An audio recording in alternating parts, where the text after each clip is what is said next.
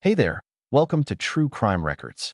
Tonight, we're traveling into a world most people never see, a world hidden behind quiet villages, family dinners, and the calm coastline of southern Italy.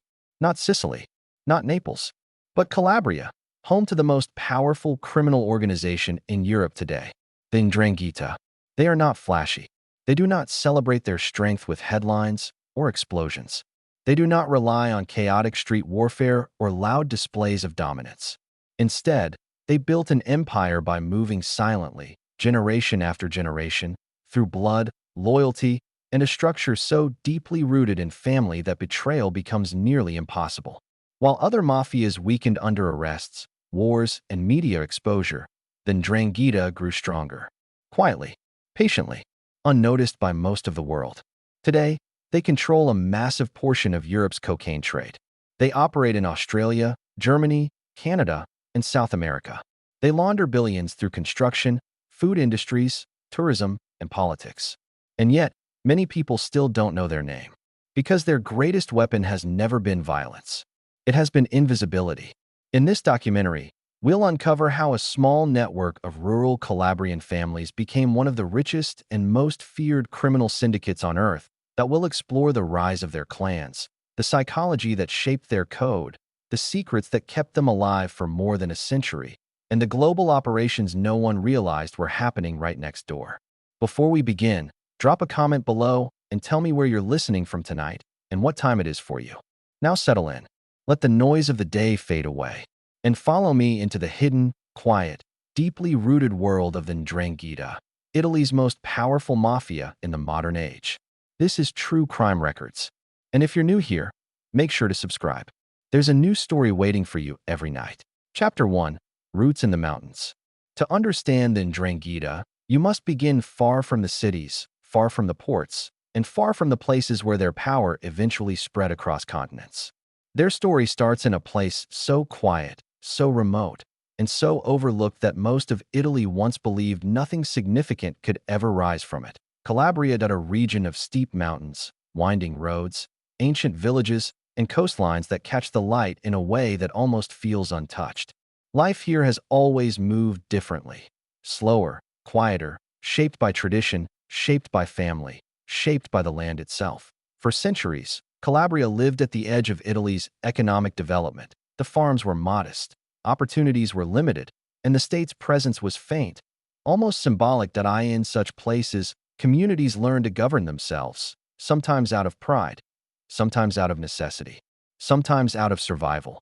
And it was here, in this environment of isolation and self-reliance, that the earliest seeds of the Ndrangheta were planted, not as a criminal syndicate, not as an empire, but as a network of families, clans, each bound together by bloodlines so interwoven that loyalty became less of a rule and more of a natural instinct. That in Calabria, family was everything, and not in the casual sense that most cultures use the word.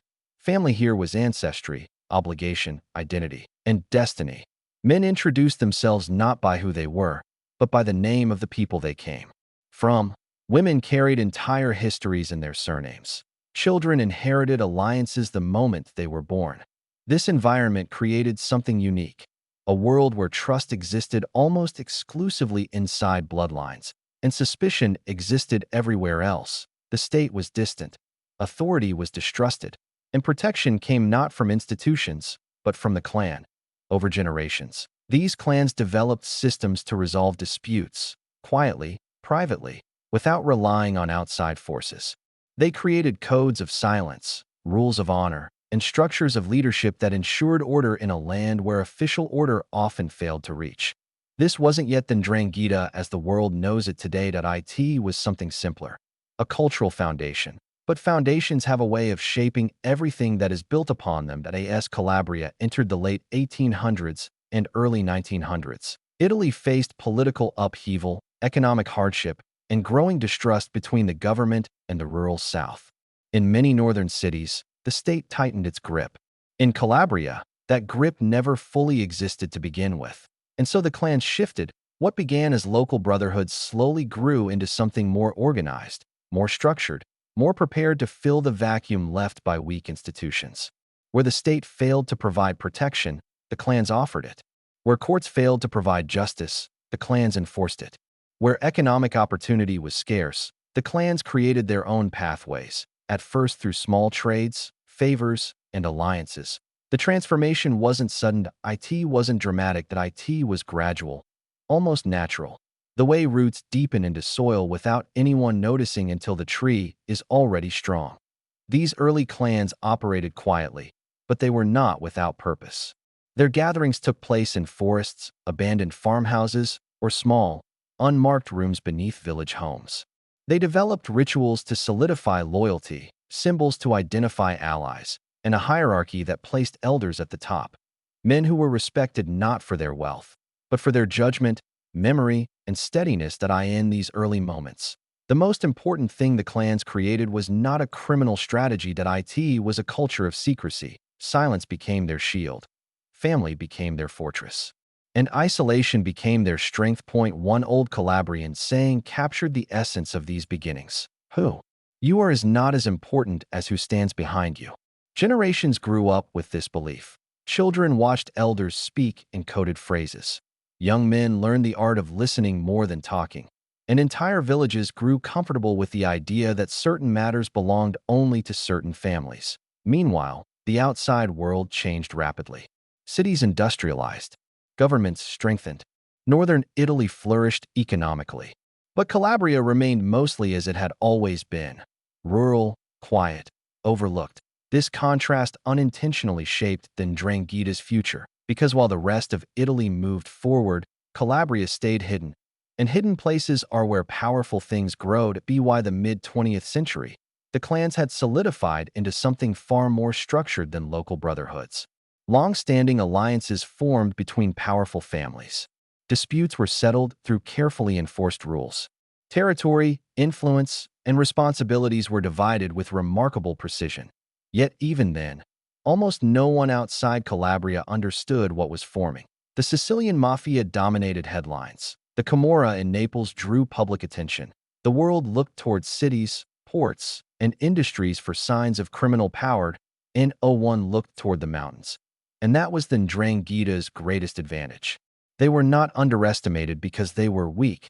They were underestimated because they were invisible. The world didn't see their structure, their discipline, their patience. But inside Calabria, the signs were already clear. A new kind of organization was taking shape. An organization built not on charisma or personality, but on bloodlines, secrecy, and an unbreakable cultural foundation.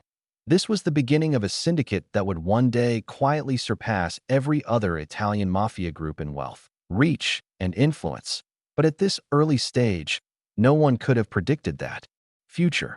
All they knew was that the clans were growing stronger, Calabria was staying silent, and the world was looking elsewhere. The perfect conditions for a hidden imperito rise. As the decades moved forward, Calabria remained a land shaped more by geography than by government. Its mountains, steep and unyielding, created both a physical and psychological barrier from the rest of Italy.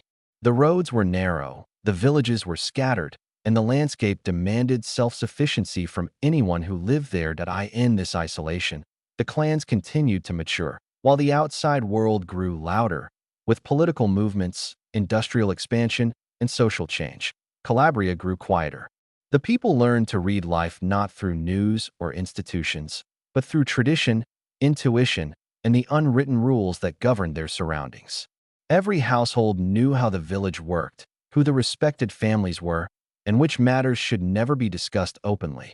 This was the soil in which the Ndrangheta thrived. The clans understood that silence offered something the rest of the country had lost: stability.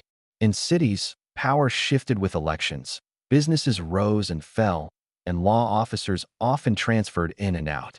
But in Calabria, power sat in the same homes for generations. Leadership didn't rotate. Reputation didn't fade. Loyalty didn't weaken. It deepened. Inside these clans, boys grew up learning their place long before they reached adulthood. They absorbed the codes without needing them written down. They memorized alliances without needing them explained. They watched how elders negotiated disagreements not through public displays or outbursts, but through calm conversations held behind closed doors. A young man knew exactly who his clan trusted He knew exactly who they avoided. He knew the history of every family feud, the reason certain roads were never used, the meaning behind certain handshakes or gestures. He carried this knowledge the way other children carried school lessons, daily, instinctively, without question. This was what made the Ndrangheta unique even before it became powerful. The organization wasn't something men joined. It was something they were born into. Elsewhere in Italy, criminal groups often recruited from the outside. But in Calabria, membership passed through blood. You didn't earn your way in. You inherited your position. This created a structure where betrayal became rare, almost unthinkable. Turning against the organization meant turning against your own family. And in Calabria, family was not negotiable. By the middle of the 20th century, the clans had already established roles that would define them for decades to come.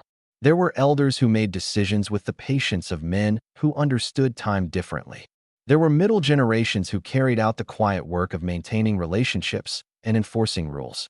And there were younger men who watched, learned, and prepared for the responsibilities they would eventually inherit. This generational continuity formed a kind of rhythm, a slow, steady heartbeat that echoed through Calabria's hills. But even as the structure solidified, the Ndrangheta remained almost completely invisible to the outside world. The Sicilian Mafia's violent conflicts drew national attention. The Camorra's presence in Naples created constant headlines, but Calabria, remote and quiet, rarely entered Italy's national conversation. Local journalists sometimes reported on rural feuds or unexplained disappearances, but these stories never gained traction. They were dismissed as small events in a small region. Few realized they were witnessing early signs of something extraordinarily organized. Even Italian law enforcement struggled to understand the clans. The distance between Calabria and Rome wasn't measured only in kilometers, it was cultural. Officials often underestimated the depth of loyalty within Calabrian families. They assumed traditional policing strategies, interrogations, and documentation would uncover affiliations. But the Ndrangheta didn't write things down. They didn't speak when questioned. They didn't break under pressure. Their power lived in silence. The state couldn't infiltrate communities where everyone already knew everyone else. Outsiders stood out instantly. And even when arrests were made, the structure held firm because leadership flowed not through positions but through lineage. Remove one man, and another with the same bloodline took his place. This resilience wasn't accidental. It was cultural engineering, hardened by isolation, shaped by necessity. Within Calabria, these clans handled more than disputes and protection. They also managed relationships between villages, negotiated land disagreements, and ensured stability in ways the government often couldn't. For many rural families, the clan wasn't a criminal group. It was simply the system that worked. A farmer in the 1950s once explained it to a visiting researcher. The government is far away. The clan is next door. Meanwhile, small streams of revenue began weaving their way into the clan's operations. At first, these were simple: protection fees, land negotiations, mediating business arrangements. But even early on, the Ndrangheta showed a preference for deals that built long-term influence rather than quick profit. Where others sought power through intimidation, the Calabria clans sought power through structure. Where others sought attention, they sought invisibility. This mindset shaped every decision. When opportunities arose along the coast, in fishing, agriculture, and small-scale trade, the clans positioned themselves quietly, using alliances rather than force. When post-war reconstruction money began flowing into Italy, they helped direct contracts in ways that strengthened their economic footprint. Yet still, few outside the region took notice. The Ndrangheta did not behave like a typical criminal organization. They behaved like a family-run institution, patient, strategic, and protected by the deep roots of a rural society. And then something happened that would elevate these clans from regional networks to global power. Italy began to change. Industrialization expanded the northern cities. Migration shifted populations. Opportunities grew for those able to take advantage of new economic corridors. And for the first time, Calabria's isolation became a strategic asset instead of a limitation. The clans realized that the world beyond the mountains was opening. New routes were forming. New industries needed supply chains. New cracks in society created places where influence could be inserted quietly. And because the Ndrangheta had survived decades through patience, it understood precisely how to move into these new spaces slowly, carefully, unseen. The next phase of their rise would not be rooted in Calabria alone. It would spread outward, across Italy, across Europe, and eventually across oceans. But even as their reach expanded, their identity stayed tied to those early values: family, secrecy, silence, and steady growth. The mountains remained their anchor, their traditions remained their blueprint, and their invisibility remained their greatest strength. The world still had no idea what was forming, but inside Calabria, the clans could feel it. Their time was coming. As Calabria moved deeper into the 20th century, the world around it accelerated, but the region itself remained anchored in a rhythm older than the Italian state. Roads were repaired slowly. Institutions reached the mountains only after long delays. Economic opportunity arrived in fragments, never quite enough to lift entire communities. In this environment, the clans continued shaping themselves in ways no one outside the region fully understood. The most powerful element of these early years wasn't their economic activity or their influence over villages. It was the way their identity crystallized into something immovable. Each generation didn't simply inherit territory or alliances. They inherited a worldview built on three pillars. 1. Blood is the only unbreakable bond. 2. Silence is the strongest form of protection. 3. Patience is more effective than force. These principles didn't appear as slogans or written doctrine. They were learned through observation, by watching the elders settle disputes, by noticing how decisions were made slowly, sometimes over weeks, by seeing how the community responded to those who quietly followed tradition versus those who tried to challenge it. Calabria became a classroom without walls, and then Ndrangheta became the curriculum. One of the earliest signs that the organization was evolving beyond local authority came through their approach to conflict resolution. In Sicily, disputes often escalated quickly, fueled by ego and ambition. In Naples, disagreements could become public, chaotic, and loud. But in Calabria, everything remained quiet. When two families had a disagreement, the matter was brought not to the state, but to trusted clan elders. These meetings were held in remote farmhouses or small rooms with shuttered windows. The process was methodical, calm, almost ceremonial. Each side would speak, each side would listen, and the elders would weigh not only the facts but the long-term impact on the network. The goal was always the same: keep the structure intact. A calm resolution safeguarded the future, a dramatic one threatened everything. Over time, this disciplined approach to internal stability became one of the Ndrangheta's greatest strengths. They avoided the kind of public feuds that weakened other mafia groups. They avoided the ego-driven battles that drew law enforcement attention. Instead, they built a culture where long-term strategy mattered more than immediate dominance. One elder once explained it to a younger member with a simple metaphor: a tree with deep roots does not fear storms. The young man didn't fully understand at the time, but decades later, when he watched other criminal groups collapse under the weight of their own conflicts, he remembered those words clearly. The Ndrangheta wasn't just surviving, it was preparing. This preparation extended beyond dispute resolution. As the world shifted, the clans began training their younger generations not just in loyalty, but in observation. Young men were taught to study the details of their environment: which roads offered visibility, which businesses moved money quietly, which outsiders could be trusted, and which should never be approached. They learned to read people beyond words.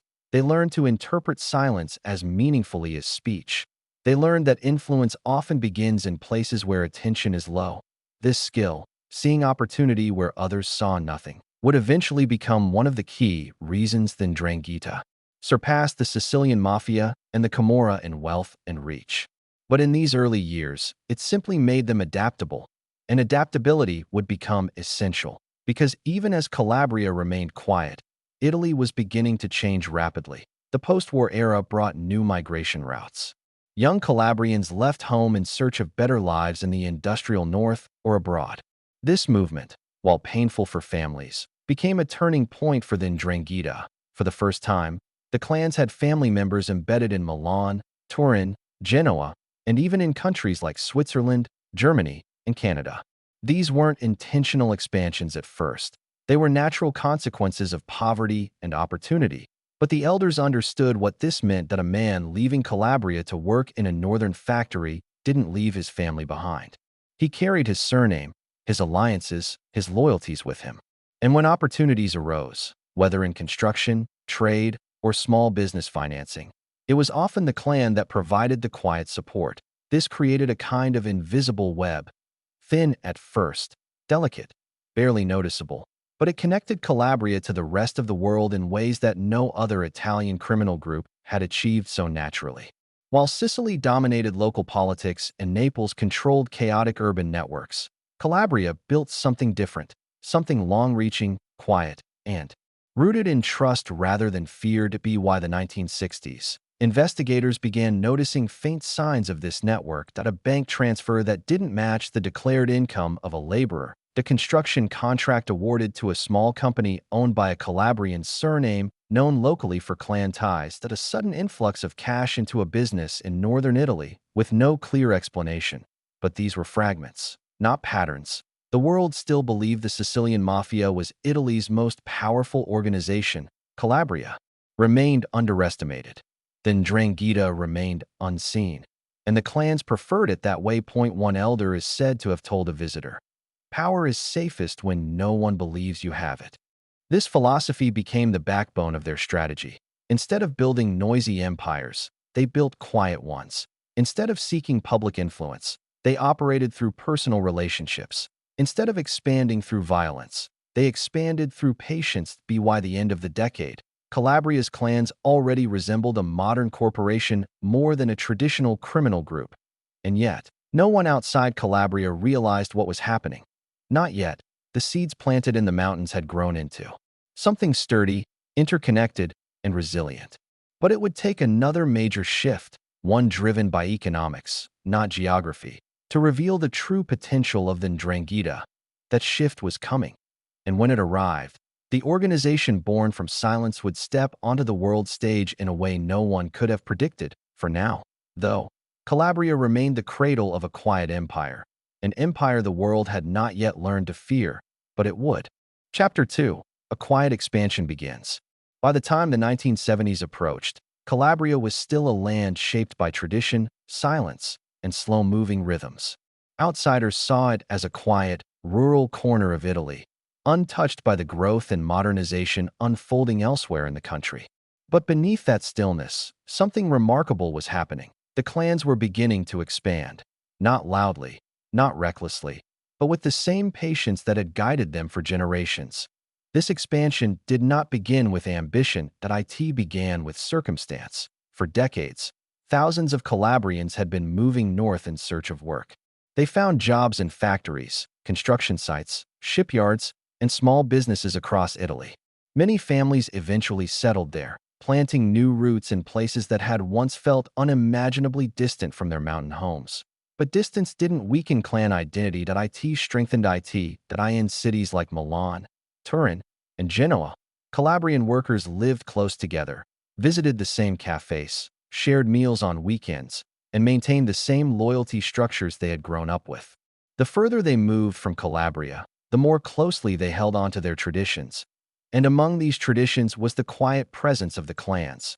This natural migration created something the Ndrangheta had never intentionally designed but immediately recognized as vital: a network of trusted people scattered across major economic hubs. These weren't criminal cells at first.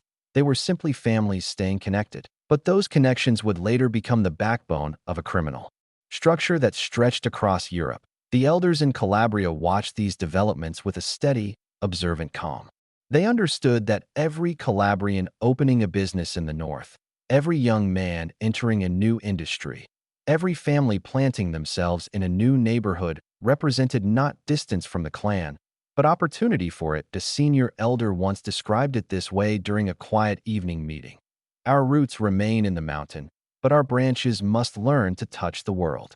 The younger members didn't yet grasp the significance of these words, but soon they would. As northern Italy prospered, the Calabrian community within it began to rise with it. Some took small jobs at first, but many proved themselves hardworking, reliable, and steady. Over time, Calabrians moved into construction companies, logistics firms, restaurants, import-export businesses, and banking. And wherever they went, they created small, tight-knit environments built on the same principles of loyalty and silence that shaped Calabria. Then Ndrangheta noticed. Unlike the Sicilian Mafia, which often demanded allegiance through rituals and demonstrations of power, the Ndrangheta understood something simpler. Family ties travel farther than fear did. A young man in Turin didn't need to be recruited, that he was already part of the family. His loyalty wasn't earned, it was inherited. This difference made the organization nearly impossible to penetrate. Law enforcement could investigate suspects, but they could not untangle bloodlines or cultural ties. They could not distinguish between a worker sending money home to his family and a clan associate facilitating quiet transactions. The lines were too subtle, the structure too embedded in daily life. During this early expansion phase, the clans didn't focus on major illegal operations. They focused on something far more strategic: infrastructure, businesses that could move goods, companies that could move cash, networks that could move information, people who could build trust. Then Ndrangheta didn't need the world to fear them. They only needed the world to trust them. In northern Italy, construction boomed, and the clans quietly moved into the sector. They didn't always take control of companies directly. Instead, they provided assistance, financial backing, labor, or protection. These services often came with quiet agreements: no contracts, no signatures, just understanding. That an architect from Milan once reflected on his early days working with Calabrian contractors. They didn't ask for anything dramatic, just respect and discretion. That was all they needed. Meanwhile, back in Calabria, the clans remained grounded in their traditions, continuing to operate from the same villages and the same mountain paths that had shaped them for generations. The expansion into the north didn't diminish their presence in the south, it strengthened it. For the first time, the Ndrangheta had a two-level structure: a rooted, historical base in Calabria, a growing operational network in the industrial north. This combination was rare. Other mafia groups grew outward from a central city, but the Ndrangheta grew outward from a cultural identity. This gave them resilience few organizations have ever achieved. If northern operations were disrupted, the Calabrian core remained untouched. If the core was pressured, northern networks continued functioning quietly. The clans were becoming a living organism, able to shift, adapt, and regrow from any point of damage. By the late 1970s, observers began noticing curious patterns. A small business in northern Italy suddenly became unusually profitable, and a logistics company expanded faster than expected. Money flowed through certain enterprises in ways that didn't match their size, but nothing pointed clearly to criminal activity. It pointed to competence, trust, and unity. These subtle signs caught the attention of a few investigators, but their reports were often overshadowed by more dramatic headlines from Sicily and Naples. The world was fascinated by violent mafia stories. Calm, quiet organizational growth didn't seem threatening. And that was exactly the environment the Ndrangheta preferred. As they expanded quietly, they also gained something just as valuable as money: connections, business partners, political acquaintances, legal professionals, bankers, local entrepreneurs. Many of these individuals had no idea they were interacting with an organization that would become one of the most powerful criminal syndicates in the world. They simply saw hardworking Calabrians opening businesses, seeking contracts, and supporting local economies. Because the Ndrangheta didn't announce its presence, it blended into the background. A northern businessman once said, "They were polite, they were respectful, they brought work." Why would anyone question that? The calm nature of their expansion was so effective that even individuals who worked with them directly struggled to identify where ordinary Calabria families ended and the criminal structure began. And that blurring of lines, that seamless merging of culture, family, and opportunity, became the secret behind their rise. By the early 1980s, the clans had achieved something remarkable. They were no longer a local force. They were a national network, distributed, coordinated, invisible. The world still didn't see their power, but soon they would enter a new chapter, one that would take them beyond Italy, beyond Europe, and into the global criminal economy. For now, though, the foundation had been set. The roots in Calabria remained strong. The branches in the north were growing. and the quiet expansion had only just begun. As the 1980s approached, the contrast between Calabria's slow pace and northern Italy's growing industrial heartbeat became increasingly pronounced. Factories hummed day and night. Construction cranes filled the skyline. Shipping depots and trucking routes expanded into intricate networks. And through each of these developments, Calabrian workers, many connected through family lines to the clans back home, found places to anchor themselves to an outsider. This movement appeared ordinary, even unremarkable.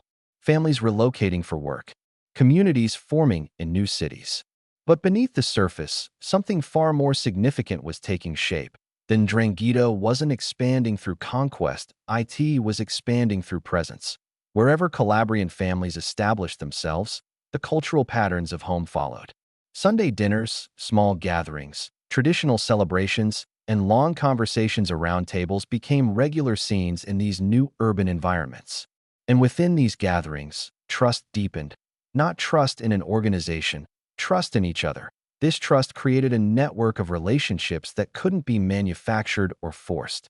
It grew naturally out of shared upbringing, shared hardship, and shared identity. It made communication smooth, cooperation easy, and silence effortless. The clans recognized the value of this environment early on. A Calabrian man running a small trucking company in Milan wasn't just moving goods. He was creating a logistical channel. A cousin managing a construction crew wasn't just building apartments. He was building access. A relative working in a financial institution wasn't just managing accounts. He was opening doors. These individuals didn't necessarily view themselves as part of a grand criminal strategy, but their positions, their relationships, and their loyalty became invaluable pieces of a larger puzzle. And the elders in Calabria quietly understood that puzzle better than anyone. From their homes in the mountains, they monitored these distant opportunities with surprising clarity. Visitors who returned from the north brought news, not dramatic events, but details. Which companies were expanding, which communities were forming, which cities were welcoming Calabrian workers, which industries were understaffed and looking for help. Information like this was precious that it allowed the clans to foresee where influence could grow without being forced. Point one elders summarized the situation during a late-night discussion. The North does not know it is planting our seeds. This wasn't arrogance, that it was observation. Because the clans didn't need to fight their way into new cities or industries. They simply needed to let time do the work for them. But as the decade progressed, a pattern began revealing itself in subtle ways. That a Calabrian-owned bar in Turin became a meeting point for workers discussing local business opportunities. That a small import-export company in Genoa quietly expanded its operations, benefiting from both northern efficiency and southern connections. In Milan, a construction firm owned by a Calabrian family began winning contracts that surprised competitors, contracts that linked them to larger financial flows. None of these things were illegal by themselves. They were simply signs of a community moving upward. But behind that upward movement, the Ndrangheta began placing men it trusted, individuals who demonstrated discretion, reliability, and respect for the unwritten rules that shaped clan identity. They didn't need formal titles. They didn't need public attention. They didn't even need to see themselves as part of an organization. They simply needed to understand that their success also strengthened the family network. This idea that individual prosperity could quietly reinforce collective power became one of the most important forces behind the Ndrangheta's growth. Meanwhile, in Calabria, the core remained unchanged. The villages stayed quiet.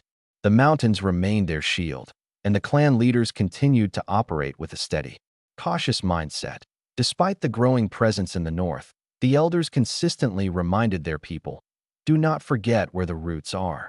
For the Ndrangheta, Calabria wasn't just a birthplace. It was the anchor, the heart, the unshakable foundation. Every connection outside the region was tied back to this land, its traditions, its silence, its bloodlines. Even when money began flowing from the north into Calabria, it didn't change the core structure. If anything, it reinforced the region's importance. Homes were renovated, businesses expanded, influence deepened across local institutions. But the culture remained intact. This mixture, old traditions at the core, quiet advancement in the north, created a kind of balance that no other Italian mafia group had achieved. The Sicilian Mafia often spread through violence. The Camorra spread through chaos. But the Ndrangheta spread through stability. They grew outward without causing waves. They moved through society without drawing attention. They expanded without appearing to expand. And as their presence strengthened, they began positioning themselves to enter industries that required trust above all else. One of the first major sectors they quietly touched was construction. Northern Italy's building boom created enormous demand. Factories needed expansion. New apartment blocks were rising everywhere. Roads and industrial zones were being planned to connect cities with ports and borders. Construction didn't simply require labor. It required reliability. It required teams willing to work long hours. It required companies that could meet deadlines, manage costs, and maintain order on site. Calabrian companies fit this description perfectly. They offered stability. They offered organization. They offered loyalty. This gave them leverage. Without ever announcing their intentions, the Ndrangheta began gaining influence in one of Italy's most lucrative industries. Not through force, but through competence. Workers showed up early. They finished projects on time. They respected local leadership. They solved problems quietly. People noticed. They admired. They trusted. Trust, more than anything, opened doors. Another area where influence grew was logistics. With new factories came new distribution routes, trucking lines, and storage facilities. Calabrian operators who controlled trucks, warehouses, or small depots gradually found themselves handling more valuable deliveries. And with those deliveries came connections, companies that depended on them, managers who relied on their efficiency, suppliers who appreciated their reliability, business partners who didn't ask questions when things moved a little faster than expected. This was the foundation of what would one day become the Ndrangheta's global drug trafficking network. But at this stage, it was simply a web of trust. A web the clans could expand indefinitely. By the mid-1980s, small clusters of Calabrian-run businesses across northern Italy had become something larger than anyone anticipated. A decentralized network of influence, built quietly, held together by loyalty, and hidden in plain sight. Yet neither the public nor the authorities recognized this network for what it was. To them, these were hardworking families rising through society. To the clans, these were pathways, silent roads leading toward a future where their organization could operate far beyond Calabria's borders. A future where silence would give birth to power. A future where invisibility would become influence. A future where the Ndrangheta would expand from regional clansto and international criminal syndicate. But that part of the story had not yet begun. For now, the expansion remained quiet. A whisper carried from village to village, from city to city, from north to south. A whisper that would soon grow into something far more significant. As the 1980s continued, the Ndrangheta's quiet expansion reached a point where even the elders in Calabria could sense that something new was taking shape, something larger than they had ever envisioned, yet entirely consistent with the values that had guided the clans for generations. Their strength was no longer confined to villages hidden in the mountains. It now flowed through cities hundreds of kilometers away. Through construction firms, trucking companies, small bars, large warehouses, shipping lines, and financial channels. Through people who had left Calabria physically but never emotionally. Still, the expansion remained invisible to the outside world. This invisibility wasn't accidental. It was intentional, shaped by a mindset passed down through generations. Never be the loudest. Never be the brightest. Never be the one they look at twice. The Ndrangheta didn't seek attention. They sought access. And access was everywhere. One of the most important developments during this quiet expansion was the emergence of trusted mediators. Individuals who existed between the traditional world of Calabria and the modern industries of the north. These men weren't necessarily leaders, but they possessed something just as valuable. The ability to translate the clan's old values into the language of modern opportunity. A mediator could sit with elder family members one day and negotiate with business owners the next. He understood the slow pace of the villages and the rapid pace of industrial cities. He knew which opportunities aligned with the clan's stability and which could create unnecessary risks. Most importantly, he could sense when a relationship, however small, had the potential to evolve into something long-term. These mediators didn't speak in threats. They spoke in favors. They listened more than they talked. and their presence helped the Ndrangheta integrate into business environments without raising any alarms. One such mediator, remembered by many as soft-spoken and polite, once explained his approach to a younger associate. You don't need to push doors open. You walk where they open by themselves. This principle defined the entire expansion. In Milan, doors opened through construction. In Genoa, through shipping. In Turin, through manufacturing. In Bologna and Verona, through agriculture and trade. In Switzerland and Germany, through cross-border labor markets. And through each door, Calabrian surnames quietly entered, not to dominate, not to replace, but to integrate. Meanwhile, back in Calabria, the clans remained grounded in the traditions that had shaped them. The mountains still echoed with the same stillness. The elders still gathered in familiar rooms lit by dim bulbs and fading daylight. The villages still held secrets that outsiders never heard. But the tone of conversations began to shift. Reports came in describing new relationships being formed in the north, new businesses thriving, new routes opening, new opportunities that didn't just strengthen individuals, they strengthened entire bloodlines. The elders listened carefully, sometimes with pride, sometimes with caution. Their primary concern was consistency. Growth meant nothing if it jeopardized stability. For generations, the Ndrangheta had survived because it never moved faster than its own structure could support. Expansion was good, but only if it strengthened the roots instead of stretching them thin. One elder captured this sentiment during a gathering. Branches may grow long, but they must never forget the tree. This idea became the guiding principle behind every new move, and it was this principle that allowed the Ndrangheta to avoid the internal conflicts that weakened other mafia groups. While rival organizations battled for high-profile territory, the clans from Calabria focused on slow, steady advancement. They didn't declare new domains, they settled into them quietly. They didn't challenge existing powers directly.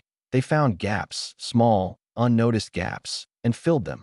Gaps in labor, gaps in distribution, gaps in infrastructure, gaps in trust. Once inside, they didn't need to fight. Because they were already part of the system around them, northern business owners came to rely on Calabrian companies for their reliability. Calabrian transporters became known for never losing shipments. Construction teams from the south were praised for finishing jobs ahead of schedule. Small shops became social hubs for workers and families. These positive reputations made questioning the deeper structure almost unthinkable. Why doubt the people who made life easier? And this created something far more powerful than fear: dependency. Once a business depended on Calabrian companies for consistent work, replacing them became difficult.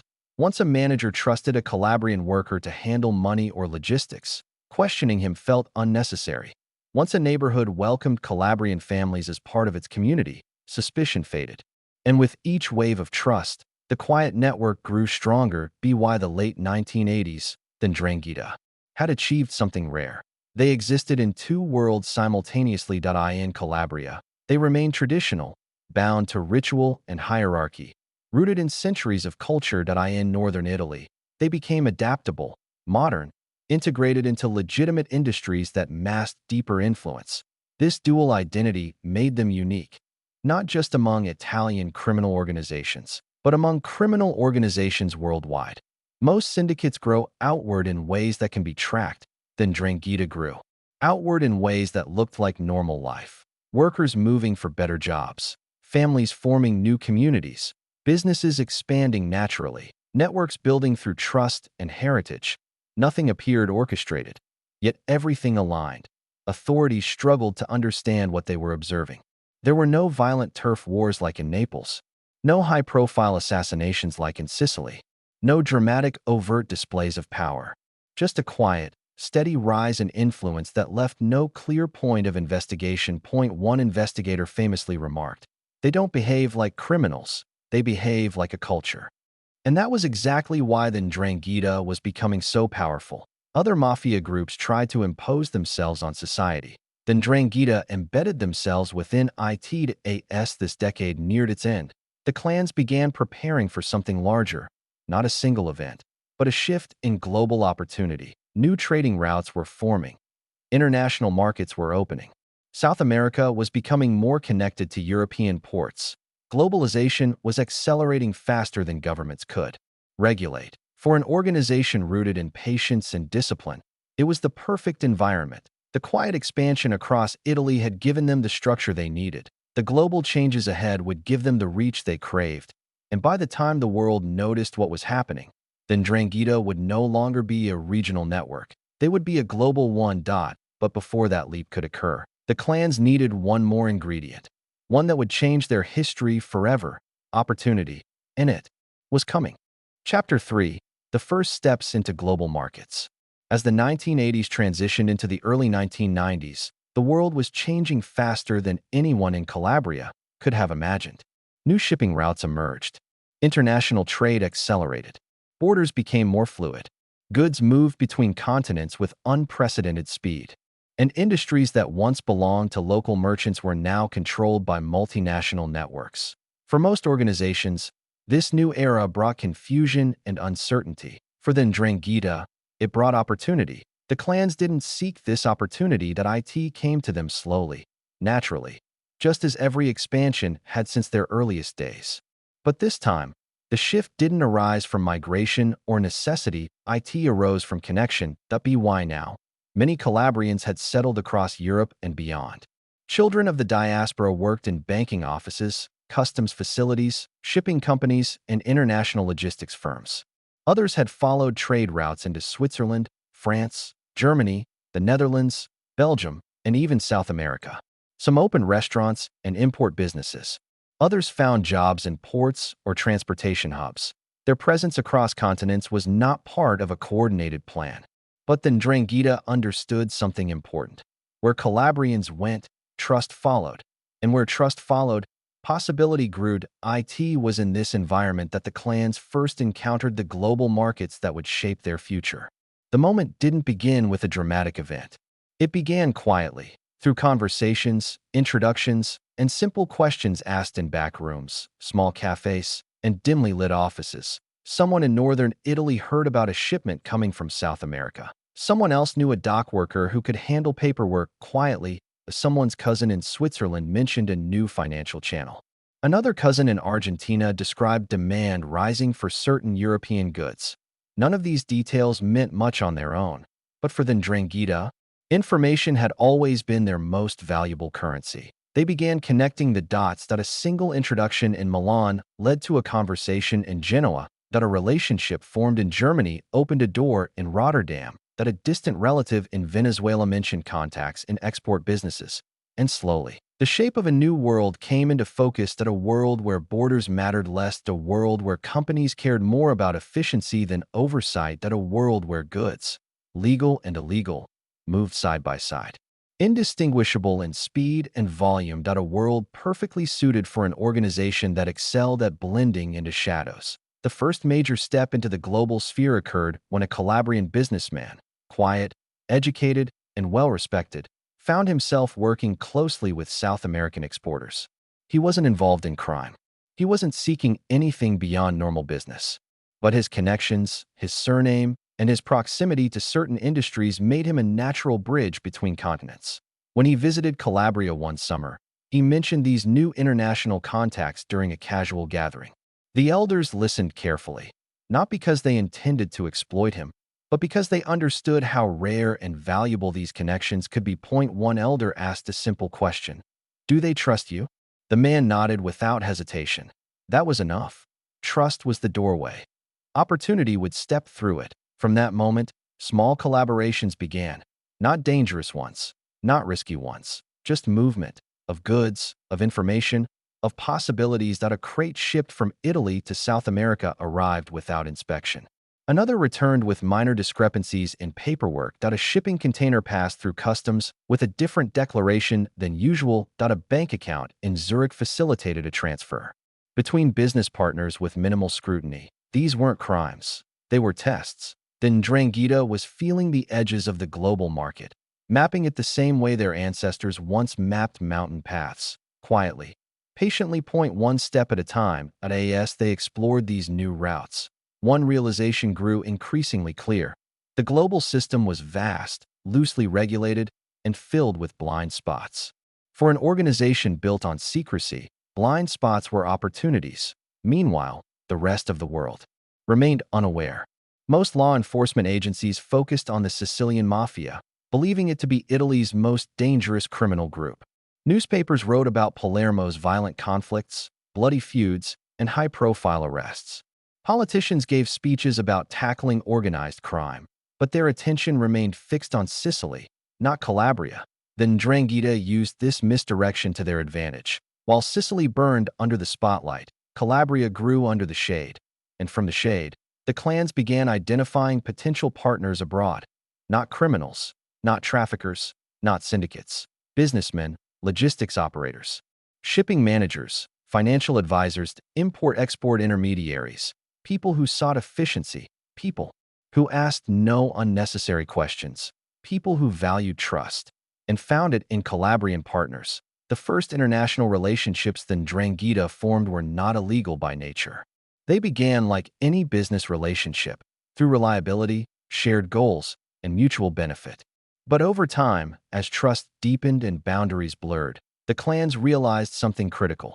The global economy was not built to resist organizations like theirs. That IT relied too heavily on paperwork, that IT depended too much on assumptions of honesty. IT treated international movement as routine rather than suspicious. Where governments saw trade routes, the Ndrangheta saw corridors. Where companies saw supply chains, the Ndrangheta saw arteries. Where the world saw globalization, the Ndrangheta saw opportunity. One Calabrian contact in South America phrased it succinctly during a private conversation. The world is opening that if we don't walk through now, someone else will. And so they walked, step by step, quietly, without drawing attention. But before the Ndrangheta could fully embed themselves in these global markets, they needed to learn the rhythms of international trade, the schedules, the vulnerabilities, the paperwork, the points where oversight failed. Their understanding deepened rapidly, not because they were studying crime, but because they were studying people, institutions, and habits. By the early 1990s, the clans had built enough relationships, enough pathways, and enough trust to begin the next phase of their evolution. They were no longer simply expanding within Italy. They were tracing routes across oceans, across continents, across systems not designed to detect them. The world was becoming bigger, and so were they. But the most significant moment of this chapter was not their first international shipment, their first overseas meeting, or their first foreign investment. It was something quieter. The realization within Calabria that their influence was no longer confined by geography. During a gathering in one of the mountain villages, a younger member described the new overseas connections with enthusiasm. The elders listened in silence. When he finished, the oldest man in the room raised his head slightly and said, "The world has come to us. Now we must learn to walk in it." This was the turning point. The moment the Ndrangheta understood that their future lay not only in maintaining their traditions, but in mastering the opportunities of a globalized economy. They were ready, and soon, they would take their first decisive step into the world that awaited them. The shift into the global sphere did not happen all at once. It unfolded the same way everything in the Ndrangheta's history had unfolded, slowly, quietly, and with a level of discipline that made their intentions nearly impossible to detect. Through the late 1980s and early 1990s, the clans began focusing their attention on a simple question: where does the world move when no one is looking? To answer this, they studied ports, airports, border crossings, financial centers, and trade hubs, observing not just how goods traveled, but how people behaved within those systems. Their learning didn't come from textbooks or experts. It came from cousins working in warehouses, relatives stationed at customs desks, friends employed in shipping yards, and distant contacts in banking offices. The Ndrangheta listened to everyone.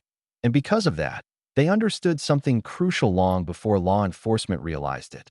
The global economy depended on trust, but trust moved faster than oversight. In Rotterdam, a port so large it practically breathed commerce, Calabrian workers noticed that certain containers passed through without thorough checks when schedules were tight.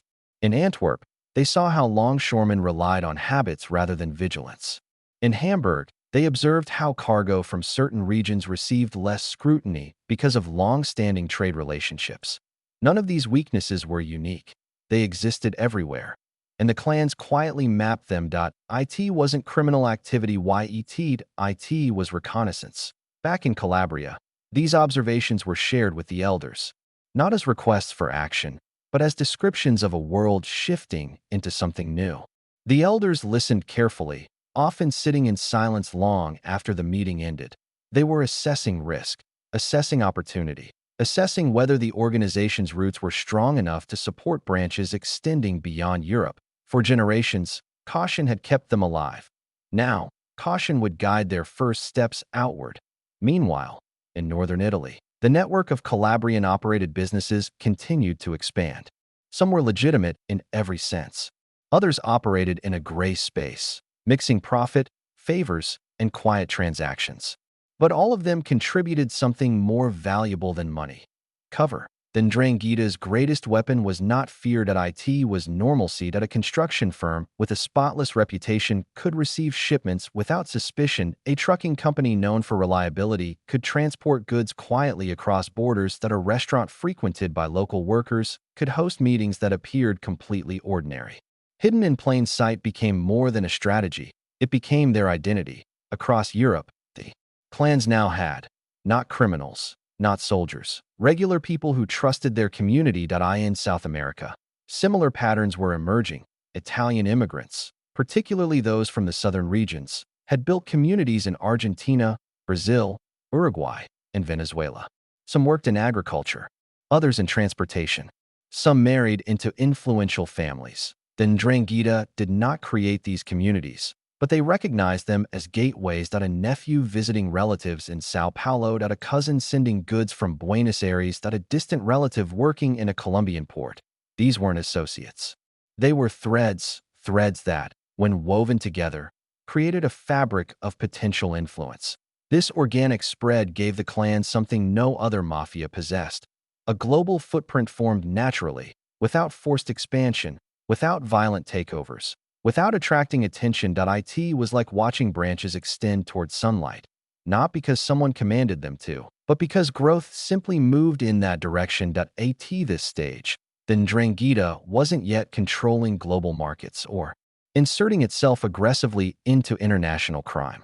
Instead, they were doing something far more strategic. They were learning how the world worked. In Geneva, they studied how private banks protected client anonymity. In Luxembourg, they observed how holding companies shielded ownership structures. In London, they learned how capital flowed through financial centers with minimal questions. In Barcelona and Marseille, they watched how Mediterranean ports blended legal and illegal cargo seamlessly. And through all of this, one realization became increasingly clear: the world wasn't just accessible. It was vulnerable. Every system, trade, finance, transportation, regulation, relied on human judgment. And human judgment was predictable. People trusted routine. People overlooked small inconsistencies. People welcomed partners who solved problems quietly.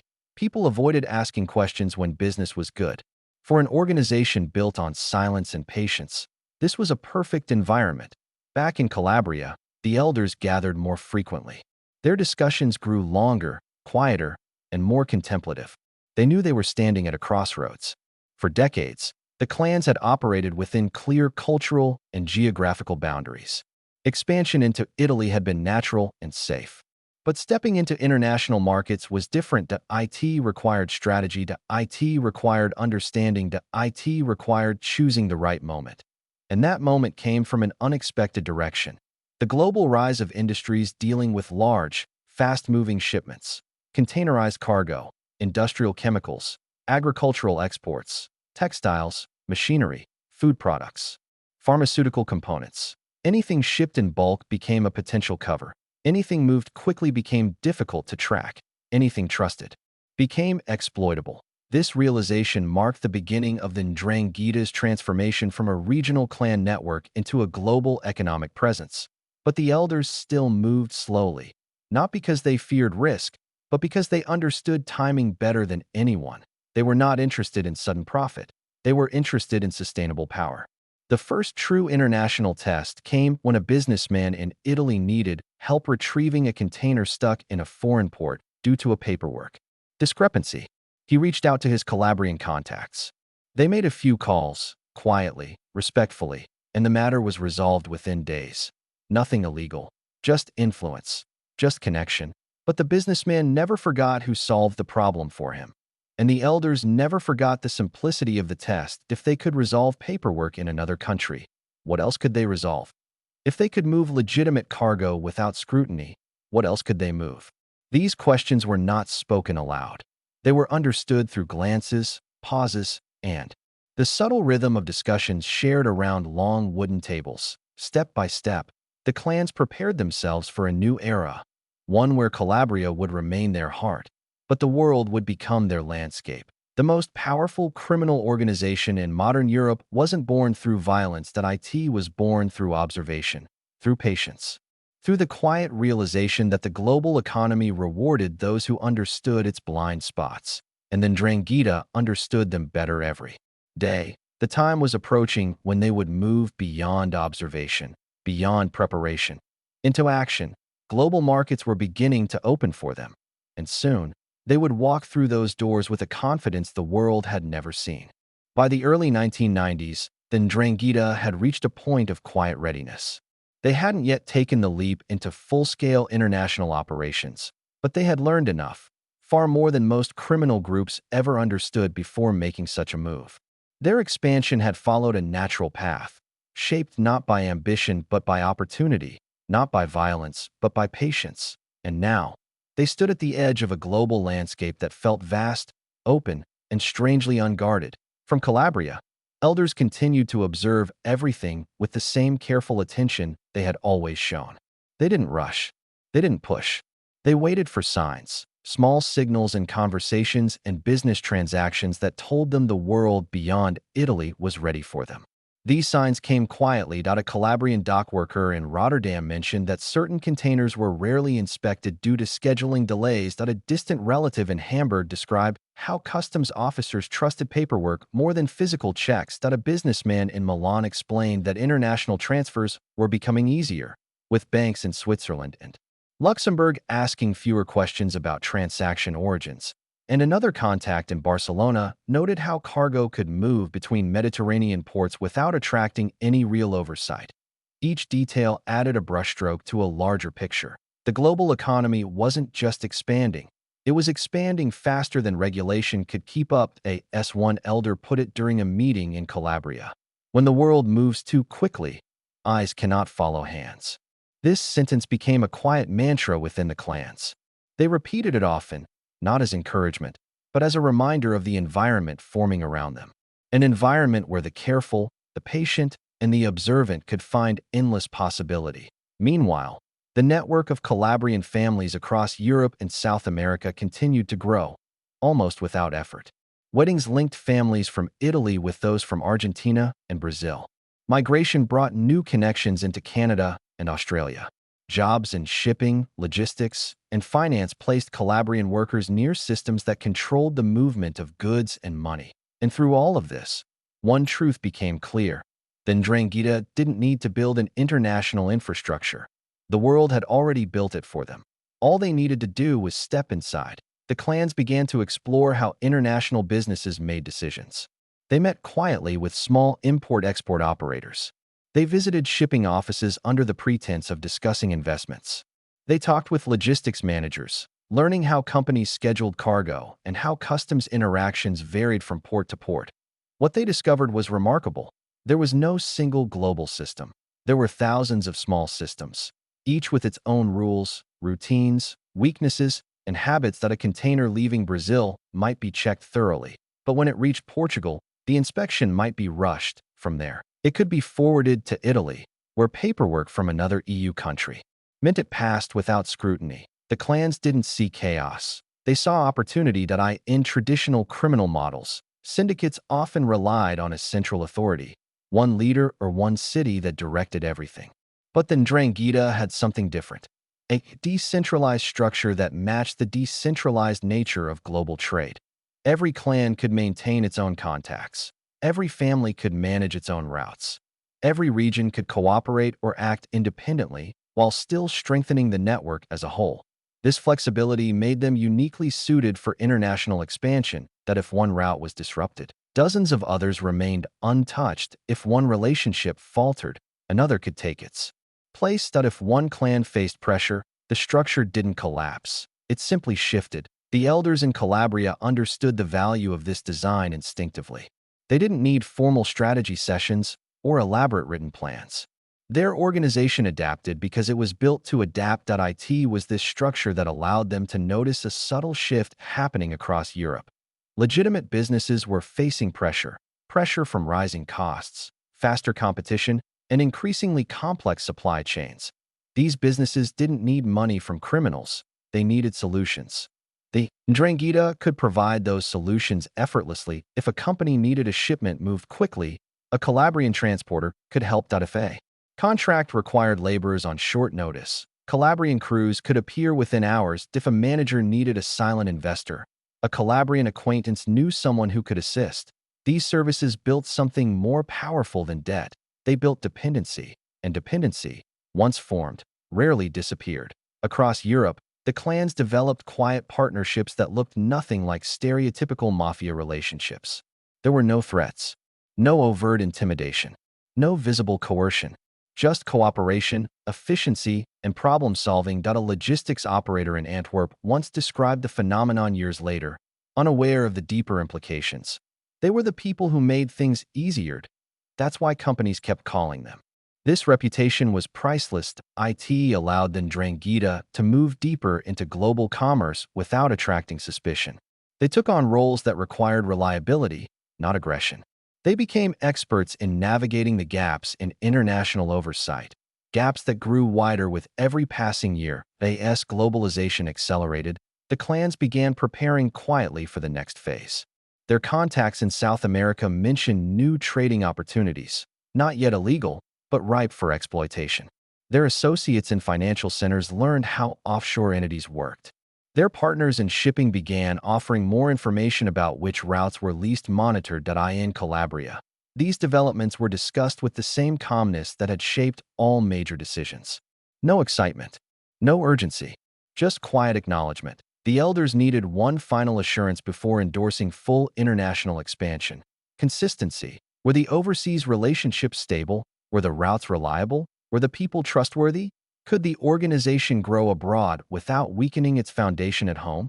Over months, and then years, the answers to these questions became clearer. Yes, yes, yes, and yes. One evening, in a dim room overlooking the Calabrian hills, an elder spoke the words that would change the future of the Ndrangheta forever. The world has opened its gates. We will walk through them quietly. With that decision, everything shifted. The Ndrangheta was now ready to extend beyond national borders with purpose, not by coincidence. Their roots in Calabria remained deep. Their branches in Italy remained strong. And now, their branches abroad were poised to bear fruit. The global stage was set. The actors were in place. The routes were mapped. The alliances were forming. Soon, the Ndrangheta would enter the international trade that would transform them from a hidden regional network into the wealthiest criminal syndicate in Europe. But first, they needed to make their presence felt, not through force, but through strategy. The next chapter would mark their first deliberate steps into this world, and the world would never be the same. Chapter 4. The Birth of a Global Criminal Empire.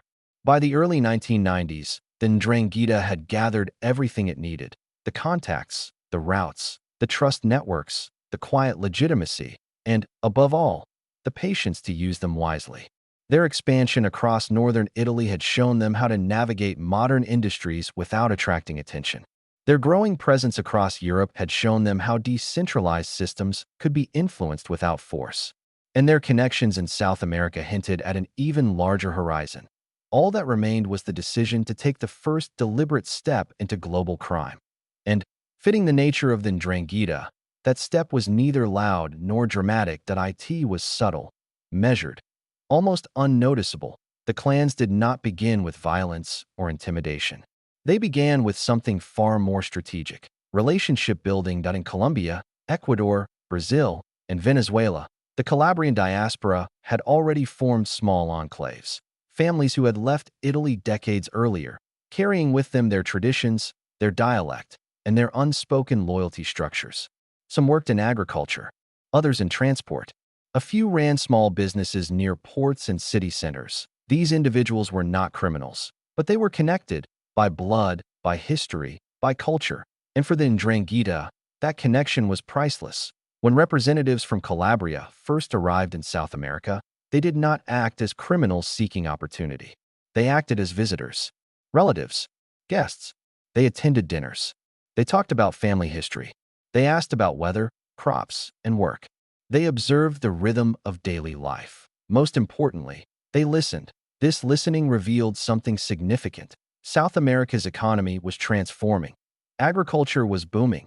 Ports were expanding, and certain regions, particularly in Colombia, were rapidly becoming central hubs for illegal exports destined for North America and Europe. Other criminal groups saw these exports as a chaotic frontier. But the Ndrangheta saw something else, an emerging global marketplace with no gatekeepers. The Calabrian clans understood that if they approached local groups aggressively, they would be rejected. If they approached them openly, they would attract attention. But if they approached them respectfully, through existing relationships, through shared acquaintances, through quiet conversations, trust could form naturally. And this is exactly what happened. The first meetings were informal, not strategy sessions, not negotiations, just conversations between people who recognized pieces of themselves in one another. A familiar surname, a remembered village, a shared cultural value. Trust grew slowly, but steadily. Meanwhile, back in Europe, the Ndrangheta continued, expanding its logistical infrastructure. Calabrian-owned companies secured contracts to transport goods across borders. Family-operated warehouses stored shipments coming through major ports. A few businesses branched into import-export operations, handling everything from produce to machinery. These legitimate movements blurred the lines between legal trade and illicit opportunity. Because once a group controls logistics, it controls possibility. The clans quickly learned that international shipping was governed by an overwhelming irony. The more cargo the world moved, the easier it became to hide a single shipment. That a container can hold anything, that a manifest can be rewritten, that a route can be altered, that a signature can be forged, that a connection inside customs can look away once, then twice, then forever.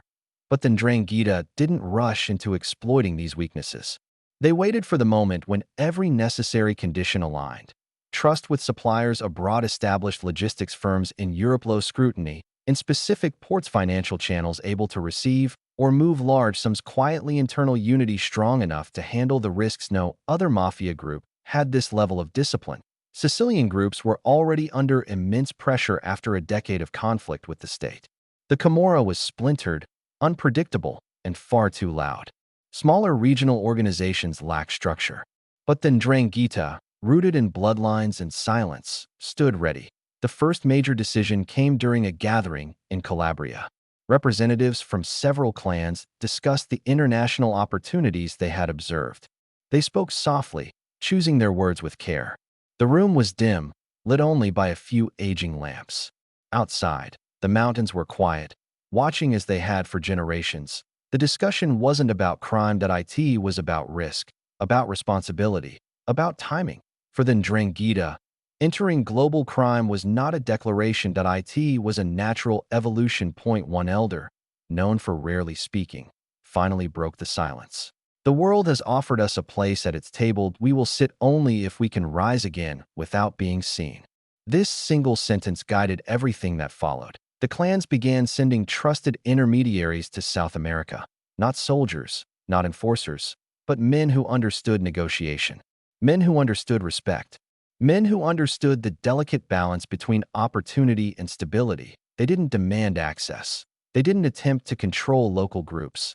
They simply offered consistency. Consistency in transport, consistency in payment, consistency in discretion.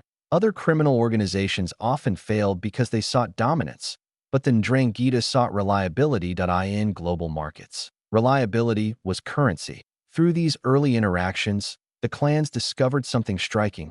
They were dealing with partners who also valued silence, trust, and predictability. These mutual values formed bridges between continents, bridges that became the foundation of relationships lasting decades. Meanwhile, in Europe, the Ndrangheta's logistical networks quietly grew stronger. Their companies expanded routes. Their contacts within customs became more trusted. Their presence in major ports widened.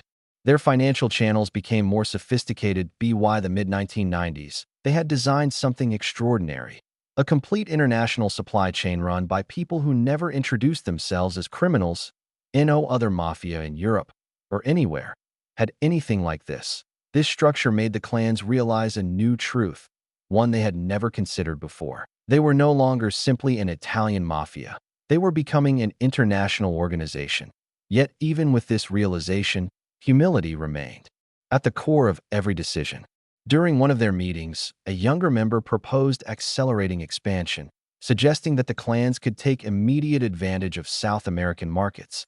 The elder at the head of the room responded gently, "We do not chase the world, we let it come to us." This mindset slowed everything down. In the best way possible, it ensured caution, it ensured longevity, it ensured that no step would be taken unless the entire structure could support it. By the end of this period, the Ndrangheta had accomplished something subtle, yet monumental. They had built the scaffolding of a global criminal empire without committing a single high-profile crime and without attracting a single major investigation. They were ready, but they would move forward only when every piece aligned. And soon, those pieces would align. The next chapter would mark the moment when opportunity and structure finally met, and then Ndrangheta would step fully into the world of international crime, quietly, patiently, with absolute confidence. In the mid-1990s, the Ndrangheta's quiet steps into international territory began to take clearer shape. By now, the clans understood that the global landscape did not need to be conquered. It simply needed to be navigated.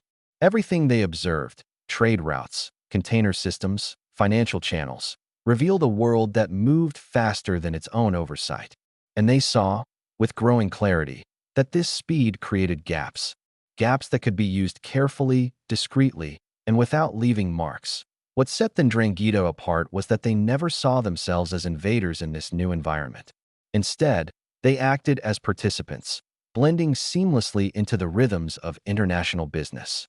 The same qualities that helped them rise across Italy now became their greatest advantages abroad: patience, discipline, and an ability to remain invisible even while standing in plain sight. Their representatives in South America were not sent to negotiate power. They were sent to understand the terrain. They met with farmers, exporters, transport managers, and business intermediaries. Many of these individuals had never heard of Calabria, yet found themselves instinctively trusting the men who carried its quiet manner.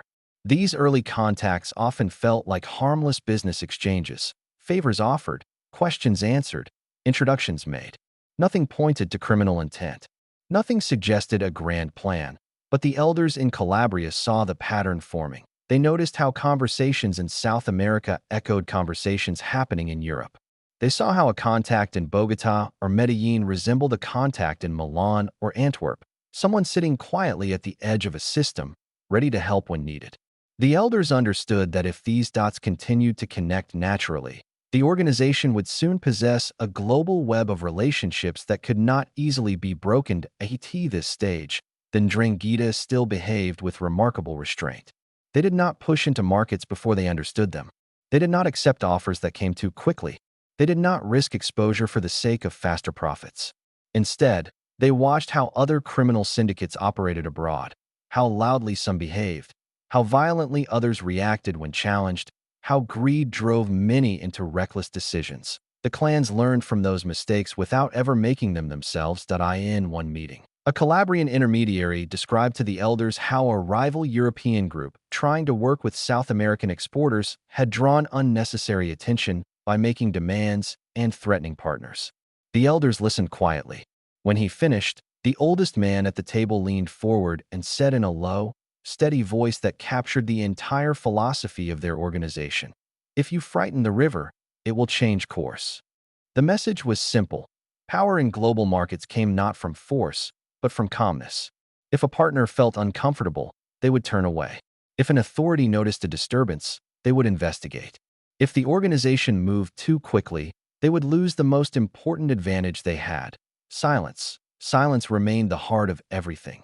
Meanwhile, back in Europe, the infrastructure for global operations continued to mature. It happened naturally, almost organically. A Calabrian contractor expanded his trucking routes across borders. A warehouse in Belgium came under the management of a Calabrian family known for reliable service. A shipping agent in Portugal built a friendship with a Calabrian businessman who visited often but never stayed longer than necessary. These developments seemed ordinary to anyone observing from the outside. But inside the network, they represented stepping stones, small but essential. Through these connections, the clans quietly collected information. They learned which ports processed cargo the fastest. They learned which inspectors preferred paperwork over physical checks. They learned how time pressure made oversight collapse at the busiest hours of the day. They learned when ships arrived, when crews rested, when scanners were offline, and when attention drifted. One intermediary described a European port with remarkable simplicity. It is not guarded by strength. It is guarded by routine. Routine became their roadmap. Every habit became an opportunity. Every predictable human action became a window. The clans soon realized something else. Globalization had created a world where no single authority could oversee everything. One country supervised its borders one way. Another used a different system. Some relied on random checks. Others trusted documentation too heavily. And many lacked communication with their neighbors. This fragmentation allowed the Ndrangheta to move between systems without being detected. If one port increased inspections, another relaxed them. If one channel tightened controls, another could be used. There was no single wall they needed to climb. Only a series of open doors they needed to walk through quietly. During this period, financial movements also evolved. A Calabrian banker in Switzerland explained how new international regulations created loopholes for private investors. A consultant in Luxembourg showed how holding companies could conceal ownership. A lawyer in London described how offshore accounts were protected by layers of confidentiality. None of these contacts were criminals. They were simply professionals who shared information, often without realizing its significance. The elders in Calabria never exaggerated the meaning of this new knowledge. They understood they were still in the preparation stage. But they also recognized that these financial insights completed the last part of the structure they needed. They now had access to global trade routes, access to trusted partners in South America, access to logistical networks in Europe, access to financial systems capable of handling large, discrete transactions. What had once been a scattered collection of relationships had quietly become a coordinated framework. A framework that could support global operations without collapsing. A framework that could grow without exposing its core. A framework that could survive even if individual parts were lost. The Ndrangheta now possessed something that few organizations in history had ever achieved. A worldwide network built on blood ties, familiarity, quiet loyalty, and patience. Not on flashy displays of power or open conflict. Even as their reach grew, their behavior did not change. Representatives still traveled quietly, stayed briefly, spoke softly, and avoided unnecessary attention. They dressed simply and carried themselves with humility. They never boasted. They never threatened. They never revealed their full intentions. This silence created trust, and trust created access, and access created possibility. To be why the late 1990s, the clans understood that they were ready. The foundation was strong. The routes were known. The partnerships were stable. The financial channels were tested. And the elders, after years of deliberation, finally agreed on one point. The future of the Ndrangheta would not be written in Calabria alone. It would be written across oceans. Their transformation from a regional force into a global power was no longer a distant idea. It was beginning. Not with noise, but with certainty, and soon. Their first coordinated international operation would mark the true birth of their global criminal empire. By the end of the 1990s, the Ndrangheta stood on the brink of a transformation that had taken decades to prepare. Everything they had built until now, every relationship, every business, every migration path, every port connection, was finally converging. Nothing about their rise had been rushed. Nothing had been forced. They had simply allowed the world to change and adapted themselves to the openings that appeared. Their earliest expansion inside Italy taught them patience. Their movement into the north taught them structure. Their presence across Europe taught them opportunity. Their ties to South America taught them possibility. And now, the the clans understood something more profound than any single lesson. They understood that global power belonged not to the group that acted first, but to the group that acted last. After studying everything, after waiting for the perfect alignment, after ensuring every step was supported by silence and stability, this mindset shaped their final preparations before entering international crime directly. The transition began with careful testing of their global connections. In Europe, clan intermediaries quietly confirmed which ports offered the least resistance during peak hours. In South America, contacts observed which exporters operated discreetly and which preferred stability over volatility. Financial partners across Switzerland, Luxembourg, and the Caribbean helped establish channels that could move money without drawing attention. None of these actions were dramatic. They were small adjustments, strategic checks, quiet refinements. And through these refinements, the clans discovered something important. They no longer needed to force alignment between Europe and South America. It was already aligned. Demand flowed one way, supply flowed another. Transport routes formed naturally between them, and then Ndrangheta had a place in every link of this chain. But even with all these advantages, the elders insisted on caution. When intermediaries proposed accelerating their involvement, they were reminded of a lesson rooted deep in Calabrian culture. A harvest taken too early can ruin the season. The elders wanted certainty, absolute certainty, that the organization could enter the international market without destabilizing its roots. For them, global crime wasn't just about profit. It was about survival. Their structure had endured for over a century through discipline and restraint, not through boldness or visible ambition. This restraint revealed a deeper truth about the Ndrangheta's philosophy. They believed that opportunity meant nothing unless it could be maintained across generations. They believed that a single reckless decision could undo decades of quiet advancement. And they believed that the organization should never depend on any one route, one market, or one partnership. So before initiating their first coordinated international operation, the elders implemented a final, decisive step.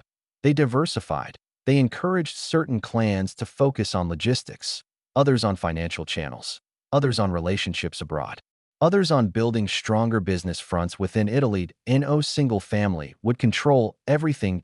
No single route would carry all the risk. No single point of failure would exist in their system. This decentralization wasn't new. It was the same structure that had always protected them. But now, it was being deliberately reinforced with an international scope.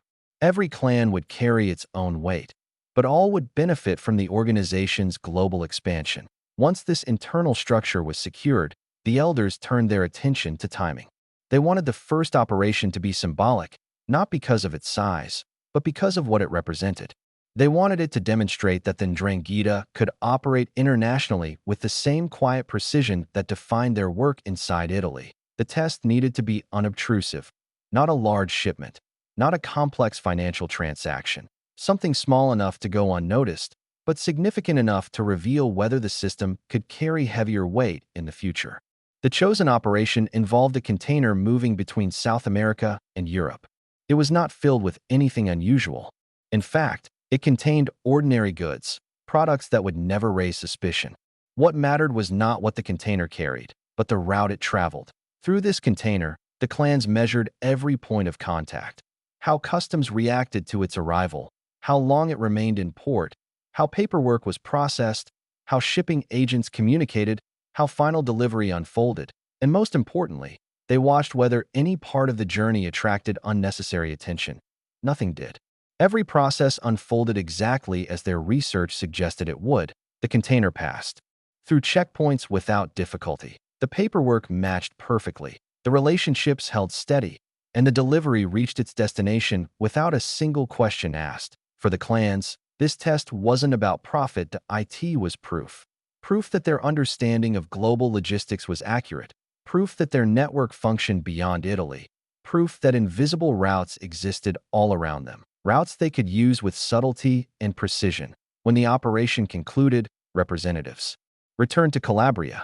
They gathered in one of the quiet villages that had always served as the heart of the organization. The elders listened to the report in stillness. There was no celebration, no applause, no expression of triumph. just a quiet understanding that the test had confirmed what they already suspected. Their organization was ready. But the moment did not end with enthusiasm. That IT ended with a reminder, one that echoed through the room like a soft warning. Power is not in what we can do, an elder said. It is in what we choose not to do. This sentiment shaped their next steps. The clans would not rush into global crime. They would move gradually, increasing involvement only when the system could support it. A single shipment could become two. Two could become four. But never more than stability allowed. This discipline prevented the pattern most criminal groups fall into: expanding too quickly, attracting attention too early, and collapsing under their own weight. Then Ndrangheta refused to repeat those mistakes. The first test brought clarity. The next operations would bring confidence. And eventually, confidence would bring dominance. But the elders were not focused on dominance. They were focused on continuity. Every step had to be sustainable. Every decision had to support the future. Every route had to be designed to remain invisible even decades later.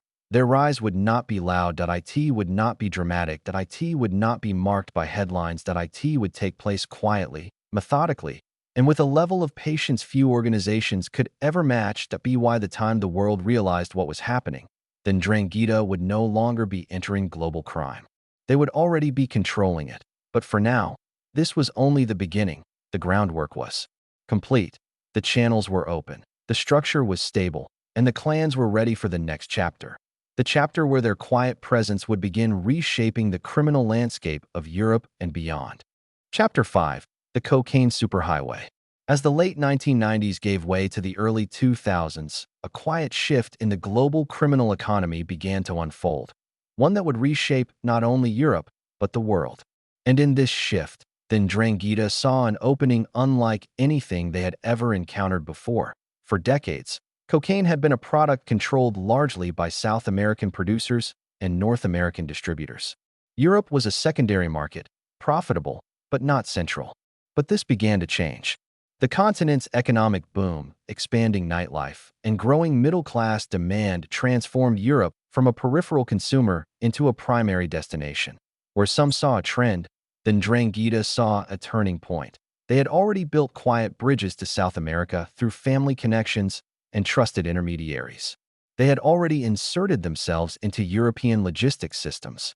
They already understood which ports looked closely at shipments and which barely glanced at containers during their busiest hours. They already had financial channels capable of moving large sums discreetly. All they needed was a product that required all these elements at once. A product whose movement relied on secrecy, efficiency, and long-term stability. Cocaine fit perfectly. Yet, even as the global cocaine market grew, the Ndrangheta did not rush. They watched the behavior of cartels in Colombia and Mexico. They watched how other mafias in Europe tried to force their way into the trade through intimidation and violence. They watched how law enforcement across multiple countries struggled to adapt to increasingly sophisticated trafficking methods. And then they recognized something critical. Europe didn't just need cocaine. It needed a distributor who could supply it quietly, reliably, and consistently, without attracting attention. Then Ndrangheta realized they were the only organization in Europe with the structure to do exactly that. Not because they were the most violent, not because they were the most influential, but because they were the most invisible. Their clans were already embedded in major ports: Rotterdam, Antwerp, Hamburg, Joya Toro. Their cousins and extended families were already working in security, customs, and logistics. Their businesses provided legitimate reasons to move containers across borders every week. The entire system was already in place. They simply had to activate it. In Colombia, early conversations began quietly. The clans did not negotiate from a position of desperation or aggression. They approached the cartels as equals. People who valued stability and understood the importance of trust. What impressed South American suppliers was not the Ndrangheta's size or wealth, but their consistency. They didn't make promises they couldn't keep. They didn't try to undercut anyone. They didn't behave erratically. They simply demonstrated reliability, something rare in the criminal economy. And so, one relationship at a time, doors opened. It first, the arrangements were small. A few kilograms, then slightly more. Nothing that would draw attention. Nothing that could disrupt the delicate trust they were building. These early shipments were as much tests as they were transactions. Every shipment allowed the clans to refine their methods, to learn how best to hide the product, how best to move it, how best to manage timing, how best to blend it into the steady rhythm of legal commerce. It'd be why the time they perfected these methods, they had already become indispensable partners. Meanwhile, in Europe, the clans strengthened their foothold in strategic locations. Northern ports were especially valuable.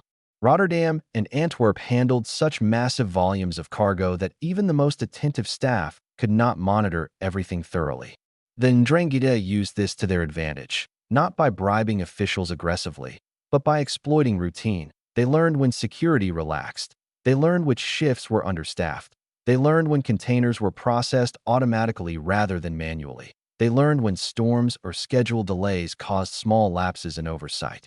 Their approach wasn't to outsmart the system. It was to understand it so well that movement became effortless at the same time. They expanded their network. Inside Italy, they established distribution points in Lombardy, Piedmont, Emilia-Romagna, and parts of central Italy. They connected with nightlife economies, private clubs, and transport routes that fed into major cities.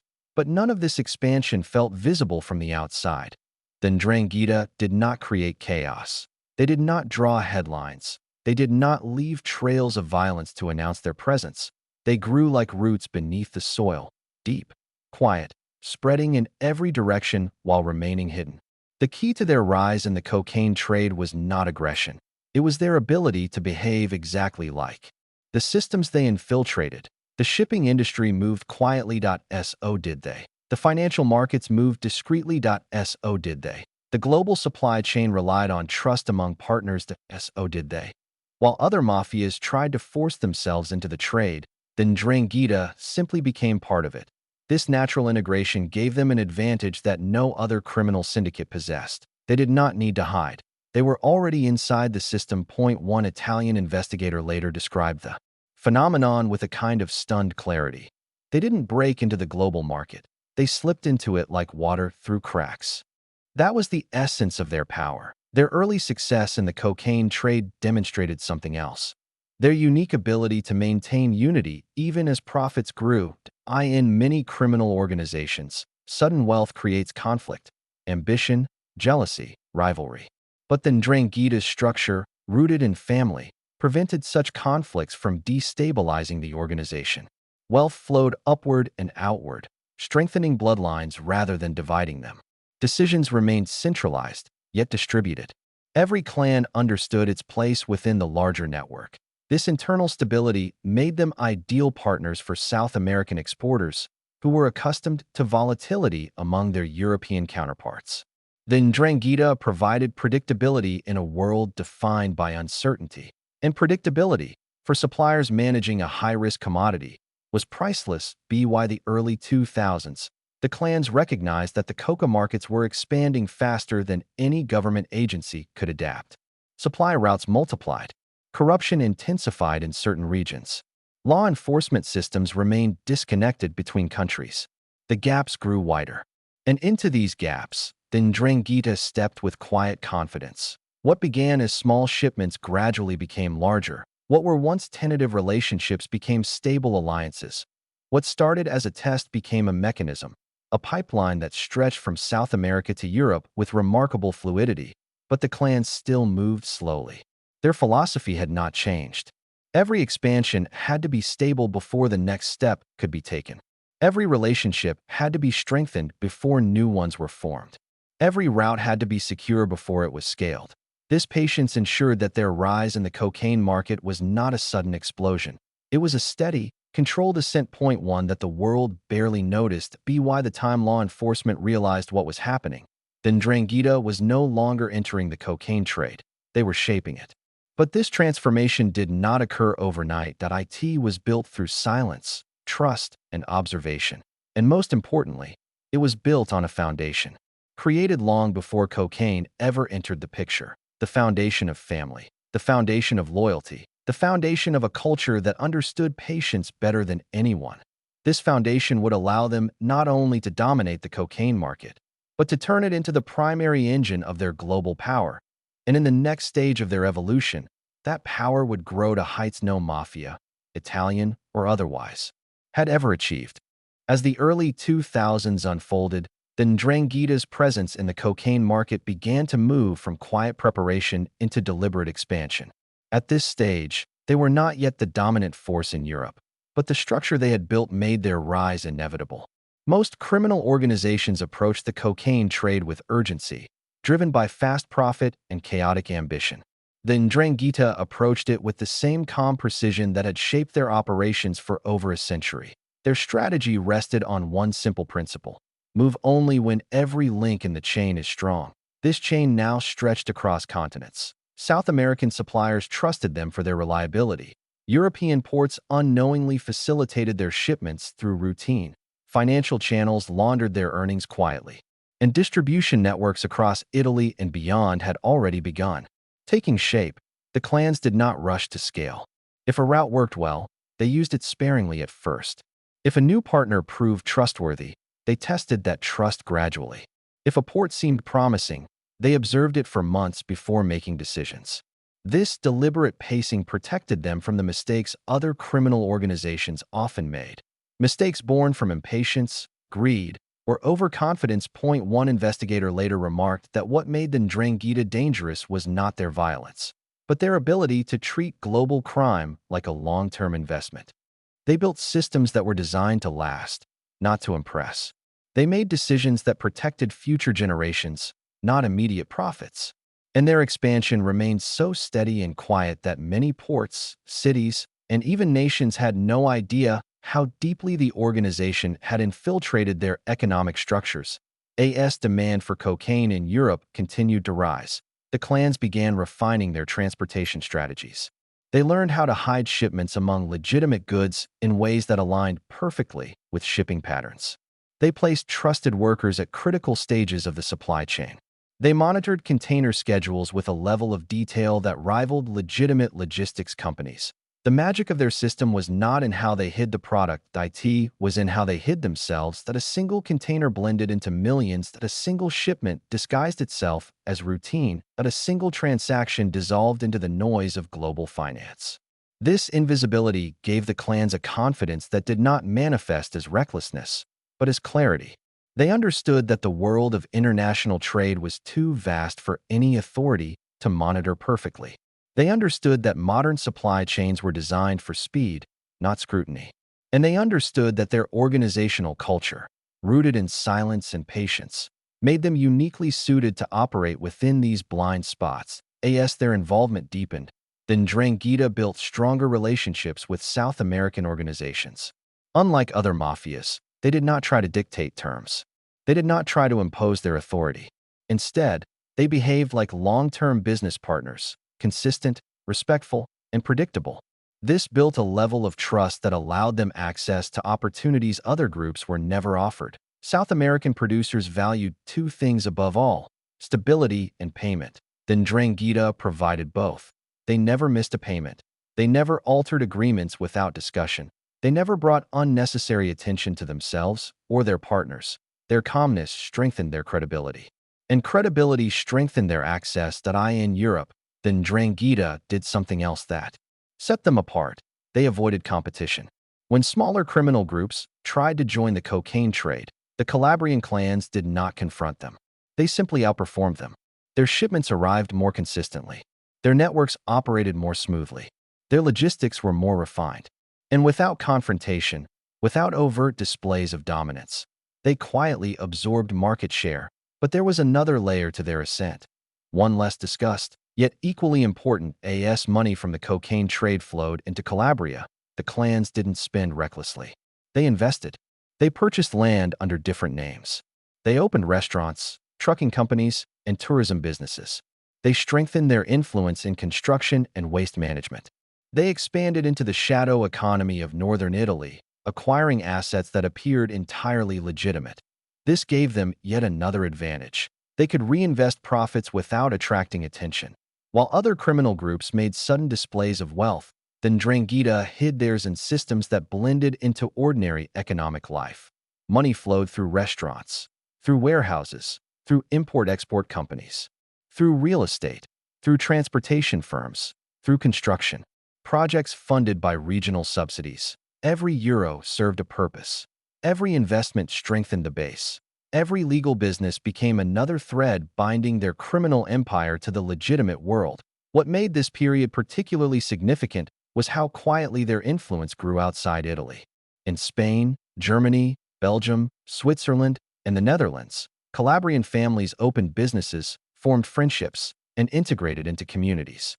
Most locals had no idea these families were connected to a global criminal organization.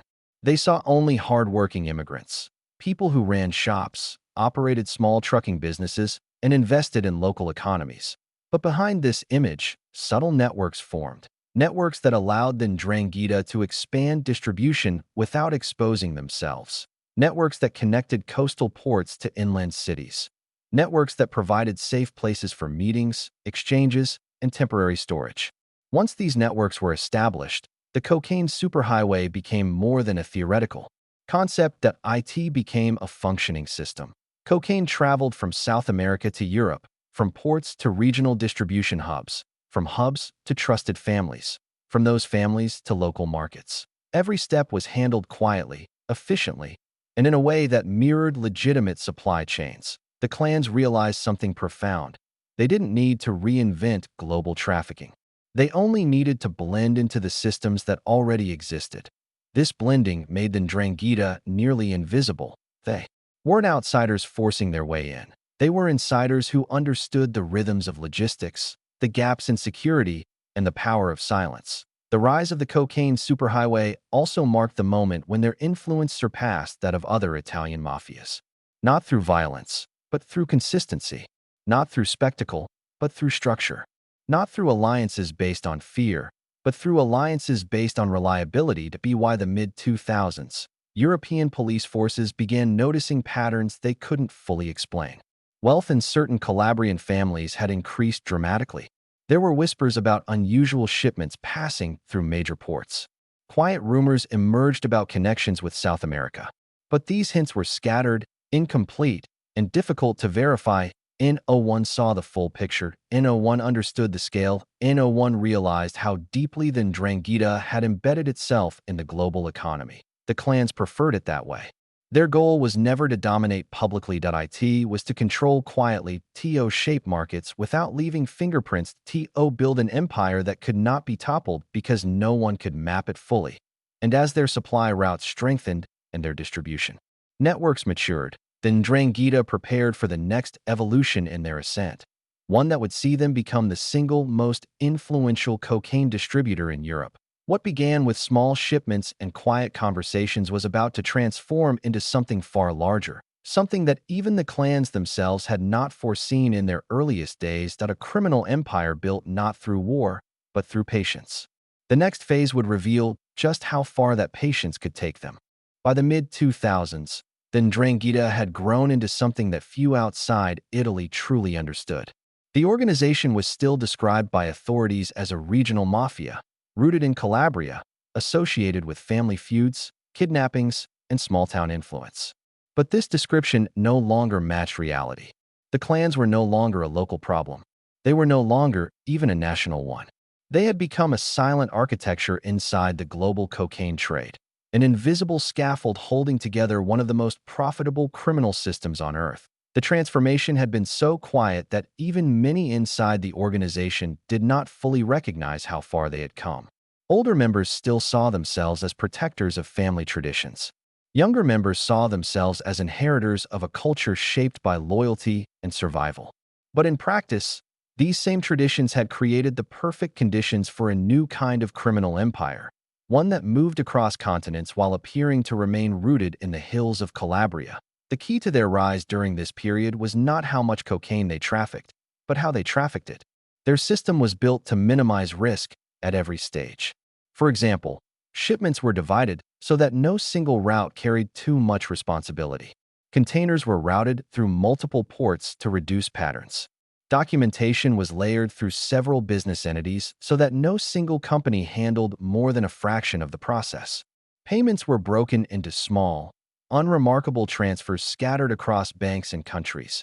Each part of the chain looked harmless on its own, and it was only when viewed together, something no single authority could do, that the scale became visible. Investigators later described this system as a mosaic scattered across nations. Each tile seemed normal, only the hidden picture connected them. This fragmentation protected the clans in ways other criminal groups could never replicate. If one piece failed, the rest remained intact. If one shipment was lost, dozens more continued without disruption. If one port increased inspections, another port compensated. Like a living organism, the structure adjusted itself without panic, without conflict, without exposing weaknesses. This adaptability was possible for one simple reason: decentralization. The Ndrangheta had never relied on a single leader, a single office, or a single territory. It relied on families, and families did not disappear when one link broke. Because of this, the organization could expand indefinitely without becoming unstable. Each clan handled its own business. Each clan cultivated its own contacts. Each clan contributed to the overall network while maintaining autonomy. It was not a pyramid, not a hierarchy in the traditional sense. It was a constellation. Clusters of influence bound together by shared bloodlines, shared culture, and shared silence. As the cocaine superhighway strengthened, the clans refined their logistics strategies further. One of the most important developments involved timing. They learned how to coordinate shipments so they arrived during hours when ports were overworked, understaffed, or shifting between shifts. They learned which scanners malfunctioned most frequently and which inspection teams prioritized speed over thoroughness. They observed how weather influenced inspections, how storms, fog, or heavy rain caused delays that indirectly reduced oversight. These insights didn't require bribes or coercion. They required observation, patience, and an ability to learn quietly from the rhythms of everyday operations. The clans became so adept at reading these rhythms that some investigators called them logistical anthropologists, people who understood systems more deeply than the people who worked within them. Another advantage emerged from their investment in legitimate businesses. Their trucking companies, warehouses, and import-export firms blended seamlessly into the economic landscape. They created the appearance of normality, and normality created trust. Customs officials recognized their companies as reliable. Port managers saw them as long-standing clients. Banks saw steady business activity without erratic behavior. This invisibility, earned through consistent, ordinary operations, made it possible to move vast amounts of product without raising suspicion. During this period, the clans also expanded their presence beyond Europe. They formed connections in West Africa, where certain ports offered additional routes into Europe.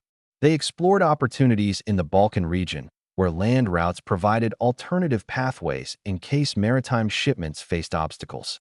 They deepened their relationships with diaspora communities in Canada and Australia, where Calabrian families had lived for decades and maintained cultural bonds that could be activated when needed.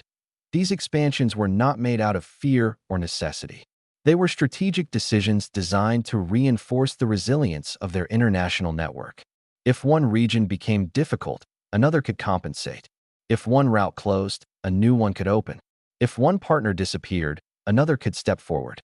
The system was designed to adapt to disruption without collapsing. This flexibility distinguished them from other criminal groups. Competitors often clashed, fought over markets, or reacted impulsively to pressure.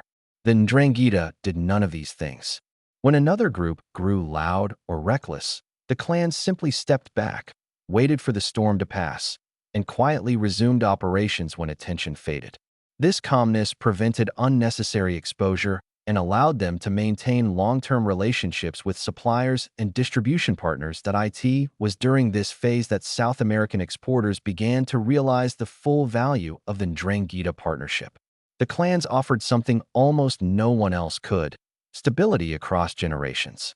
If a contact in Calabria passed away or retired, a nephew, cousin, or son would take his place, someone raised in the same culture of trust and silence. There was no need to rebuild relationships from scratch. Continuity was automatic. This intergenerational reliability made the clans indispensable. Producers in Colombia and Brazil did not need to worry about shifting alliances or unpredictable behavior. They knew exactly what to expect. The product would be moved quietly. Payments would arrive on time. The structure would remain stable. In this way, the Ndrangheta became not merely participants in the cocaine trade, they became its stabilizers. Their organization functioned like the backbone of the European market. Without ever seeking headlines or exerting overt dominance, they became the preferred partners not because of power, but because of predictability. Meanwhile, in Europe, their influence expanded into regions far from Calabria. They established footholds in Germany's industrial districts, where transportation networks offered easy access to central markets. They settled into Belgium's logistics hubs, where cargo movement was constant. They expanded across Spain, where Mediterranean ports provided alternative entry points. And they extended operations into Eastern Europe, where emerging markets offered growth opportunities. What astonished investigators years later was how effortlessly the clans blended into these environments. There were no sudden spikes in local crime, no open displays of wealth, no disruption of community life. Their presence was subtle, almost invisible. They lived ordinary lives. They attended family gatherings, ran businesses, paid taxes, and sent their children to school. But behind this facade, they managed distribution routes that connected continents. As their influence grew, so did their financial sophistication. They began using international investment vehicles that were nearly impossible to trace. Shell companies layered ownership to the point that only those inside the organization understood where money entered or exited. Funds moved between nations with the same fluidity as shipping containers. And because the movements seemed legitimate on the surface, banks processed them without suspicion. By this point, the Ndrangheta had become the silent engine driving Europe's cocaine market. Their supply chains were efficient, their contacts were loyal, their networks were resilient, and their profits were staggering.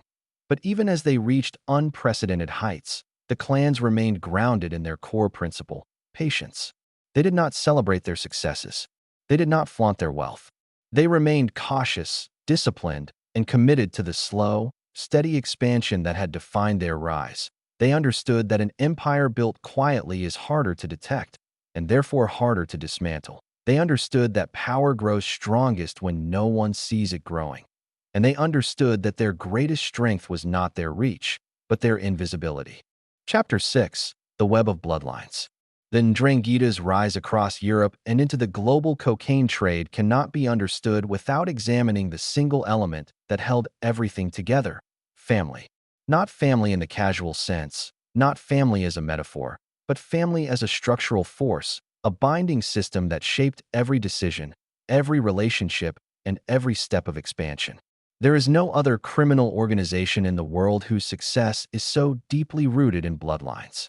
It is this element, more than money or territory or influence, that made the Ndrangheta so resilient and so difficult to penetrate. To understand their structure is to understand Calabria itself, that a region where isolation shaped tradition, where tradition shaped trust, and where trust shaped the clans that would eventually span continents. The clans, known as Ndrangheta, were not assembled based on convenience or opportunity. They were born from family units that had existed long before the organization itself. Each clan was built on surnames passed through generations, on marriages that strengthened alliances, and on unwritten rules that defined loyalty with absolute clarity. Members were not simply associates. They were sons, brothers, cousins, and in-laws bound together by a shared identity that reached backward centuries. This created a structure that law enforcement could not easily map, because the lines between legitimate life and criminal life were nearly impossible to separate. A surname did not necessarily indicate guilt, but it did indicate connection. And connection, in Calabria, meant obligation. Members did not join the organization in the way street gangs recruit. They were born into it. They inherited roles the way others inherit property. Their responsibilities grew with age, shaped by quiet observations, whispered teachings, and years spent watching how elders handled conflicts, negotiations, and alliances. In this system, silence was not merely expected. It was natural that a child raised in these environments learned early what topics stayed inside the home.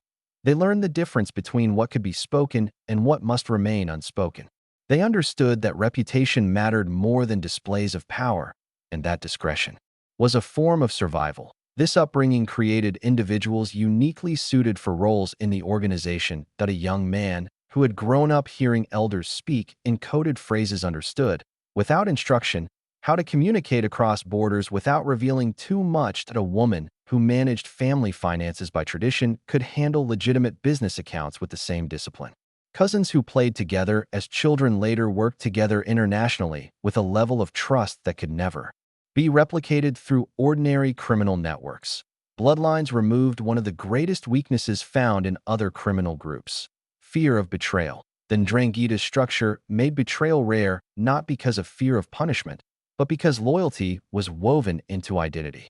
To betray the organization meant betraying one's own family, something unthinkable in Calabrian culture. This gave the clans a stability that outsiders struggled to comprehend. This stability allowed them to operate with remarkable coordination even across continents. If a clan in Belgium needed support, a clan in Italy sent help without question. If an investment opportunity appeared in Germany, the information was shared within trusted circles. If a partner in South America needed reassurance, someone with a family connection traveled across the ocean to provide it. There was no hierarchy forcing these actions. There was no central authority issuing commands. The system operated because family operated. Marriages strengthened this structure even further. Strategic unions between clans created alliances that eliminated conflict before it could surface. A wedding was not just a celebration. It was an agreement, a merging of histories, and a signal to the region that new connections had been formed. In some cases, a single marriage could stop a feud, expand a clan's territory, or secure a new business opportunity in another region. This practice continued even as the clans expanded abroad. A marriage in Toronto linked families from Calabria to Canada. A wedding in Sydney connected clans across hemispheres. A union in northern Italy strengthened influence in ports and industrial areas. These bonds were not temporary. They created generational networks, webs of loyalty that extended through thousands of people across distances that overwhelmed law enforcement agencies relying on narrow jurisdictional boundaries. Investigators found themselves facing a structure that could not be infiltrated with traditional methods. Undercover operations, informant recruitment, and surveillance were often ineffective because the organization did not rely on strangers or temporary alliances. Every meaningful role was filled by someone with a last name linked to a long lineage of trust. This made the Ndrangheta uniquely protected. A shipment moving from South America to Europe could involve dozens of individuals. Yet every person in the chain had a personal connection to the next. A warehouse manager in Belgium might be the cousin of a clan leader in Calabria. A business owner in Germany might be the brother-in-law of someone running logistics in northern Italy. A contact in South America might be the distant relative of a family that left Calabria decades earlier. These connections created an unbreakable chain of reliability. Another factor strengthened this system even further. Husbands, wives, and extended family members were all part of the operational landscape. Women played significant roles, not as figureheads, but as central pillars. They managed finances, mediated disputes, and protected the continuity of the clans. Their presence offered stability, emotional intelligence, and long-term memory, qualities essential for maintaining the organization's internal coherence. For many years, outsiders assumed the Ndrangheta was run exclusively by men. But the truth is that the women of the clans held extraordinary influence behind closed doors. They understood the history of every alliance, the significance of every surname, and the consequences of every misstep. Their guidance often shaped decisions that kept the organization steady even during periods of external pressure. This multifaceted internal structure created something rare in the world of organized crime: a self-sustaining ecosystem. The organization did not rely on a single charismatic leader. It did not collapse when one clan faced legal pressure. It did not fracture when profits rose or fell. It adapted, shifted, and continued, held together by cultural bonds older than the criminal world itself. This ecosystem allowed the Ndrangheta to grow internationally without losing its coherence. Members living in Canada, Australia, Germany, or Spain remained spiritually linked to their ancestral villages. They visited Calabria often. They called elders for guidance. They participated in family gatherings that reinforced their place within the broader network. This flow of people, information, and allegiance created a global, yet deeply rooted organization, one capable of expanding indefinitely without diluting its identity. By the time the clans dominated the European cocaine trade, law enforcement finally began realizing the magnitude of their internal structure. But even recognizing it did little to stop their growth.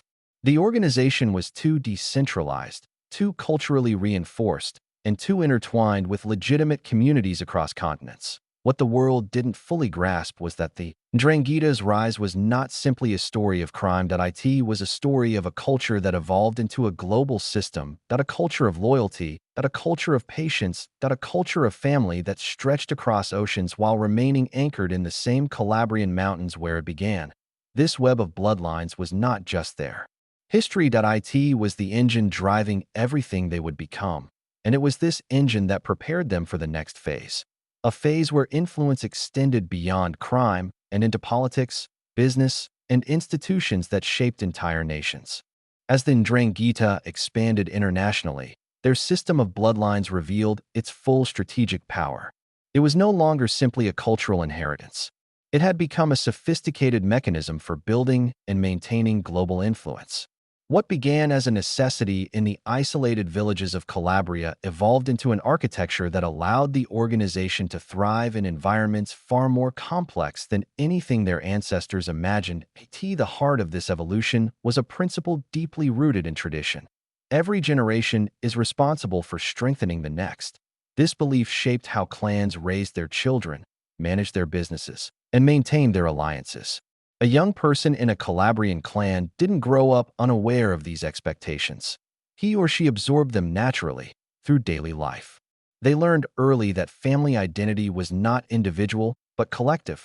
Their achievements reflected on the clan. Their mistakes did as well.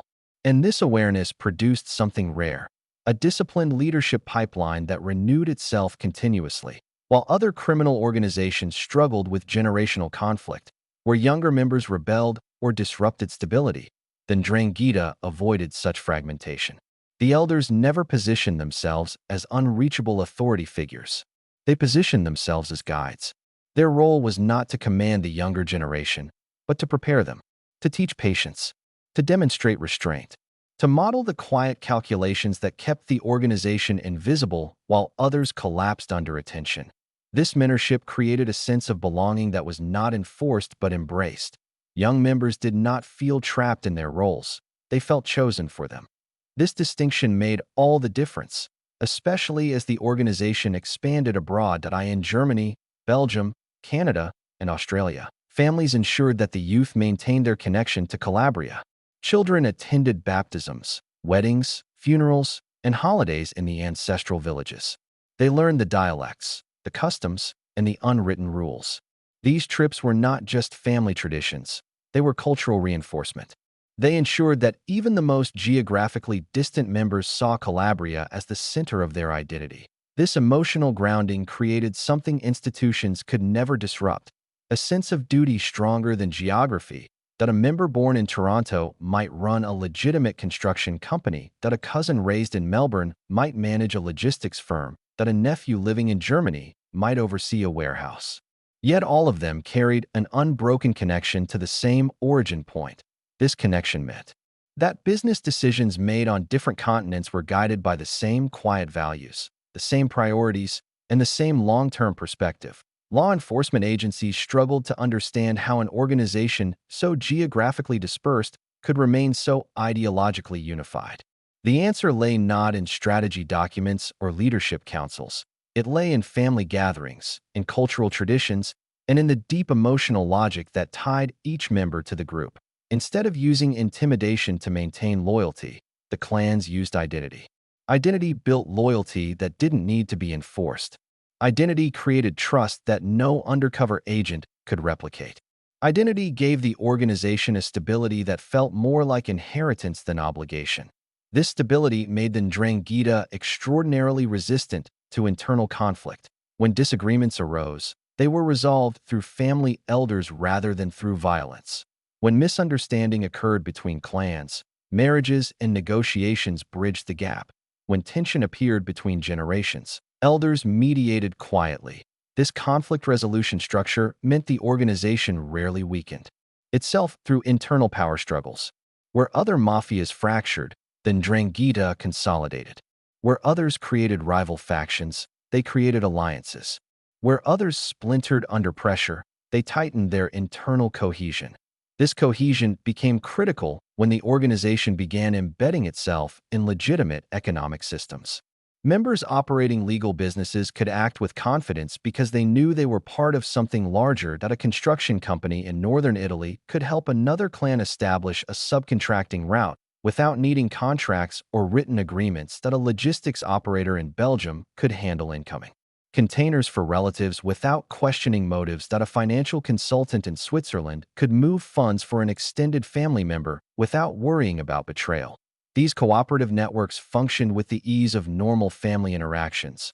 There were no complex instructions and no formal contracts. Everything flowed through trust built on decades, sometimes centuries, of shared lineage. This trust was the reason the Ndrangheta rarely relied on outsiders. Outsiders came with risks. Outsiders needed vetting. Outsiders might misunderstand silence or misread intentions. Outsiders could be compromised by limiting roles to blood relatives or long-standing in-laws. The organization minimized infiltration and maximized stability. The leadership pipeline was predictable. The loyalty structure was self-correcting. Each clan knew its responsibilities, its allies, and its limits. Another layer that strengthened this system was how the Ndrangheta used legitimate careers as cover, without forcing members into them. Many young people pursued education in business, finance, engineering, or law. And while not all of them entered the organization, their skills enriched the clan's capabilities. Their degrees, their professional networks, and their positions in companies or institutions created access points that felt ordinary from the outside, but were strategically valuable from within. A nephew working at an international bank could provide insights into financial regulations. A cousin employed at a port could observe logistical patterns. A relative in government could offer information about new oversight policies. These individuals weren't necessarily criminal. Many remained completely legitimate throughout their lives. But their presence strengthened the fabric of the organization, providing knowledge and opportunity without creating risk.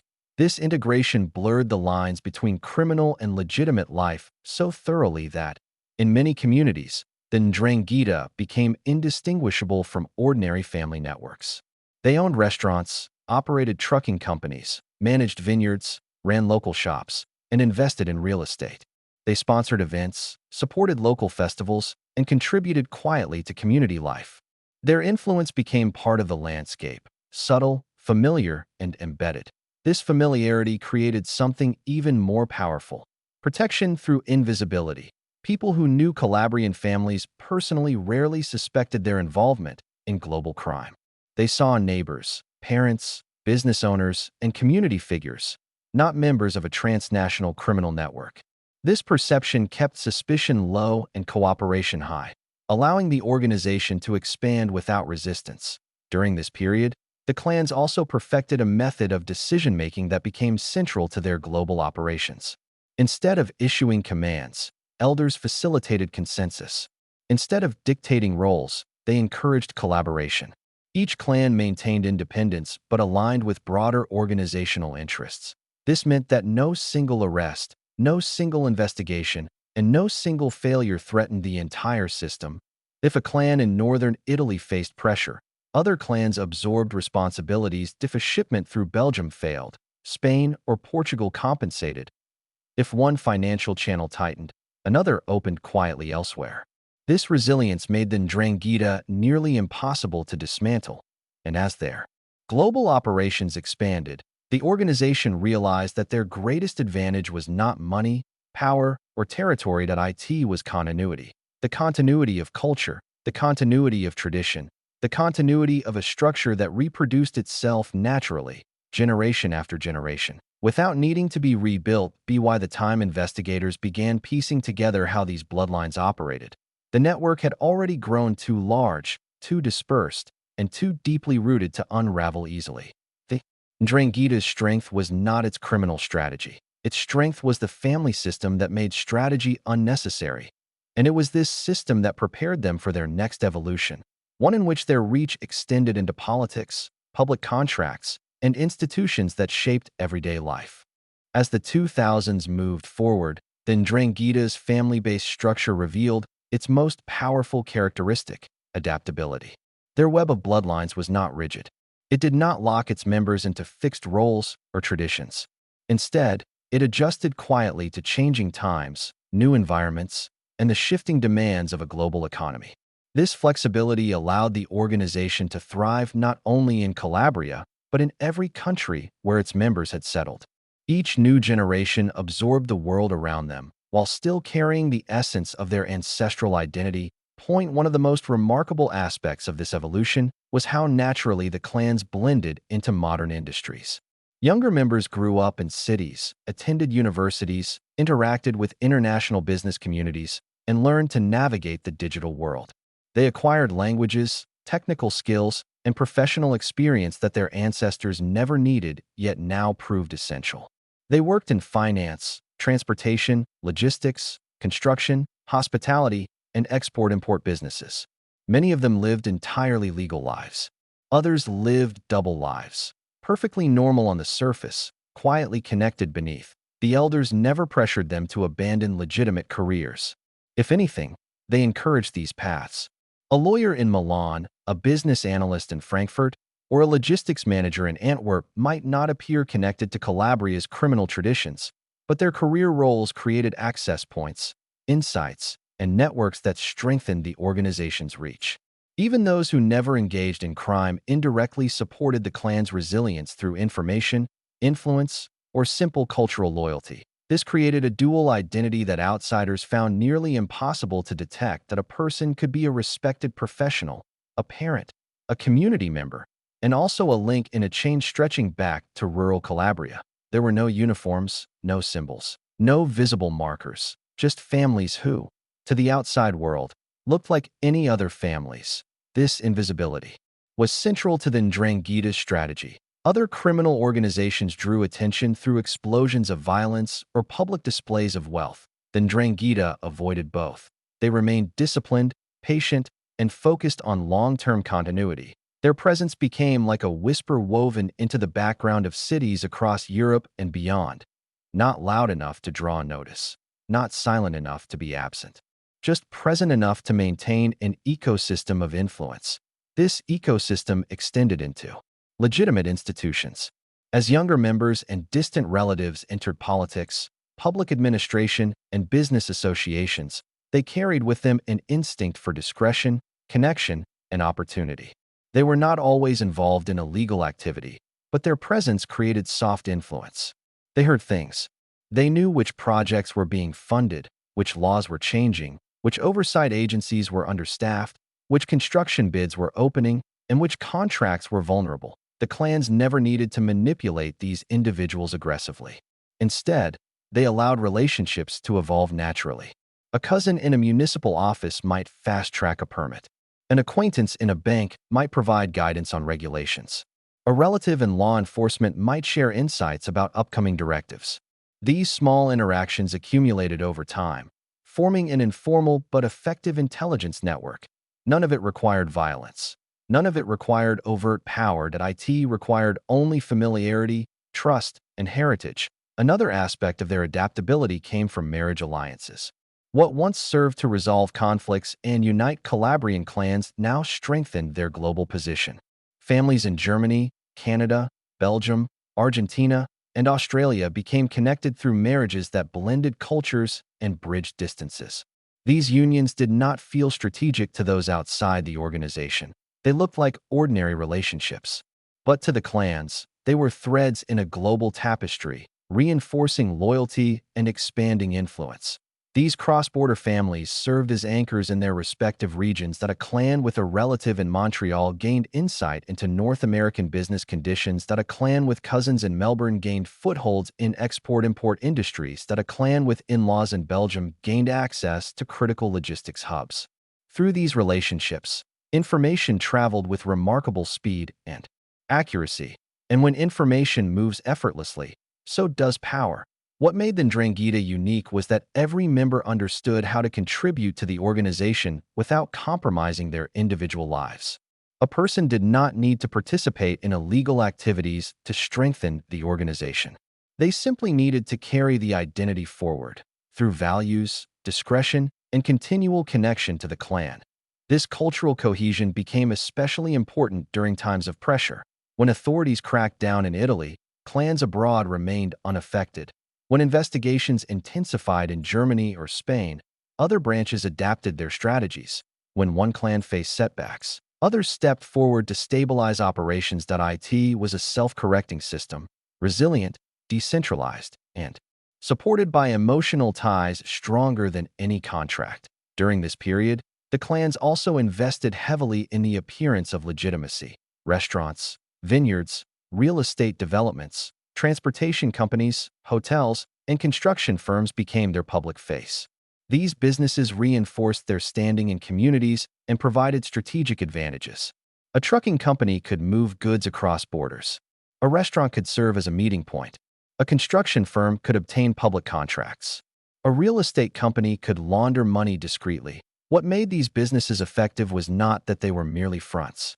Many of them were successful enterprises run with competence and professionalism. They employed locals, contributed to the economy, and operated within legal boundaries.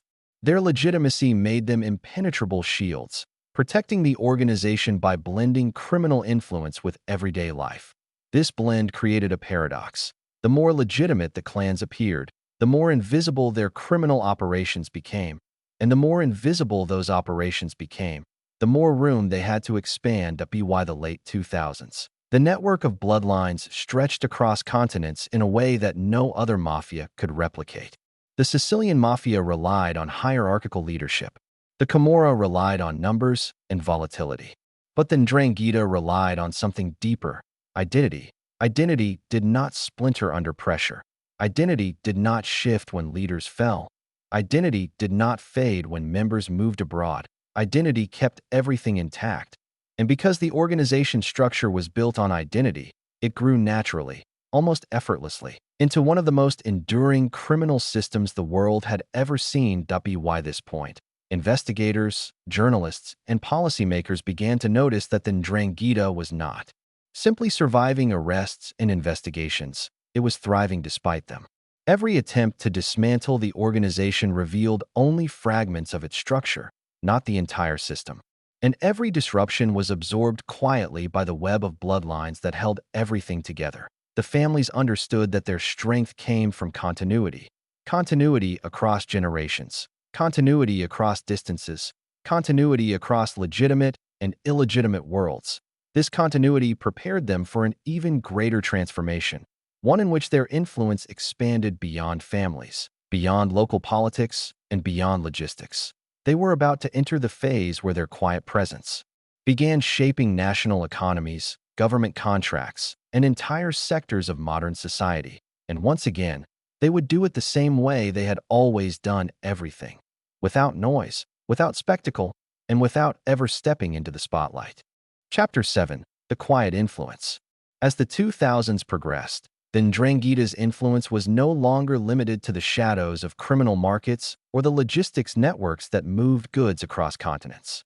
Slowly, quietly, and almost without public awareness, the organization began extending its reach into areas most people never imagined a criminal syndicate could touch: public institutions, government contracts, regional politics, and the fabric of economic life across entire regions of Italy and Europe. This shift didn't happen suddenly.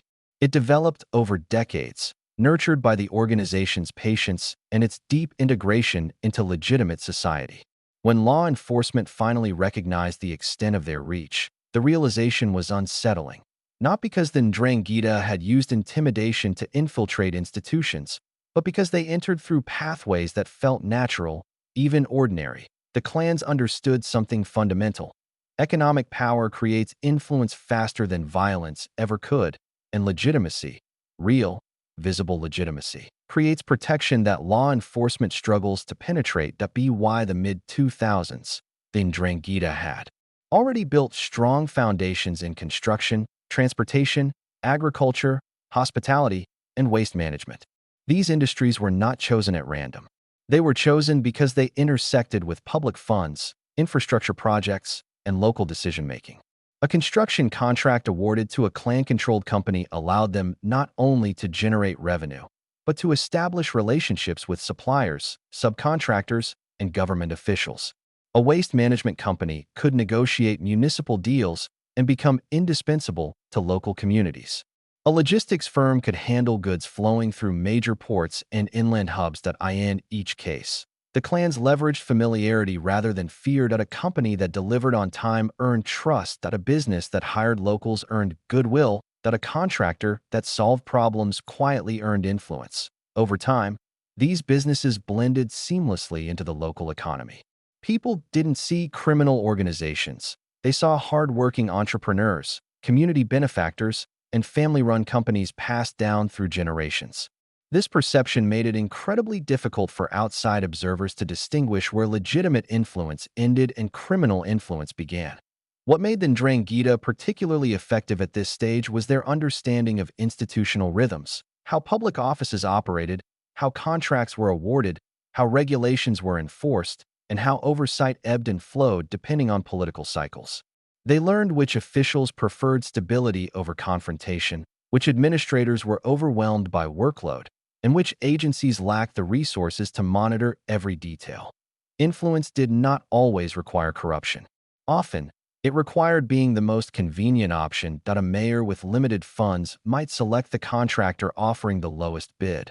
Unaware that the company was indirectly clan-controlled, that a regional official might approve a project because the paperwork was complete and the deadlines achievable. Unaware of the deeper connections behind the submission, that a procurement committee might select a logistics provider because the service was reliable and competitively priced, never realizing the firm was part of an international network. The Ndrangheta thrived in these quiet spaces where oversight was thin and trust was based on appearances. Their family structure reinforced their reputation. When a company had been operating for decades under the same surname, it appeared stable, respectable, and deeply rooted in the community. This stability created the illusion that nothing unusual existed beneath the surface. But beneath the surface, influence spread like roots. The clans rarely asked for favors. They didn't need to. Their businesses provided jobs in regions where unemployment was high. They participated in local events, sponsored festivals, and contributed to charities. Their involvement made them part of the community fabric. Politicians often saw them not as threats, but as economic partners, entities capable of delivering results in areas the state struggled to manage efficiently. This was especially true in Calabria, where public institutions had long been under-resourced. The Ndrangheta stepped into gaps the government could not fill. They repaired roads. They funded community improvements. They kept certain industries functioning. These actions were not charitable. They were strategic. They created a dependency that gave the clans subtle leverage that a local leader might think twice before challenging them if it meant losing economic stability, that a business owner might avoid raising concerns if their survival depended on clan-owned suppliers, that a regional official might delay investigations because the consequences of disruption felt too heavy. This unofficial protection shielded the organization and allowed them to pursue larger opportunities. As Italy invested in infrastructure and development projects during the 2000s and 2010s, the Ndrangheta positioned themselves to access public funds indirectly. They didn't need to control every contract.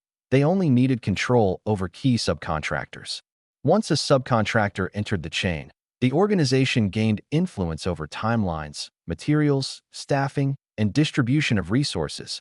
This subtle infiltration extended beyond Italy. In Germany, their restaurants and pizzerias served as legitimate business fronts that offered quiet meeting spaces and local credibility. In Belgium, their logistics companies integrated into supply chains that moved goods across Europe. In Switzerland, their financial contacts blended into a landscape known for confidentiality. In Spain and Portugal, their presence near ports allowed them to observe and influence maritime traffic. These footholds were not the product of aggressive expansion. They were natural extensions of the network created by decades of migration, marriage, and quiet integration.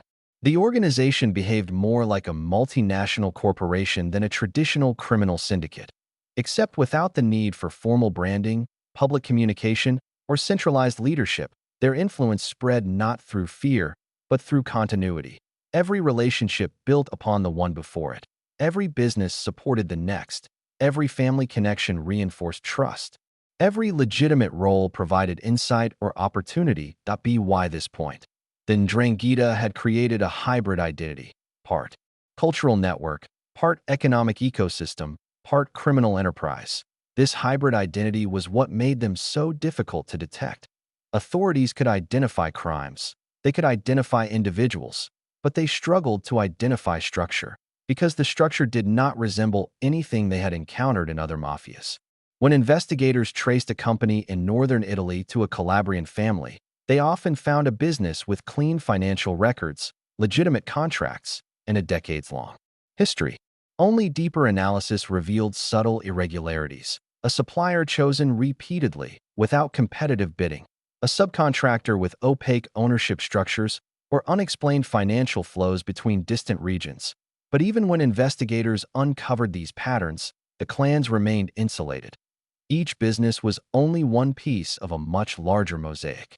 Shutting down a single entity did little to disrupt the entire network. Arresting one member barely created a ripple.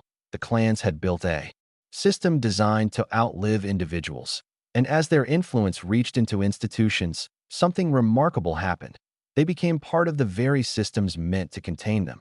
Their businesses paid taxes. Their companies followed regulations. Their employees voted in elections. Their presence strengthened local economies. And their integration made it difficult to isolate criminal activity from legitimate activity. The Ndrangheta didn't weaken institutions by attacking them. They weakened institutions by quietly dissolving the boundaries between legal and illegal spheres. By blending into both worlds, they created a zone of ambiguity where investigations faltered, oversight blurred, and influence could grow unchecked. This was the quiet influence, an influence built not through force, but through presence, not through noise, but through integration, not through notoriety, but through invisibility. And it was this influence that allowed them to prepare for the next phase of their evolution, the phase where their power extended far beyond Calabria and became entangled with entire national economies. As the Ndrangheta deepened its presence within local economies and public institutions, a new phase of influence began to take shape, one defined not by fear or coercion, but by subtle leverage. Their businesses and networks became so intertwined with regional economies that removing them would have caused immediate and visible disruption. This dynamic made the clans valuable to some, untouchable to others, and nearly invisible to those outside their circles. Their approach to influence rested on three principles: blend, support, and wait. The first principle, blend, was already second nature. They blended into communities as business owners, service providers, logistics operators, farmers, restaurateurs, and contractors. Their companies did not project ostentation. They appeared modest, hardworking, and deeply embedded in local tradition. When authorities looked at these businesses, they saw stability and employment rather than criminality. The second principle, support, was equally subtle. The Ndrangheta offered solutions where institutions struggled. A municipality overwhelmed by waste management problems might find that a Calabrian-owned company delivered results quickly. A construction project facing delays might discover that a clan-linked subcontractor completed the job efficiently. A region with high unemployment might benefit from clan-controlled businesses hiring locals. These actions built goodwill without appearing coordinated. The third principle, wait, revealed the organization's exceptional patience. The clans did not force influence upon political figures or administrators. They waited for moments when their involvement became the easiest or most effective option. When public officials needed stability, they provided it. When local economies needed investment, they offered it. When bureaucratic systems needed swift execution, they delivered it. Over time, these patterns created a quiet dependency that strengthened their position without exposing it. This approach allowed the Ndrangheta to become part of the decision-making environment without ever appearing to interfere. Their influence operated like air pressure, unseen, but felt by those who worked closely with them. That a politician in Calabria might support a clan-owned business not because of bribery or intimidation, but because the company had a proven track record and employed hundreds of residents that a regional administrator might approve a construction bid. Because the paperwork was complete, the proposal was competitive, and the contractor had delivered reliable work for years that a local business owner might partner with a clan-linked company simply because it offered fair pricing and dependable service. Nothing about these interactions felt illegal or suspicious, and that was the point. This quiet influence extended beyond Italy. In Germany, clan-linked restaurants and pizzerias became community fixtures, hosting gatherings and providing familiar faces for neighborhoods. In Belgium and the Netherlands, their logistics companies participated in the same supply chains as major corporate players. In Switzerland, they interacted with financial institutions that prided themselves on confidentiality and discretion. In Canada and Australia, their extended families built long-standing businesses that blended into multicultural environments. In each region, the pattern was the same. Enter quietly, establish trust, build legitimacy, and let influence form naturally. Investigators often found themselves puzzled by how the Ndrangheta avoided the pitfalls that weakened other mafias. The Sicilian Mafia had drawn too much attention through assassinations and overt power struggles. The Camorra had fractured into volatile factions that destabilized their own territories. Many Eastern European and Latin American groups relied too heavily on violence and intimidation. But the Ndrangheta operated like a network of families managing a global portfolio. Calmly, steadily, and with long-term continuity in mind. Their decisions were never rushed. Their influence was never flaunted. Their networks were never centralized. And their operations were never dependent on one person or small group. This decentralization became particularly important when they expanded their influence into political environments. Unlike some criminal groups that sought direct control over politicians, the Ndrangheta preferred proximity without visibility. Their members attended community meetings, supported local initiatives, and engaged with officials in ways that felt ordinary. They didn't need politicians to be loyal to them. They needed politicians to believe that working with certain businesses was beneficial for the community. This subtlety made their influence durable, that a political turnover didn't shake their foundation, that a new administration didn't threaten their contracts, that a shift in public sentiment didn't diminish their presence. Their strength came from widespread, organic integration, not from top-heavy control. By the mid-2000s, certain regions of Italy relied unknowingly on clan-linked businesses. Removing these businesses would have caused unemployment spikes, delays in public services, and disruptions in essential sectors. This dependency made authorities cautious, even when investigators suspected links to organized crime. Proving those connections required enormous resources and time. And the clans understood this perfectly. They maintained clean financial records where possible. They separated legitimate operations from illicit ones. They diversified ownership and management structures. They kept business activities simple, predictable, and steady. These practices allowed them to function as pillars of local economies, quiet, dependable, and respected. Their influence even entered cultural spaces. Clan families sponsored festivals, restored historical sites, supported local sports teams, and contributed to charities. These actions built public goodwill that insulated them from suspicion.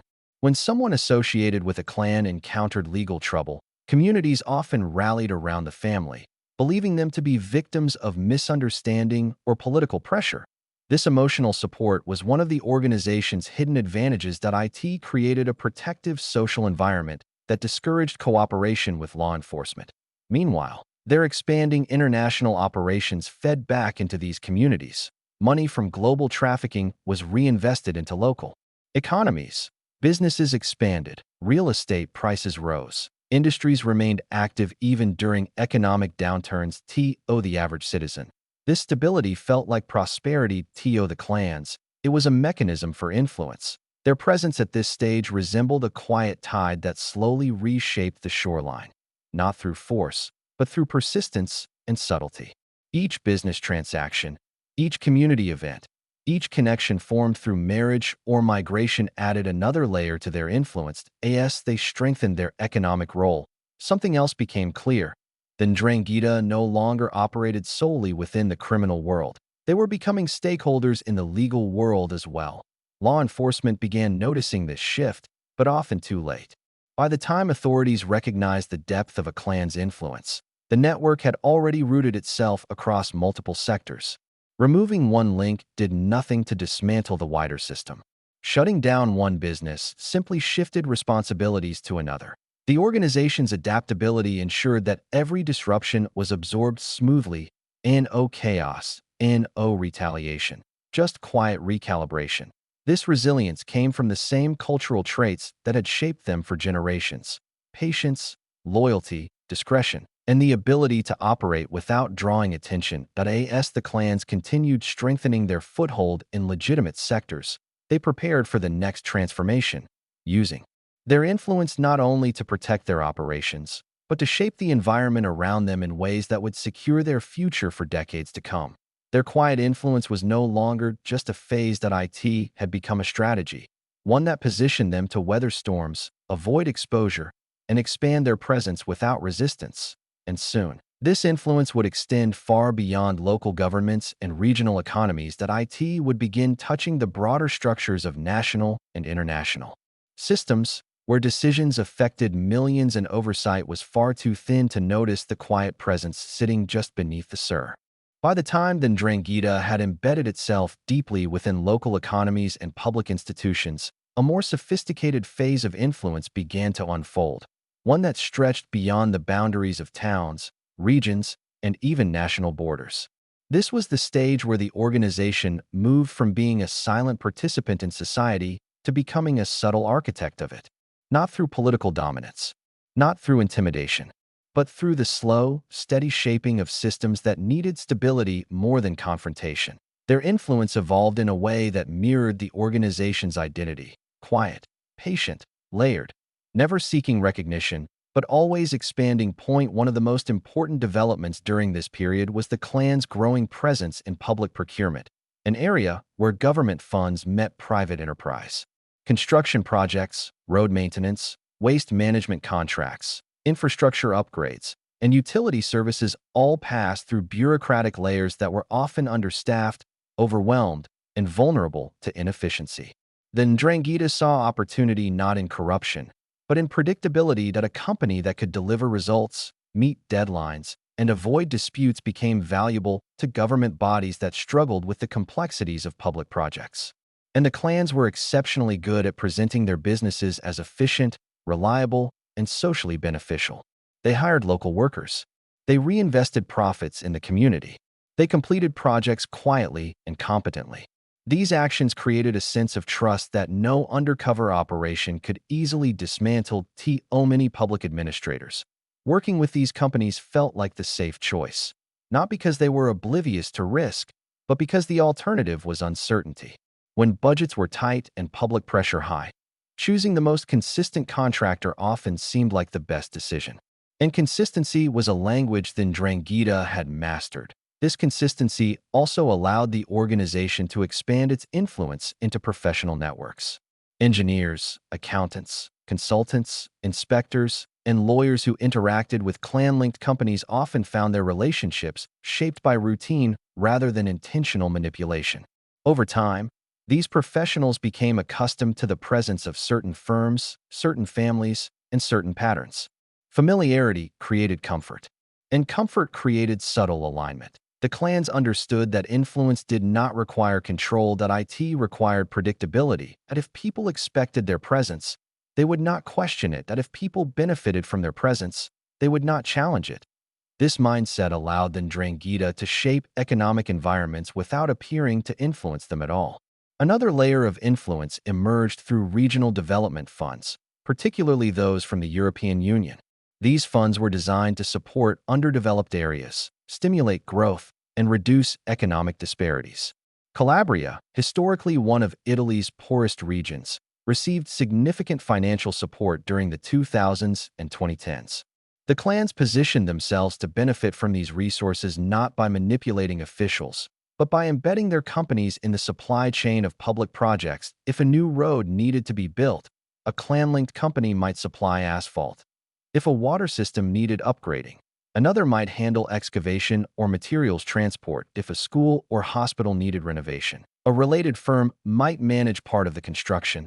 None of these roles required full control of the project, They required a presence strong enough that removing it would disrupt timelines and budgets. This created a quiet, structural influence. Point one that did not depend on favors or coercion. Point one that grew naturally through the organization's legitimacy and local integration. The same principle applied to their expansion abroad. In Germany, Italian restaurants and pizzerias became hubs for social interaction, a place where families, business partners, and community members gathered. The clans used these spaces not as criminal headquarters, but as cultural anchors. People felt comfortable there. They returned frequently. Trust formed in ways that had nothing to do with criminal activity. In Belgium and the Netherlands, their logistics companies operated with the same professionalism as multinational firms. They met deadlines, followed regulations, and built reputations for reliability. Port authorities saw them as steady partners. Customs officials recognized their paperwork and shipments as part of normal commerce. This familiarity reduced scrutiny, even when the clans used legitimate shipments to conceal illicit ones. In Switzerland, clan-linked families blended into communities accustomed to privacy and discretion. Their financial relationships, whether legal or not, were protected by a culture that valued confidentiality. Their presence did not raise suspicion because it aligned with the environment itself. And in Canada and Australia, decades of migration had created large Calabrian communities where identity and belonging were deeply valued. Clan families became pillars of these communities, supporting churches, cultural events, and local businesses. Their influence spread gently, through relationships built over generations, rather than through criminal activity. Across all these environments, the pattern remained consistent. Enter quietly, build presence, stabilize operations, and allow influence to grow through everyday interactions. This organic expansion made the Ndrangheta difficult to confront. There was no singular command-centered, NO headquarters, NO central figure whose downfall would collapse the network. Instead, the organization resembled an ecosystem, resilient, interconnected, and capable of adjusting to external pressure without weakening.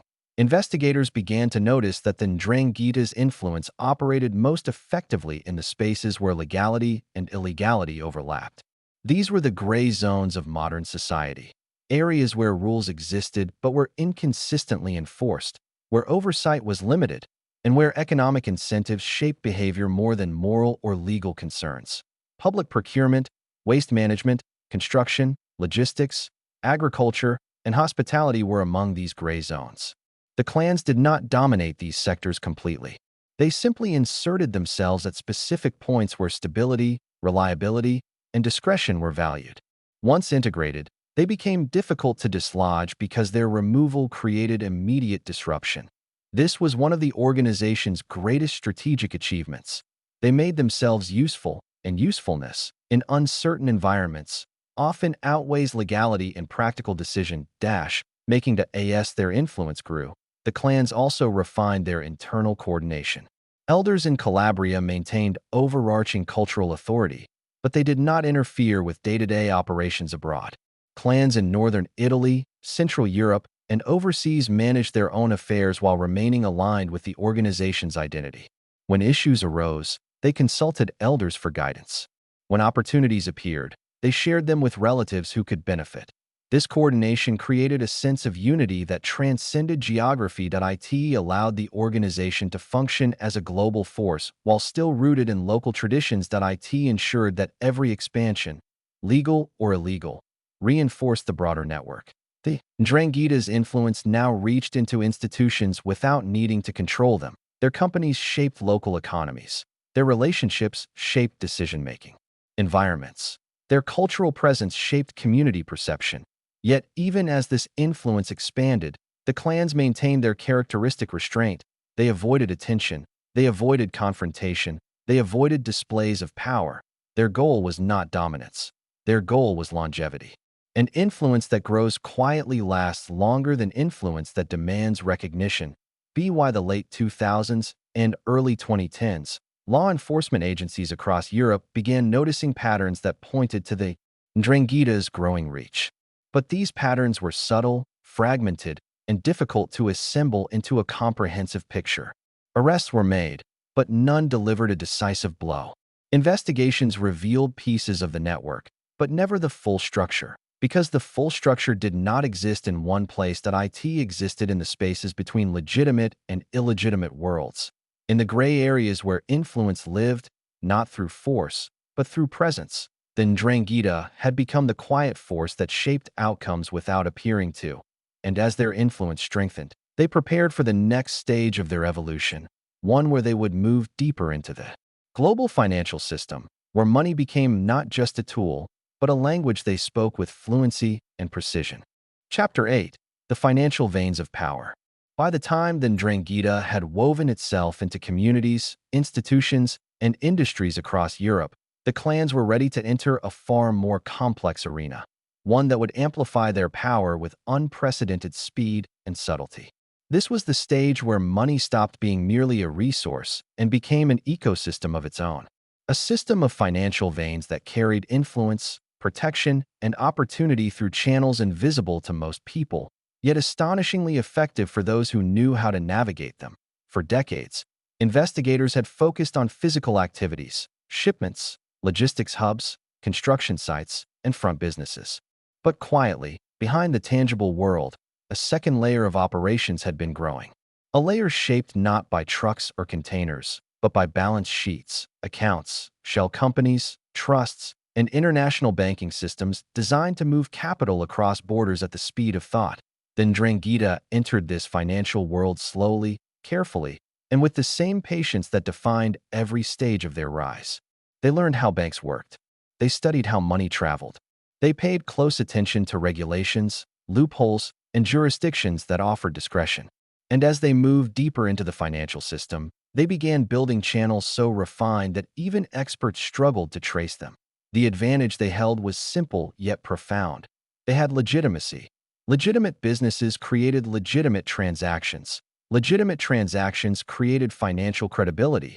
And financial credibility created gateways that criminals without legitimate fronts could not access.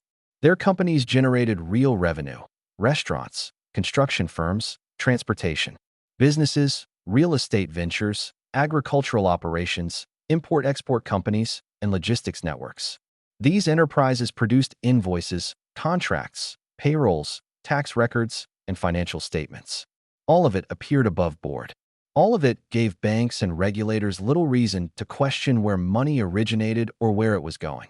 With this foundation in place, the clans began building their financial networks across three primary routes: local laundering, European integration, and offshore expansion.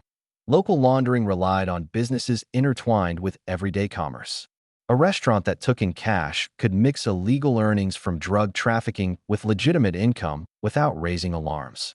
A construction company could inflate costs or redirect materials. A retail business could quietly overstate sales. These techniques were not unique, but the stability of clan businesses made them exceptionally effective.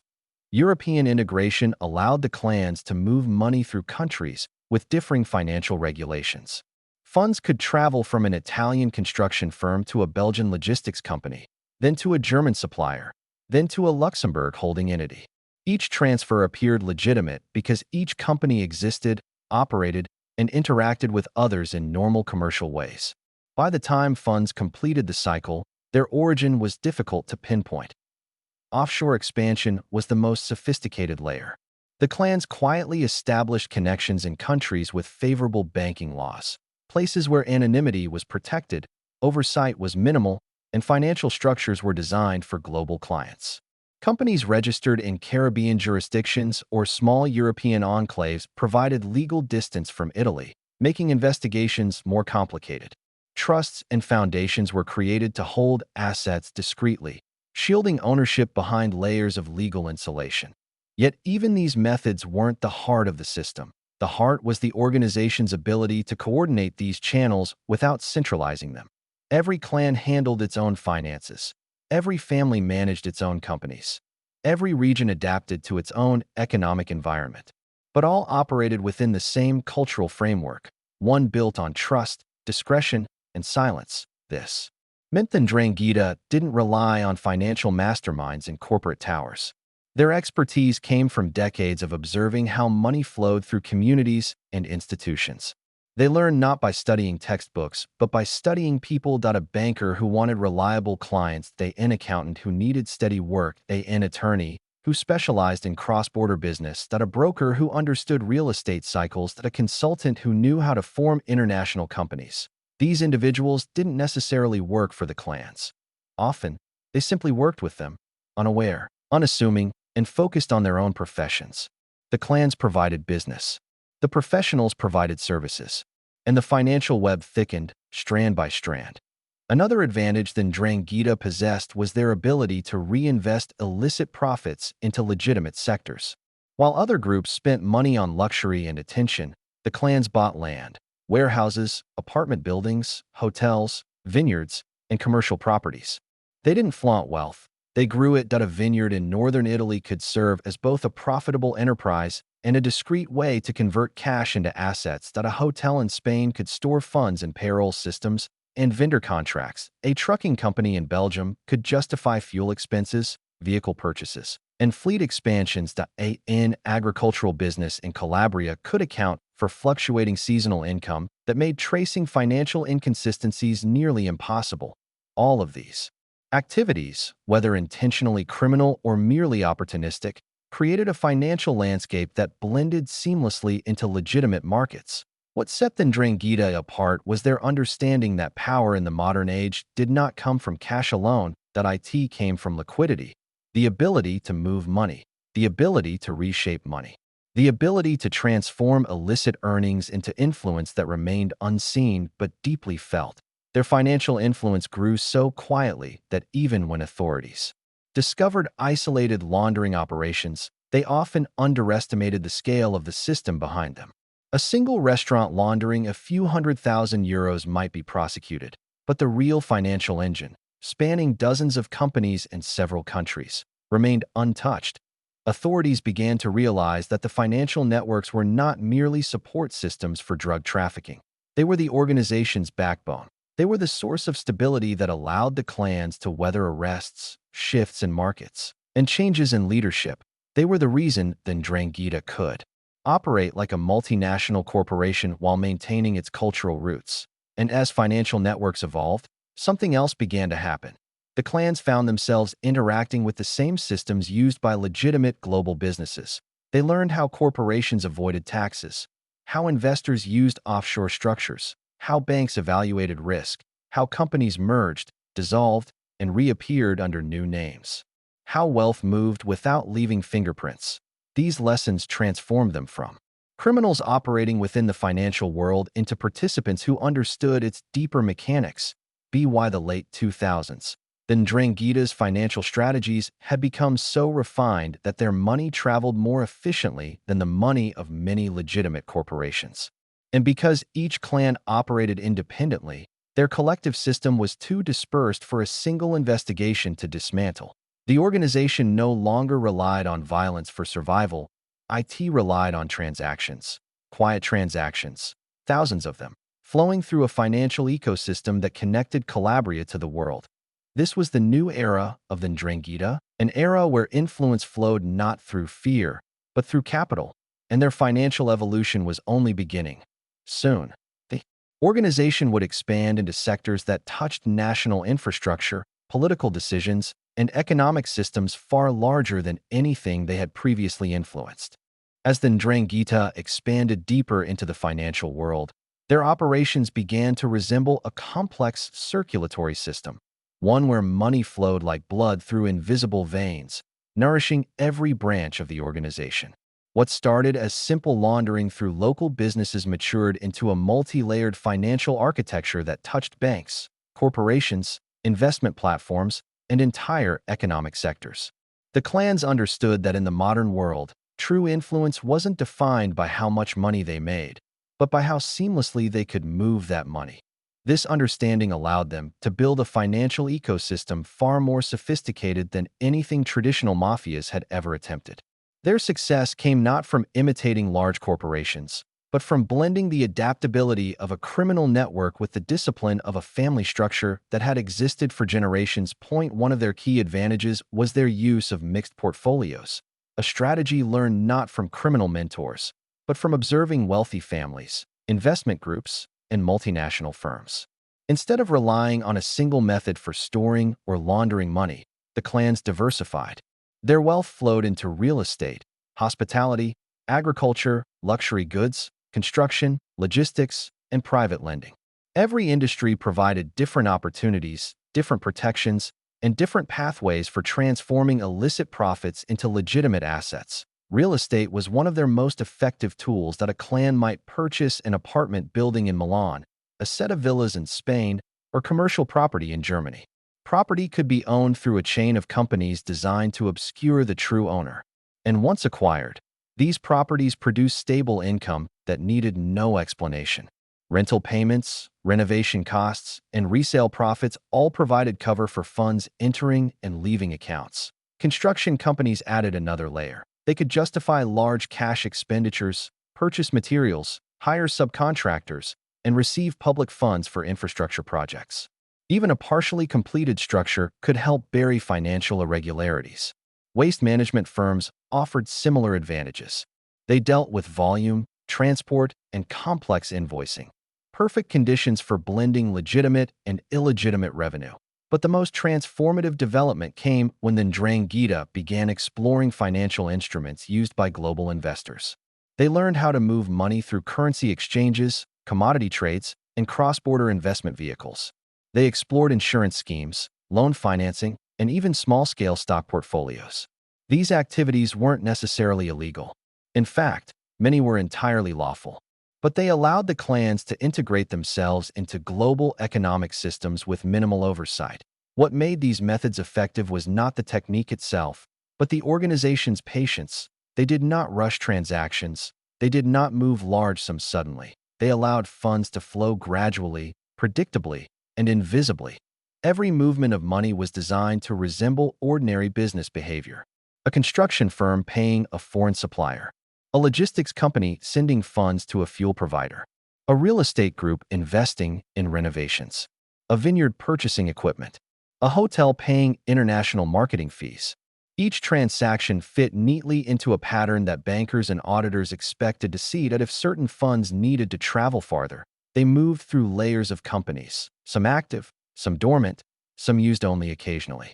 A payment might begin in Calabria, pass through Belgium, continue to Luxembourg, and end in Switzerland, leaving behind a trail so ordinary that investigators often overlooked it. This financial choreography made the organization resilient. That IT ensured that no single arrest or seizure could cripple their wealth. Every euro laundered through one route created flexibility in another. Every property purchased created a new financial anchor. Every legitimate investment created a new shield against scrutiny. Another subtle yet powerful element of their system was private lending. The clans often acted as lenders of last resort for businesses and individuals who struggled to obtain loans through traditional banks. These loans did not always come with threats or extortion. Many were offered at reasonable terms, with flexible repayment schedules. A small business owner might borrow money to keep his company afloat during a difficult season. A farmer might need funds to expand operations. A struggling family might need help securing a mortgage. In many cases, these loans were repaid fully. But the real value to the organization wasn't the interest, it was the relationship created. The borrower, grateful for support that no bank would provide, became quietly aligned with the clan. They might recommend the organization's businesses to others. They might offer information without realizing its importance. They might simply remain loyal. This created a soft power base that extended across urban and rural regions alike. Power built not through fear, but through dependence. The organization also discovered that their diaspora, Calabrian families living abroad, played an unexpected role in strengthening their financial footprint. Members living in Canada, the United States, Australia, and Europe often ran successful legitimate businesses. Many were not involved in crime at all. But their prosperity offered the clans opportunities for cross-border partnerships, real estate investment, and discrete financial flows. A cousin in Toronto could help purchase property under a foreign entity. A relative in Melbourne could handle import-export logistics. A contact in Belgium could provide insight into customs regulations. A family member in Germany could help secure warehouse space. These roles were not coordinated in a top-down manner. They emerged naturally from relationships developed over generations. And because these families appeared entirely legitimate, their financial activities attracted little attention. The Ndrangheta's greatest strength wasn't their ability to hide money, it was their ability to make money look ordinary. As they became more familiar with global finance, the clans learned how to exploit timing. They moved funds during periods of high transaction volume when detection systems were overwhelmed. They shifted money through countries during holidays or fiscal year transitions. They used fluctuating exchange rates to disguise discrepancies in amounts. They made transfers that mirrored the financial behavior of small and medium-sized companies rather than large criminal empires. In the digital age, these strategies became even more effective. Online banking allowed funds to move discreetly. Electronic invoices provided plausible cover stories. Cloud-based accounting systems created distance between transactions and oversight. The cross-border business platforms allowed companies to appear international even if they operated from small Calabrian towns. The clans didn't need advanced technology teams to exploit these systems. They simply observed how legitimate businesses used them and mimicked the patterns that at this stage. Investigators began noticing something unusual. Whenever they uncovered a laundering operation, it represented only a fragment of the organization's wealth. Even major seizures barely impacted the clan's financial stability. Assets lost in one country were replaced by profits in another. Companies shut down in one region were quietly reopened elsewhere. Money that authorities froze in one account resurfaced years later in unrelated enterprises. This resilience confused law enforcement, but to the Ndrangheta, it was the natural outcome of decentralization. Each clan controlled its own finances, yet operated within a cultural framework that aligned their strategies. Wealth was spread across hundreds of families, thousands of accounts, and countless legitimate enterprises. No single person could be arrested to dismantle the system. No single company could be seized to halt the flow. No single bank could be monitored to expose the network. And because so much of their financial activity was legal, tracing the boundary between licit and illicit funds became nearly impossible. By the late 2000s, the Ndrangheta wasn't simply laundering money. They were stewarding it, growing it, diversifying it, and protecting it as though it belonged not to individuals, but to a dynasty that intended to endure for centuries. This financial sophistication marked a turning point in the organization's evolution. Their wealth no longer existed merely to support crime. It existed to secure influence, shape environments, and anchor their presence across continents. As the Ndrangheta's financial networks expanded across continents, something subtle but profound began to emerge. The organization was no longer simply moving money. It was shaping the financial environments it touched. Their influence seeped into the quiet spaces between legitimate commerce and illicit profit, forming an economic undercurrent that supported the organization while remaining largely unnoticed by the public. This undercurrent gave them a type of resilience few criminal groups had ever achieved: the ability to function not just within the global economy, but as part of it. The clans understood that money was most powerful when it circulated without raising questions. So, instead of hiding their assets, they immersed them in economic activity. Instead of avoiding institutions, they blended into them. Instead of evading regulations, they learned how to operate within the gaps those regulations left behind. This strategy made them almost invisible. Their financial influence reached its greatest strength in sectors where complexity created natural cover. The more bureaucratic, the more layered, the more technical the environment, the easier it became for the organization to embed itself. And because their operations mirrored normal business behavior, the clans often passed beneath the radar of investigators who focused on high-risk activities rather than everyday transactions. One of the clearest examples of this was their involvement in global supply chains.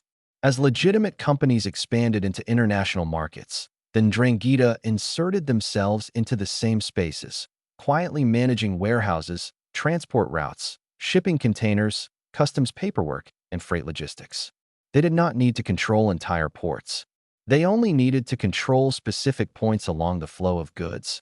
inserting themselves at moments where oversight was weakest. That a single clan member working in port operations could ensure that certain containers passed through without suspicion. That a family-owned trucking company could transport goods across borders under the cover of routine commercial activity. That a logistics firm could coordinate movements between warehouses, ensuring that paperwork matched perfectly even when shipments carried multiple layers of meaning. To authorities, these networks appeared ordinary. To businesses, they appeared reliable. To the Ndrangheta, they were lifelines.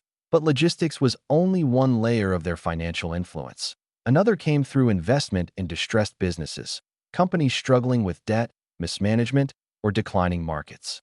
The clans approached these businesses not with threats, but with solutions. They offered capital when banks refused it. They offered partnerships when investors hesitated. They offered stability when uncertainty loomed. This strategy served multiple purposes. It laundered money naturally. It provided long-term profit. It expanded the organization's influence into legitimate sectors. And it created silent loyalty from business owners who felt rescued rather than coerced. In some cases, these companies recovered and thrived, generating clean revenue for the clans. In other cases, they served as vehicles for financial movement, issuing invoices, receiving payments, and storing capital in ways that blended perfectly into commercial norms. Another layer of influence developed through currency exchanges and cross-border finance platforms. The clans quickly realized that money passing through multiple currencies became harder to trace. Converting euros to dollars, dollars to francs, francs to pesos, and then back to euros provided layers of separation that confused investigators and diluted paper trails. These conversions were rarely dramatic. They happened in small increments, often disguised as business fees, consulting charges, or import costs.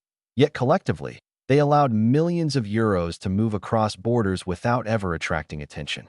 The organization also understood how to exploit financial timing. If a bank was overwhelmed at the end of a fiscal quarter, that was the moment to move funds. If a country updated its anti-money laundering software, they shifted operations until the new system stabilized.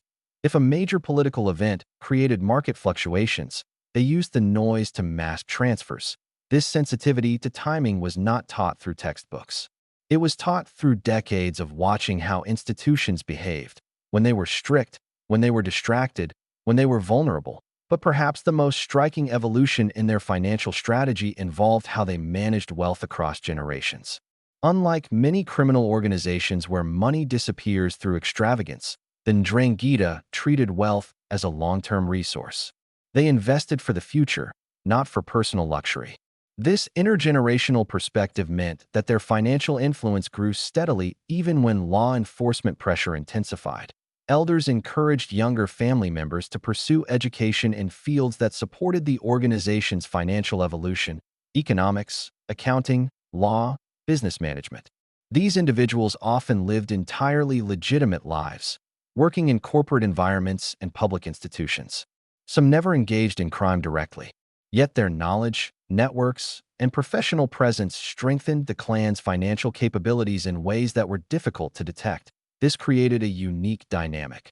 While investigators tried to pursue criminals, the organization's financial intelligence was being shaped by professionals who technically weren't criminals at all. Their participation strengthened the organization without exposing themselves to legal risk, making enforcement even more difficult. Another striking aspect of their financial strategy was how they leveraged public funding opportunities. In Italy and across Europe, funds allocated for development projects, community improvements, and infrastructure upgrades passed through bureaucratic layers that were often understaffed or poorly monitored. Clan-linked companies subtly positioned themselves as ideal contractors, efficient, reliable, and competitively priced. They didn't need to manipulate officials. They simply outperformed legitimate competitors on paper. Their bids looked clean. Their paperwork was flawless. Their project history was consistent. And once they secured a role in a project, whether primary or subcontracted, they gained access to public funds that blended seamlessly into their financial system. In some regions, this became so common that removing a clan-linked company risked delaying or derailing essential public works. This unintended dependency worked in the organization's favor, shielding them from scrutiny while enhancing their economic relevance. The final element of their financial influence involved integration into everyday life. Their businesses produced food, managed waste, transported goods, constructed buildings, renovated infrastructure, and provided services used by ordinary citizens. This integration gave the organization something more valuable than fear: acceptance. People didn't hesitate to buy from them because they didn't know they were buying from them. People didn't question their presence because their presence felt normal. People didn't resist their growth because it created jobs and stability.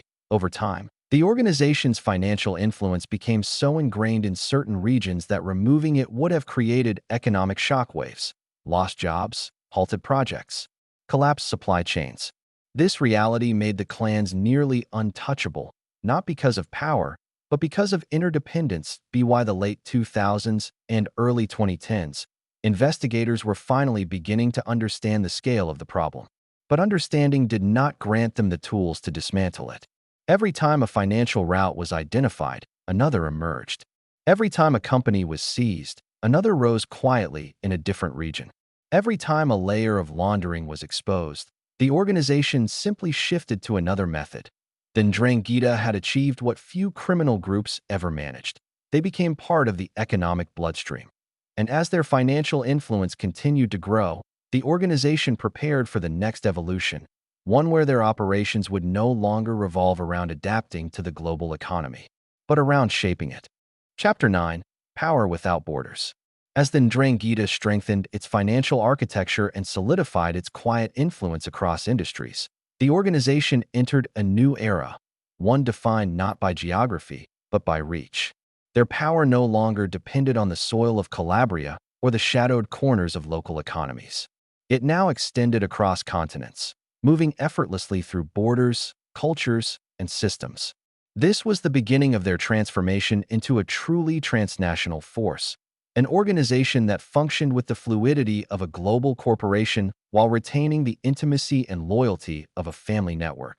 The shift was subtle but unmistakable. In earlier decades, the clans had expanded organically through migration and opportunity. Families moved abroad, established businesses, married into local communities, and created support networks that gradually became part of the organization's extended structure. But now, for the first time, this diaspora became a strategic asset. Their presence in cities like Toronto, Melbourne, Stuttgart, Antwerp, Sao Paulo, and Buenos Aires created a global map of trusted nodes, each connected through blood, marriage, and identity. These nodes formed a decentralized structure where no single branch held total authority. Instead, each clan operated like a satellite, independent, flexible, and capable of functioning without central oversight. Yet all remained connected to the cultural and emotional anchor of Calabria, ensuring coherence even across vast distances. This structure gave the Ndrangheta something rare: resilience without rigidity. If one region faced pressure, another compensated. If one clan suffered arrests, others maintained operations. If one financial channel closed, new ones emerged naturally through existing relationships. Law enforcement agencies, built around national jurisdictions, struggled to contend with a group that operated beyond their borders.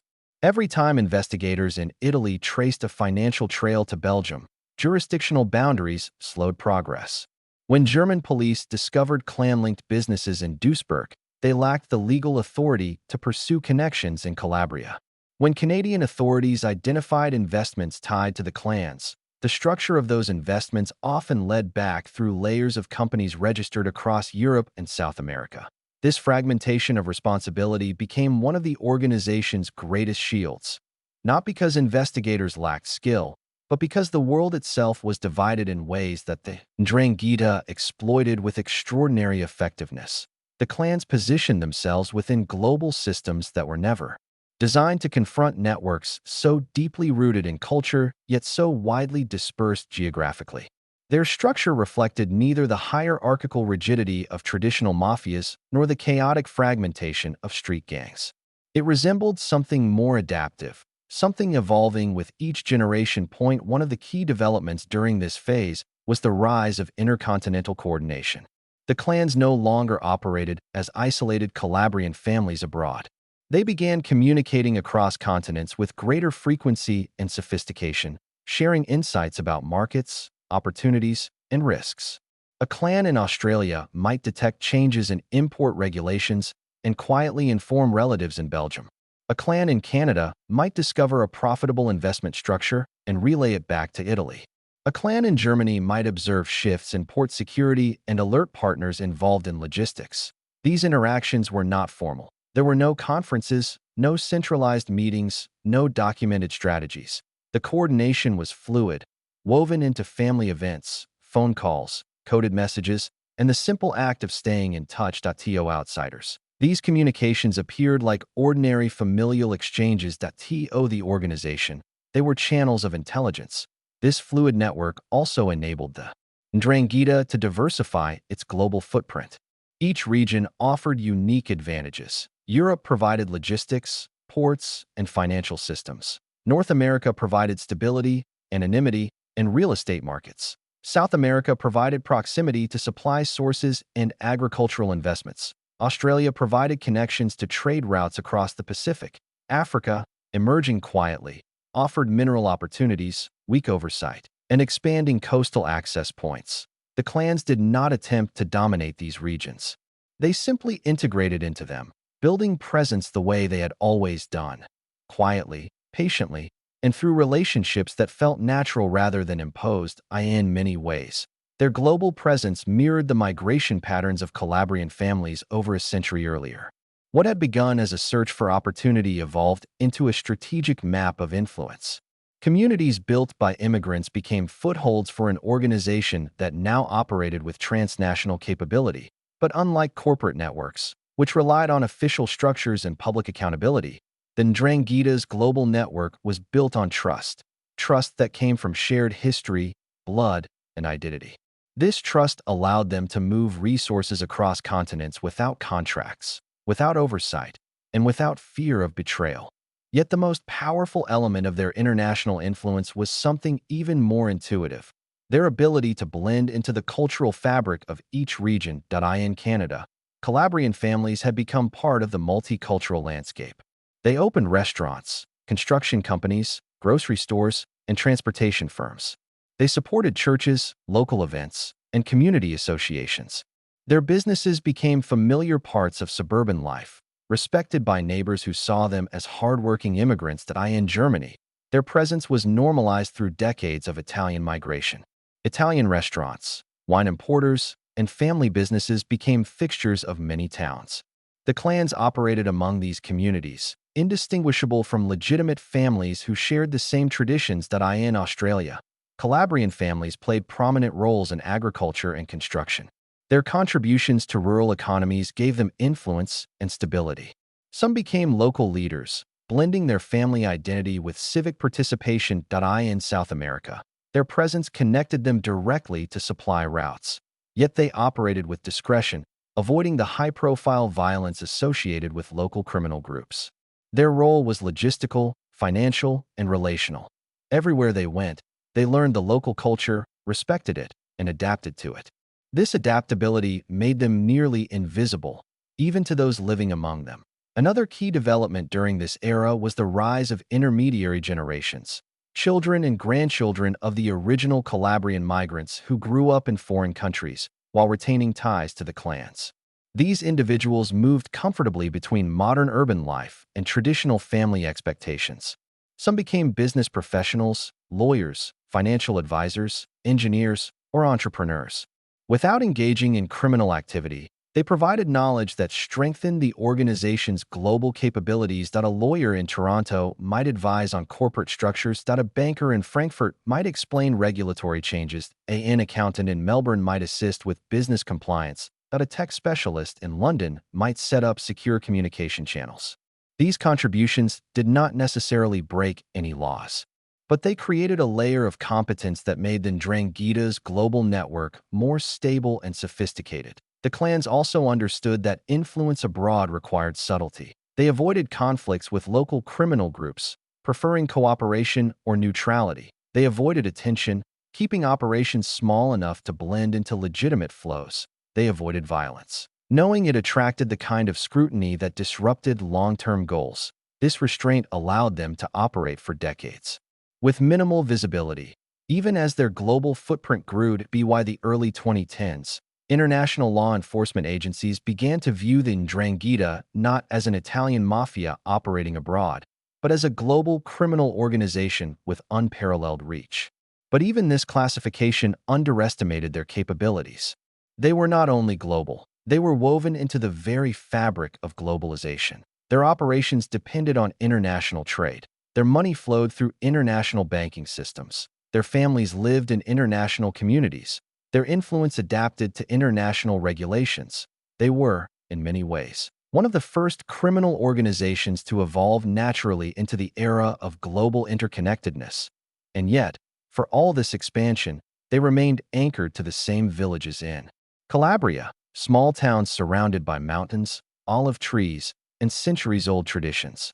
It was this paradox, global reach rooted in local identity, that made them so difficult to dismantle.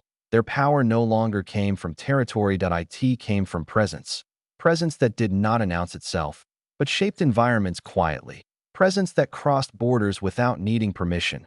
Presence that survived because it belonged not to a hierarchy, but to a culture. As the Ndrangheta's presence grew across continents, their influence began shifting from silent participation to subtle shaping. Not aggressively, not through force, but through a quiet balancing of relationships, industries, and environments. It was during this stage that the organization became something unique in the world of organized crime. An entity whose strength came not from controlling territory, but from understanding how to adapt within systems far larger than themselves. The foundation of this power was their ability to remain invisible while influential.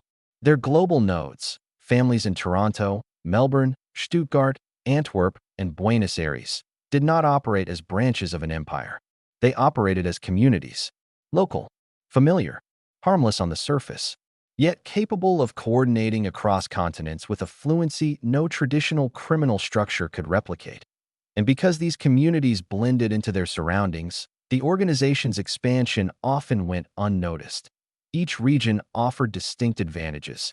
Each region required a different approach, and then Ndrangheta understood instinctively that influence didn't mean dominating an environment. It meant integrating into in Canada. Clans supported cultural centers, religious events, and local businesses. They became known as generous donors and community-oriented families. Their quiet philanthropy created trust that shielded their operations from suspicion. When they invested in real estate or construction, their involvement felt natural, an extension of immigrant success stories that Canadians celebrated. In Australia, the clans fit into a society that valued hard work, independence, and steady growth. Their agricultural ventures blended seamlessly into rural landscapes, while construction and transportation businesses offered stability in expanding suburbs. For many locals, the Calabrian families were simply part of the community's backbone, reliable, consistent, and deeply rooted. In Germany, their presence became part of the everyday rhythm of towns with strong Italian migrant histories. Italian restaurants, food distributors, wine importers, and grocery stores made their presence feel like a cultural contribution rather than a criminal infiltration. And because Germany's economy was built on efficiency and reliability, clan-linked businesses that delivered on time found acceptance without scrutiny. In Belgium and the Netherlands, their position within logistics hubs gave them access to one of the most important arteries of modern Europe, its ports. Antwerp and Rotterdam handled an overwhelming volume of global goods, making them ideal environments for organizations skilled in blending legal and illegal flows. Clan-linked companies did not need to control the ports. They only needed to understand them. This global adaptability meant that the Ndrangheta did not force their presence onto any region. They allowed each environment to shape their approach, ensuring they remained unobtrusive, dependable, and aligned with local expectations. This is what made them difficult to detect, not concealment, but normality. As their integration grew stronger, so did their financial power.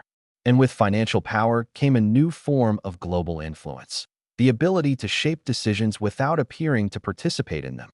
This influence operated in the shadows of routine business activity that a company in Italy might choose a clan-linked supplier because of reliability, not coercion. A firm in Germany might partner with a Calabrian-owned logistics provider after years of successful cooperation. A real estate developer in Canada might accept an investment without knowing its origins, focusing only on the benefits. A political figure in Australia might support a project because it created jobs, never realizing the depth of the families behind it. These decisions were not criminal, they were practical, and that practicality created a network of influence stronger than any bribe or threat could achieve. What made this era particularly significant was the rise of cross-border role specialization. Clans did not operate identically in every region. Instead, they adapted roles based on local conditions.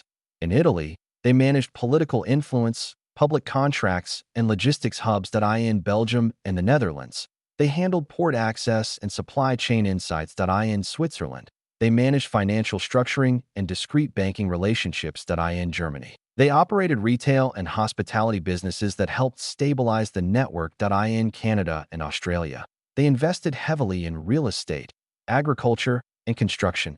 Each region became a node in a global system, self-sustained, interconnected, and adaptable. This distribution insulated the organization from external shocks. If law enforcement targeted Italian operations, the financial backbone abroad remained intact.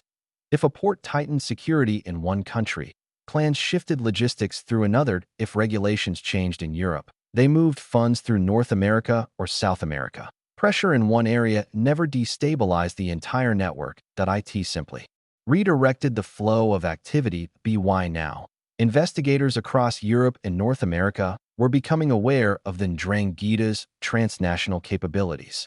What alarmed them was not just the organization's presence, but its coherence. Despite being spread across continents, the clans operated with a consistency of purpose that could not be explained by traditional criminal models. This consistency came from cultural identity. Every clan, whether in Calabria or Argentina, carried the same values, the same unspoken rules, the same hierarchy of family loyalty. These shared principles acted as a global operating system. They ensured that even without centralized leadership, the network behaved as if guided by a single philosophy. This alone made the Ndrangheta resilient, but their next evolution made them powerful. As their international operations matured, the clans recognized that influence was not only achieved through business, it could also be achieved through silence. Silence that created uncertainty about how far their reach truly extended. Silence that discouraged rivals from challenging them. Silence that made investigators question whether they were seeing fragments or the full picture. Silence that prevented communities from connecting dots that were right in front of them. And silence became a strategic tool as they began entering environments once considered untouchable: financial institutions, political circles, and public decision-making spaces. They did not enter these spaces with force. They entered with presence. A presence built on decades of legitimate business. A presence strengthened by community trust. A presence protected by cultural invisibility. A presence that radiated confidence without ever becoming visible. Their power evolved from the shadows, not as intimidation, but as inevitability. The organization had now reached a level of influence where boundaries, geographical, institutional, or cultural, no longer applied. Their operations moved through them fluidly, adapting to local systems while maintaining global coherence. They had become more than a criminal network. They were a parallel network, quiet, resilient, borderless, and soon, this borderless presence would extend into arenas even more delicate, areas where governance, policy, economics, and crime began to blur into one another in ways the world was unprepared to confront.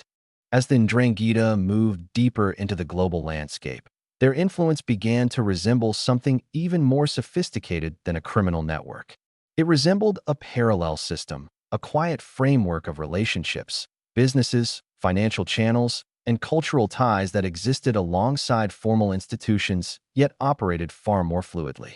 Their expansion across continents did not produce the kind of visible empire that authorities expected.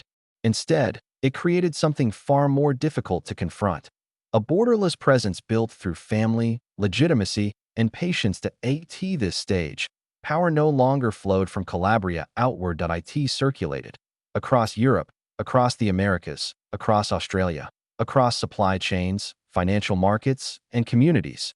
Every region became both a point of origin and a point of return. Their presence abroad no longer functioned as an extension of Calabria. Calabria had become one node among many, still central to identity, but no longer the exclusive engine of decision-making. The organization now thrived through the collective strength of its global branches. This was unprecedented in organized crime. Most criminal groups rose and fell with their homeland. The Ndrangheta evolved into something capable of outgrowing it. What made this possible was their understanding of local environments. They never imposed their identity on the regions they entered. They absorbed the rhythms of those regions and integrated themselves accordingly. In North America, where multicultural communities were woven into the fabric of society, Calabrian families blended effortlessly. Their businesses became fixtures in neighborhoods. Their participation in local culture strengthened ties. Their investments in real estate and construction aligned with long-term urban growth. People who interacted with them saw entrepreneurs, neighbors, and contributors to the community, not extensions of a global criminal network. In Europe, especially in countries like Germany, Belgium, the Netherlands, and Switzerland, the organization adapted to environments shaped by efficiency and structure. They built companies that mirrored corporate discipline. Their operations followed legal requirements with precision. Their financial strategies matched the practices of legitimate multinational firms. Their presence became indistinguishable from the thousands of Italian-owned businesses that contributed to local economies. In South America, they behaved differently. Here, the clan's presence served as a bridge, connecting European markets to the production zones of the cocaine trade. But they kept a low profile, avoiding the violent theatrics of local groups. They positioned themselves as discreet intermediaries, cultivating relationships based on trust, reliability, and long-term cooperation rather than force. Each adaptation formed a piece of a global puzzle that investigators struggled to assemble. Every region revealed only one slice of the organization, never the whole, never enough to grasp the full architecture. What became clear, however, was that the Ndrangheta now functioned through connective power, a type of influence that existed in the relationships between places rather than within one place. Their global network resembled an unseen map etched across continents, with pathways formed not by territory but by trust.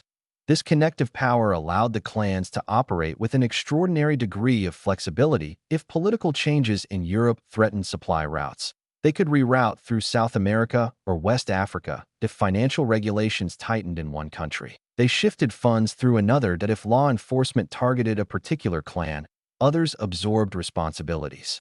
Until pressure eased, the organization responded to global events with the agility of an experienced investor. Economic downturns became opportunities for new acquisitions. Corruption scandals created openings for discrete partnerships. Border changes and trade agreements reshaped their pathways but never disrupted their core systems. This adaptability gave them an advantage over law enforcement agencies constrained by jurisdictional boundaries.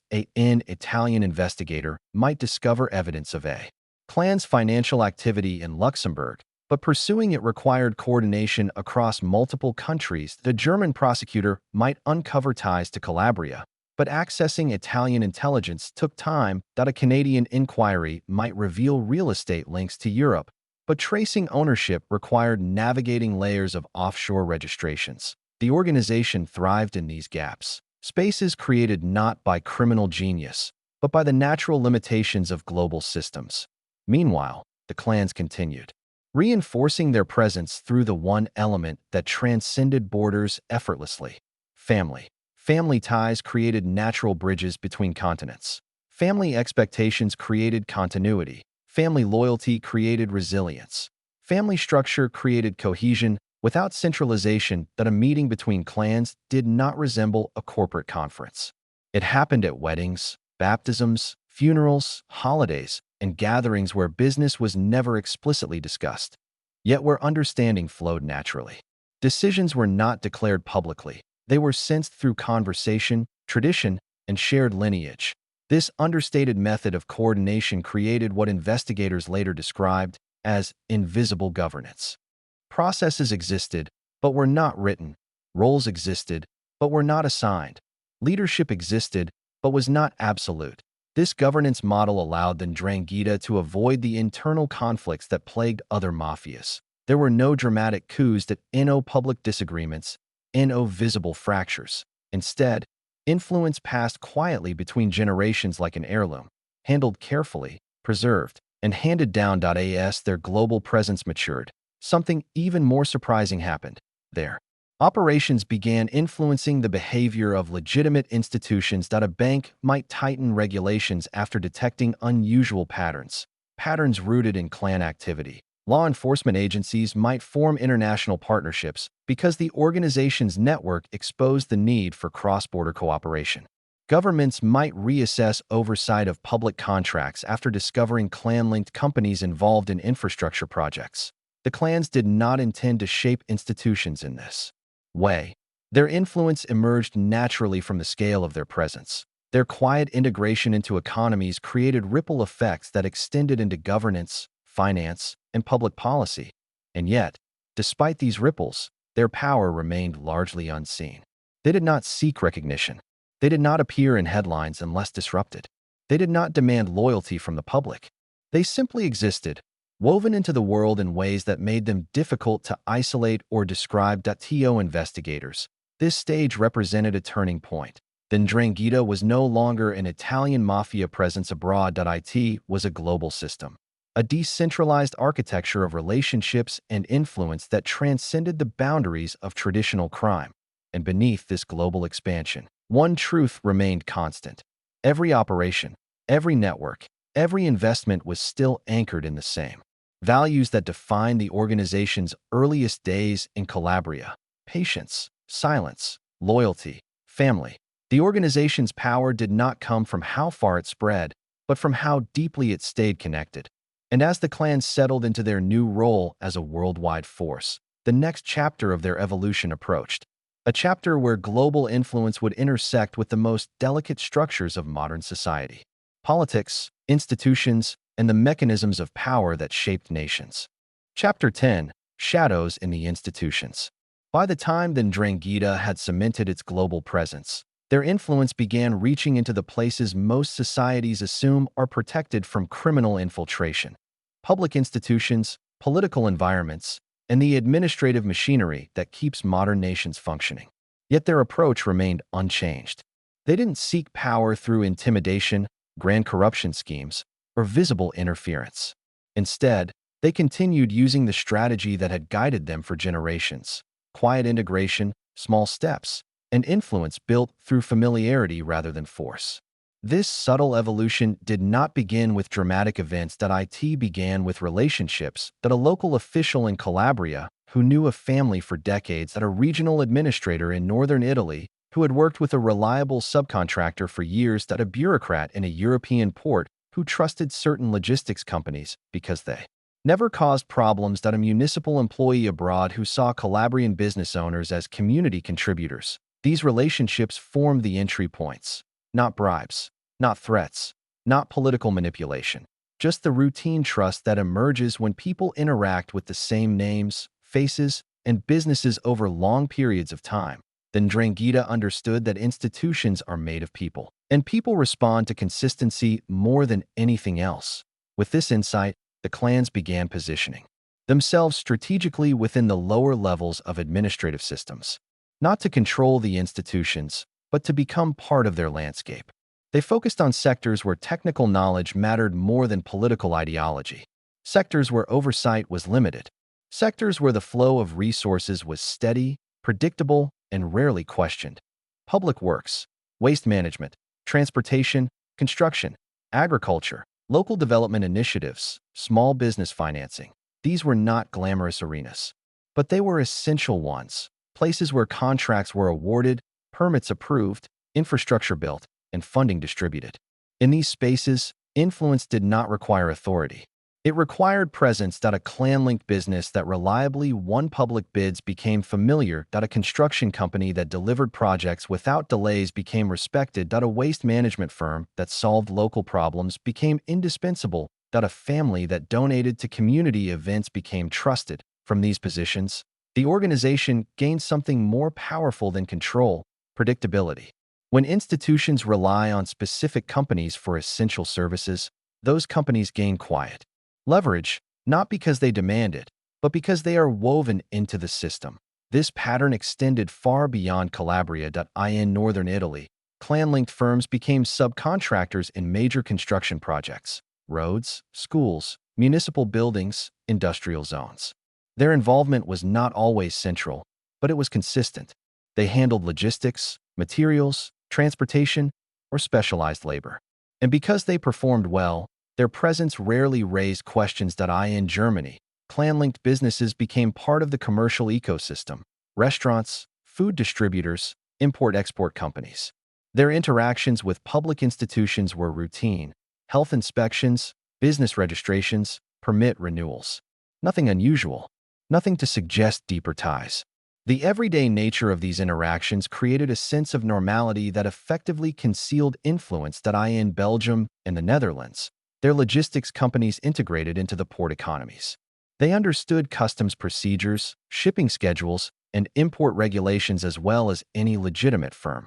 Port authorities came to view them as professional actors rather than criminal threats. In Switzerland, their involvement in finance grew through subtle channels: investment consulting, fiduciary services, real estate structuring.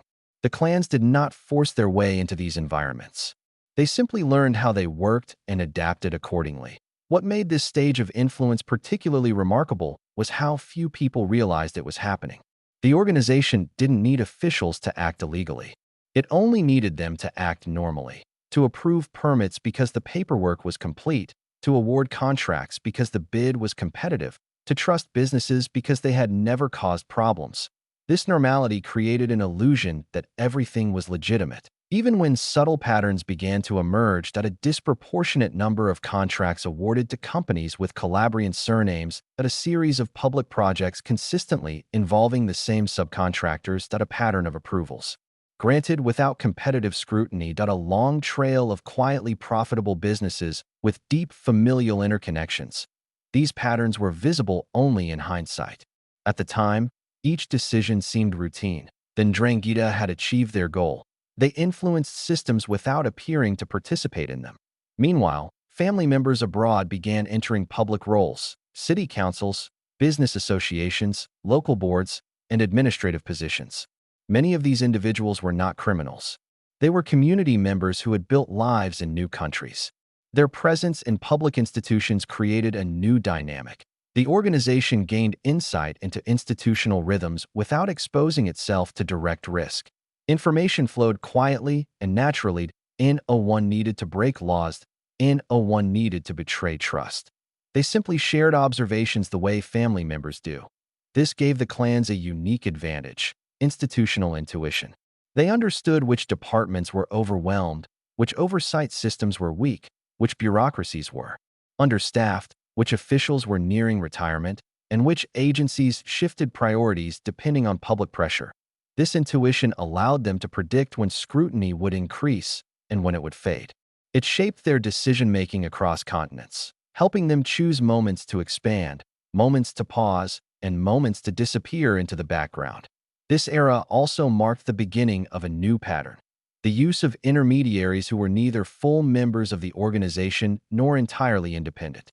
These intermediaries often emerged organically: a lawyer managing corporate paperwork, an accountant handling annual reports, a consultant advising on investment structures, a contractor coordinating multi-company projects. Many of them had no idea they were interacting with a criminal network. They simply worked with clients who paid on time, followed regulations, and behaved professionally. This professional distance shielded the clans and further blurred the boundaries between legality and influence. This blurring became especially significant in regions where clan-linked companies interacted directly with public funds. The more these companies participated in state-funded projects, the more the line between legitimate and illegitimate actors disappeared. Invisibility became even harder when the organization began influencing political environments, not through campaigns or ideology, but through relationships that a politician benefiting from a development project might unknowingly support a clan-linked company, that a candidate might receive donations from individuals connected to the families that a public official might attend events at clan-owned venues without recognizing their significance, that a community leader might trust a business owner with a good local reputation. These interactions were not criminal, they were everyday life. And that is what made them powerful. The Ndrangheta's strength in this era came from subtlety, not dominance. They shaped environments just enough to secure their interests, never enough to attract unwanted attention. That be why the time institutions realized how deeply their influence had spread. The organization had already woven itself into the administrative fabric of multiple regions. Removing them would disrupt economies, slow public projects, and destabilize communities. Even when law enforcement took action, the systemic presence remained. This was the beginning of a new phase, one where the clans no longer merely adapted to institutional systems. They learned how to navigate them, influence them, and occasionally shape them in ways that protected their long-term stability. And soon, they would push even further, not by seizing political power, but by quietly ensuring that political power never disrupted their own. As the Ndrangheta deepened its quiet presence within institutions across multiple countries, their influence took on a new dimension, one built not on corruption in the traditional sense, but on proximity. The closer their legitimate businesses came to the machinery of governance, the easier it became for the organization to anticipate, adapt to, and gently maneuver around public decisions that affected their interests. They didn't need to control political figures or manipulate officials. They only needed to exist in the right places, in the right ways, at the right moments.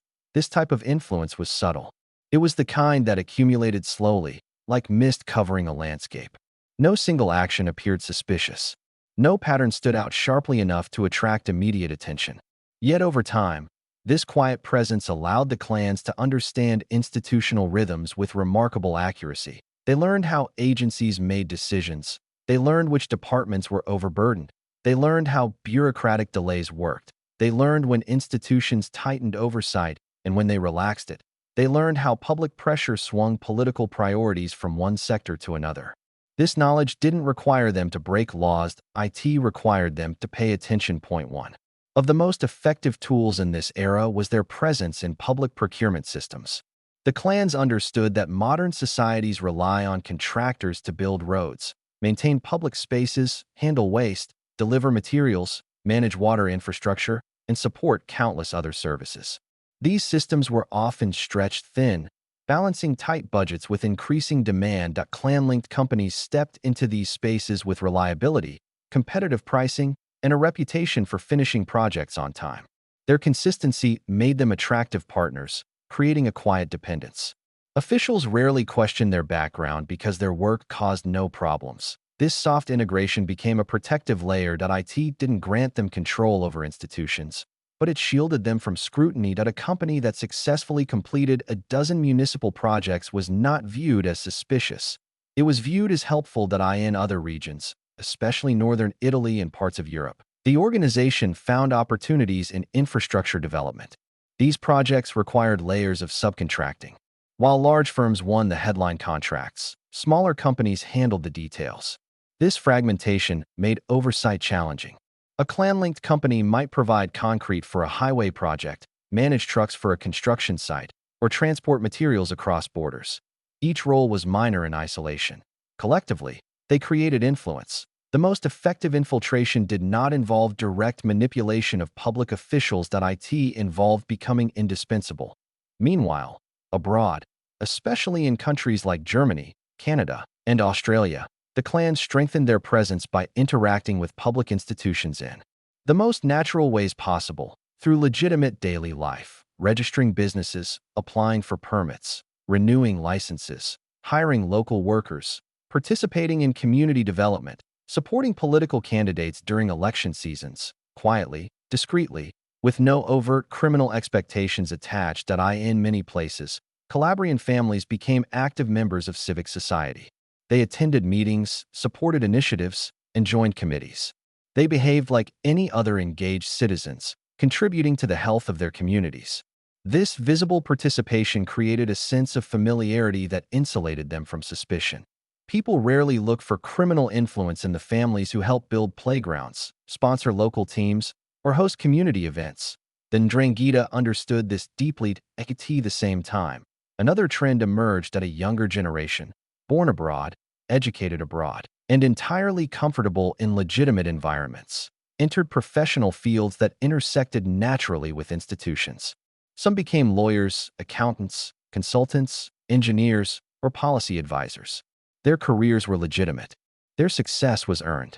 Yet the knowledge they gained contributed indirectly to the organization's institutional intuition that a lawyer in Toronto might explain zoning regulations to a relative who owned construction firms, an accountant in Frankfurt might help optimize tax strategies for a family-run business. An engineer in Melbourne might advise on government infrastructure plans that a consultant in Brussels might understand EU development funds better than most outsiders.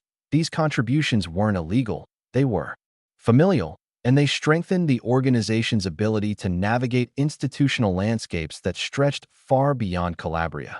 This generational shift created a new advantage. The organization no longer relied solely on street-level observation, that IT now possessed professional insight into how institutions worked from the inside. This insight allowed them to move with increasing sophistication that if a government planned new oversight in procurement, clan-linked companies adjusted their strategies that if financial regulators increased monitoring of high-risk areas, funds were rerouted through lower-risk channels. If a political shift threatened certain business sectors, investments moved accordingly. While traditional mafias reacted to institutional changes, the Ndrangheta anticipated them. This anticipation became a defining feature of their modern-era influence that IT allowed them to grow quietly in environments where other criminal groups struggled, that IT allowed them to remain stable even during periods of intense scrutiny, that IT allowed them to adapt faster than institutions could respond. But perhaps their most remarkable evolution during this time was their ability to navigate political landscapes without becoming political actors. They did not seek political office. They did not attempt to control political parties. They did not impose ideologies. Instead, they positioned themselves near the edges of political life, close enough to feel changes in the wind, far enough to avoid exposure day. Business owner who supported a political candidate was not committing a crime, that a company that benefited from a policy decision could easily be one of many, that a contractor who won a public bid during a political shift might simply have the best offer. Most of their interactions were transactional, not ideological. Institutions became an environment to navigate, not a battleground to conquer. The organization's restraint was deliberate. They understood that overt political influence attracts scrutiny. They understood that political power is unstable and unpredictable. They understood that entangling themselves in ideological conflicts would only expose their network, so they maintained a position of quiet detachment, supporting stability rather than disruption, routine rather than drama. Authorities eventually noticed a pattern. The Ndrangheta benefited most in environments where institutions were neither too strong nor too weak. Strong institutions increased oversight. Weak institutions created unpredictable chaos. Moderate institutions, functional but overstretched, provided the optimal environment, and that environment existed in countries across multiple continents. The clans did not create weaknesses in these systems. They merely lived within them. Over time, this coexistence created a subtle but profound reality. The organization's influence became intertwined with the normal operation of public systems. And once this integration occurred, removing their presence became extraordinarily difficult, not because they held power, but because they had become part of the environment itself. The next evolution would deepen this quiet blend, where institutional acceptance, political intuition, and global presence converged into a form of influence unlike anything the world had confronted before.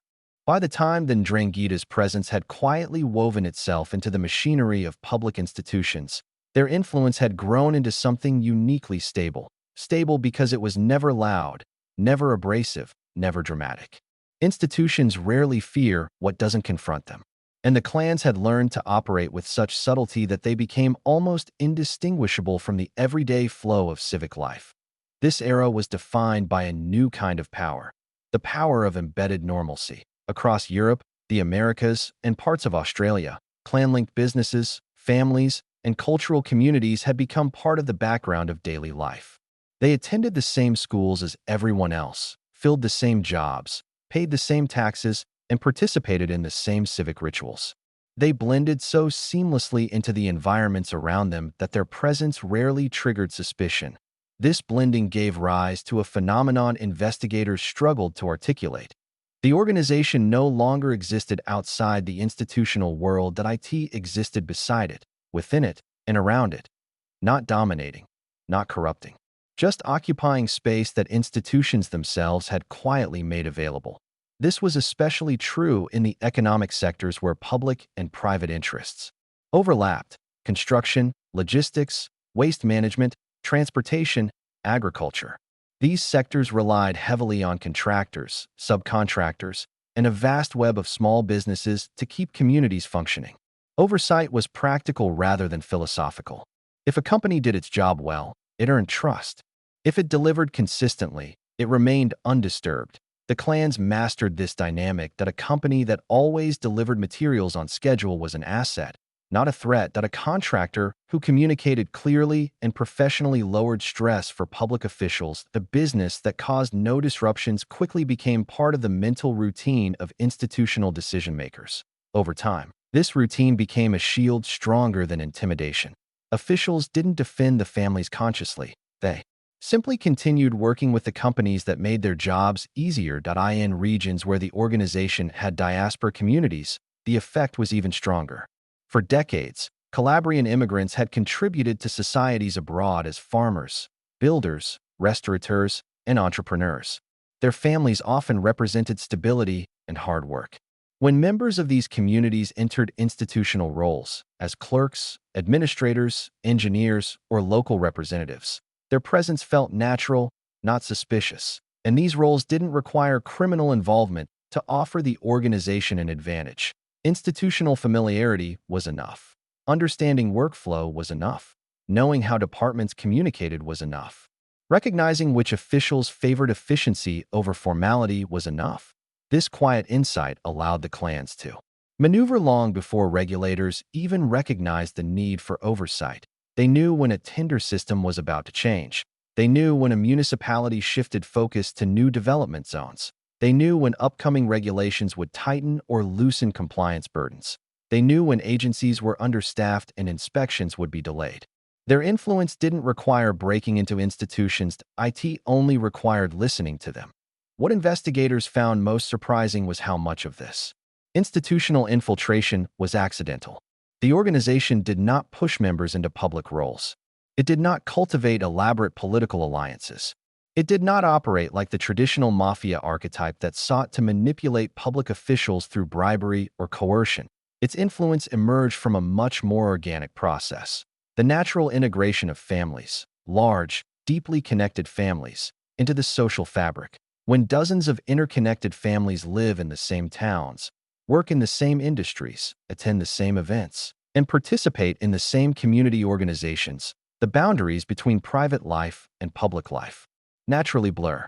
And when some of those families also manage criminal operations, the blending creates a form of soft influence that no law was designed to address. This influence extended beyond public contracts and development projects. It shaped the way institutions perceived the families themselves. Many officials across Europe and North America didn't see the Calabrian communities as potential criminal threats. They saw them as stable, rooted, family-oriented groups, exactly the kind of communities institutions rely on for social cohesion. In many cases, officials felt comfortable with these families.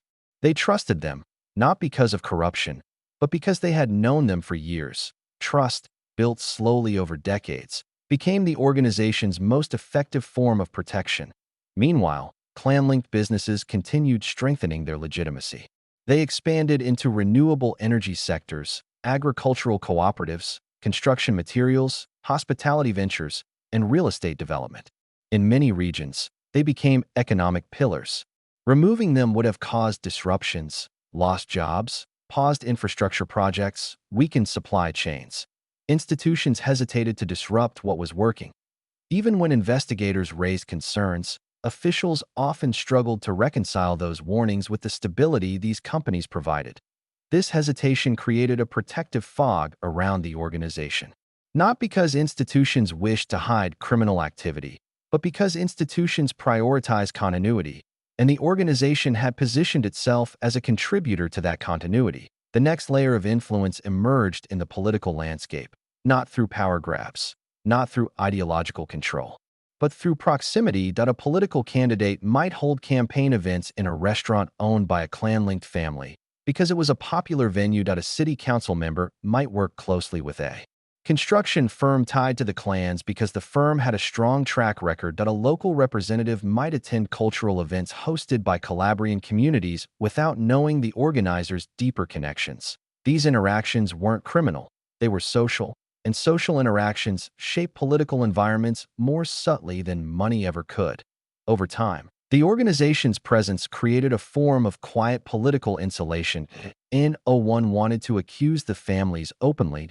No one wanted to risk destabilizing communities. No one wanted to jeopardize public projects. Even when suspicions arose, officials often framed them as isolated concerns, not systemic threats.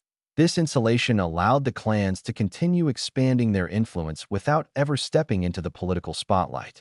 Their strength grew not because they sought political power, but because they existed in places where decisions were made, close enough to sense changes, far enough to avoid consequences. By this stage, the organization had achieved something extraordinary. They had become part of the environment institutions functioned within, not dominant, not confrontational, just present. Present in ways that shaped decisions without steering them. Present in businesses that institutions relied on. Present in communities that officials couldn't ignore. Present in cultural networks that offered stability. Present in patterns so subtle they almost disappeared from view. This was the height of their institutional influence, a level of embedded presence that made them both invisible and unavoidable. But as their footprint widened, so did the attention they attracted, and soon, national and international authorities would begin recognizing the true scale of this quiet infiltration. The question wasn't whether the clans had entered institutions. The question was whether institutions were capable of confronting an organization that had learned to thrive by never standing at the center of the room. Thank you for staying with me through this long, quiet journey into the world of the Ndrangheta, a world that rarely appears in headlines, that almost never shows its full shape, and yet quietly influences the rhythm of communities across continents. Unlike other criminal organizations built on spectacle, violence, or bold displays of power, the Ndrangheta survived by doing the opposite. By staying calm, by staying patient, by blending into ordinary life so deeply that most people never realized. They were passing members of one of the most powerful networks on Earth. And tonight, as we explored how this organization adapted to a world that refuses to stay still, a world shaped by transparency, technology, and international cooperation, we saw something rare. A criminal structure that did not collapse under pressure, but reshaped itself with the same quiet persistence that allowed it to survive for over a century. Not through dominance, not through fear, but through silence and adaptation. If you've made it all the way to the end of this documentary, whether wide awake or drifting softly towards sleep, thank you for being here. These stories are heavy, but together we walk through them gently, slowly, with the calm they deserve. Before you go, leave a comment and tell me where you're listening from and what time it is for you right now. Every night, people from around the world gather here in the quiet, and it means more than you know. And if you're new here, welcome to True Crime Records. There's a new story waiting for you every night, told softly, patiently, and without sensationalism. Rest well, stay safe, and I'll see you in the next documentary.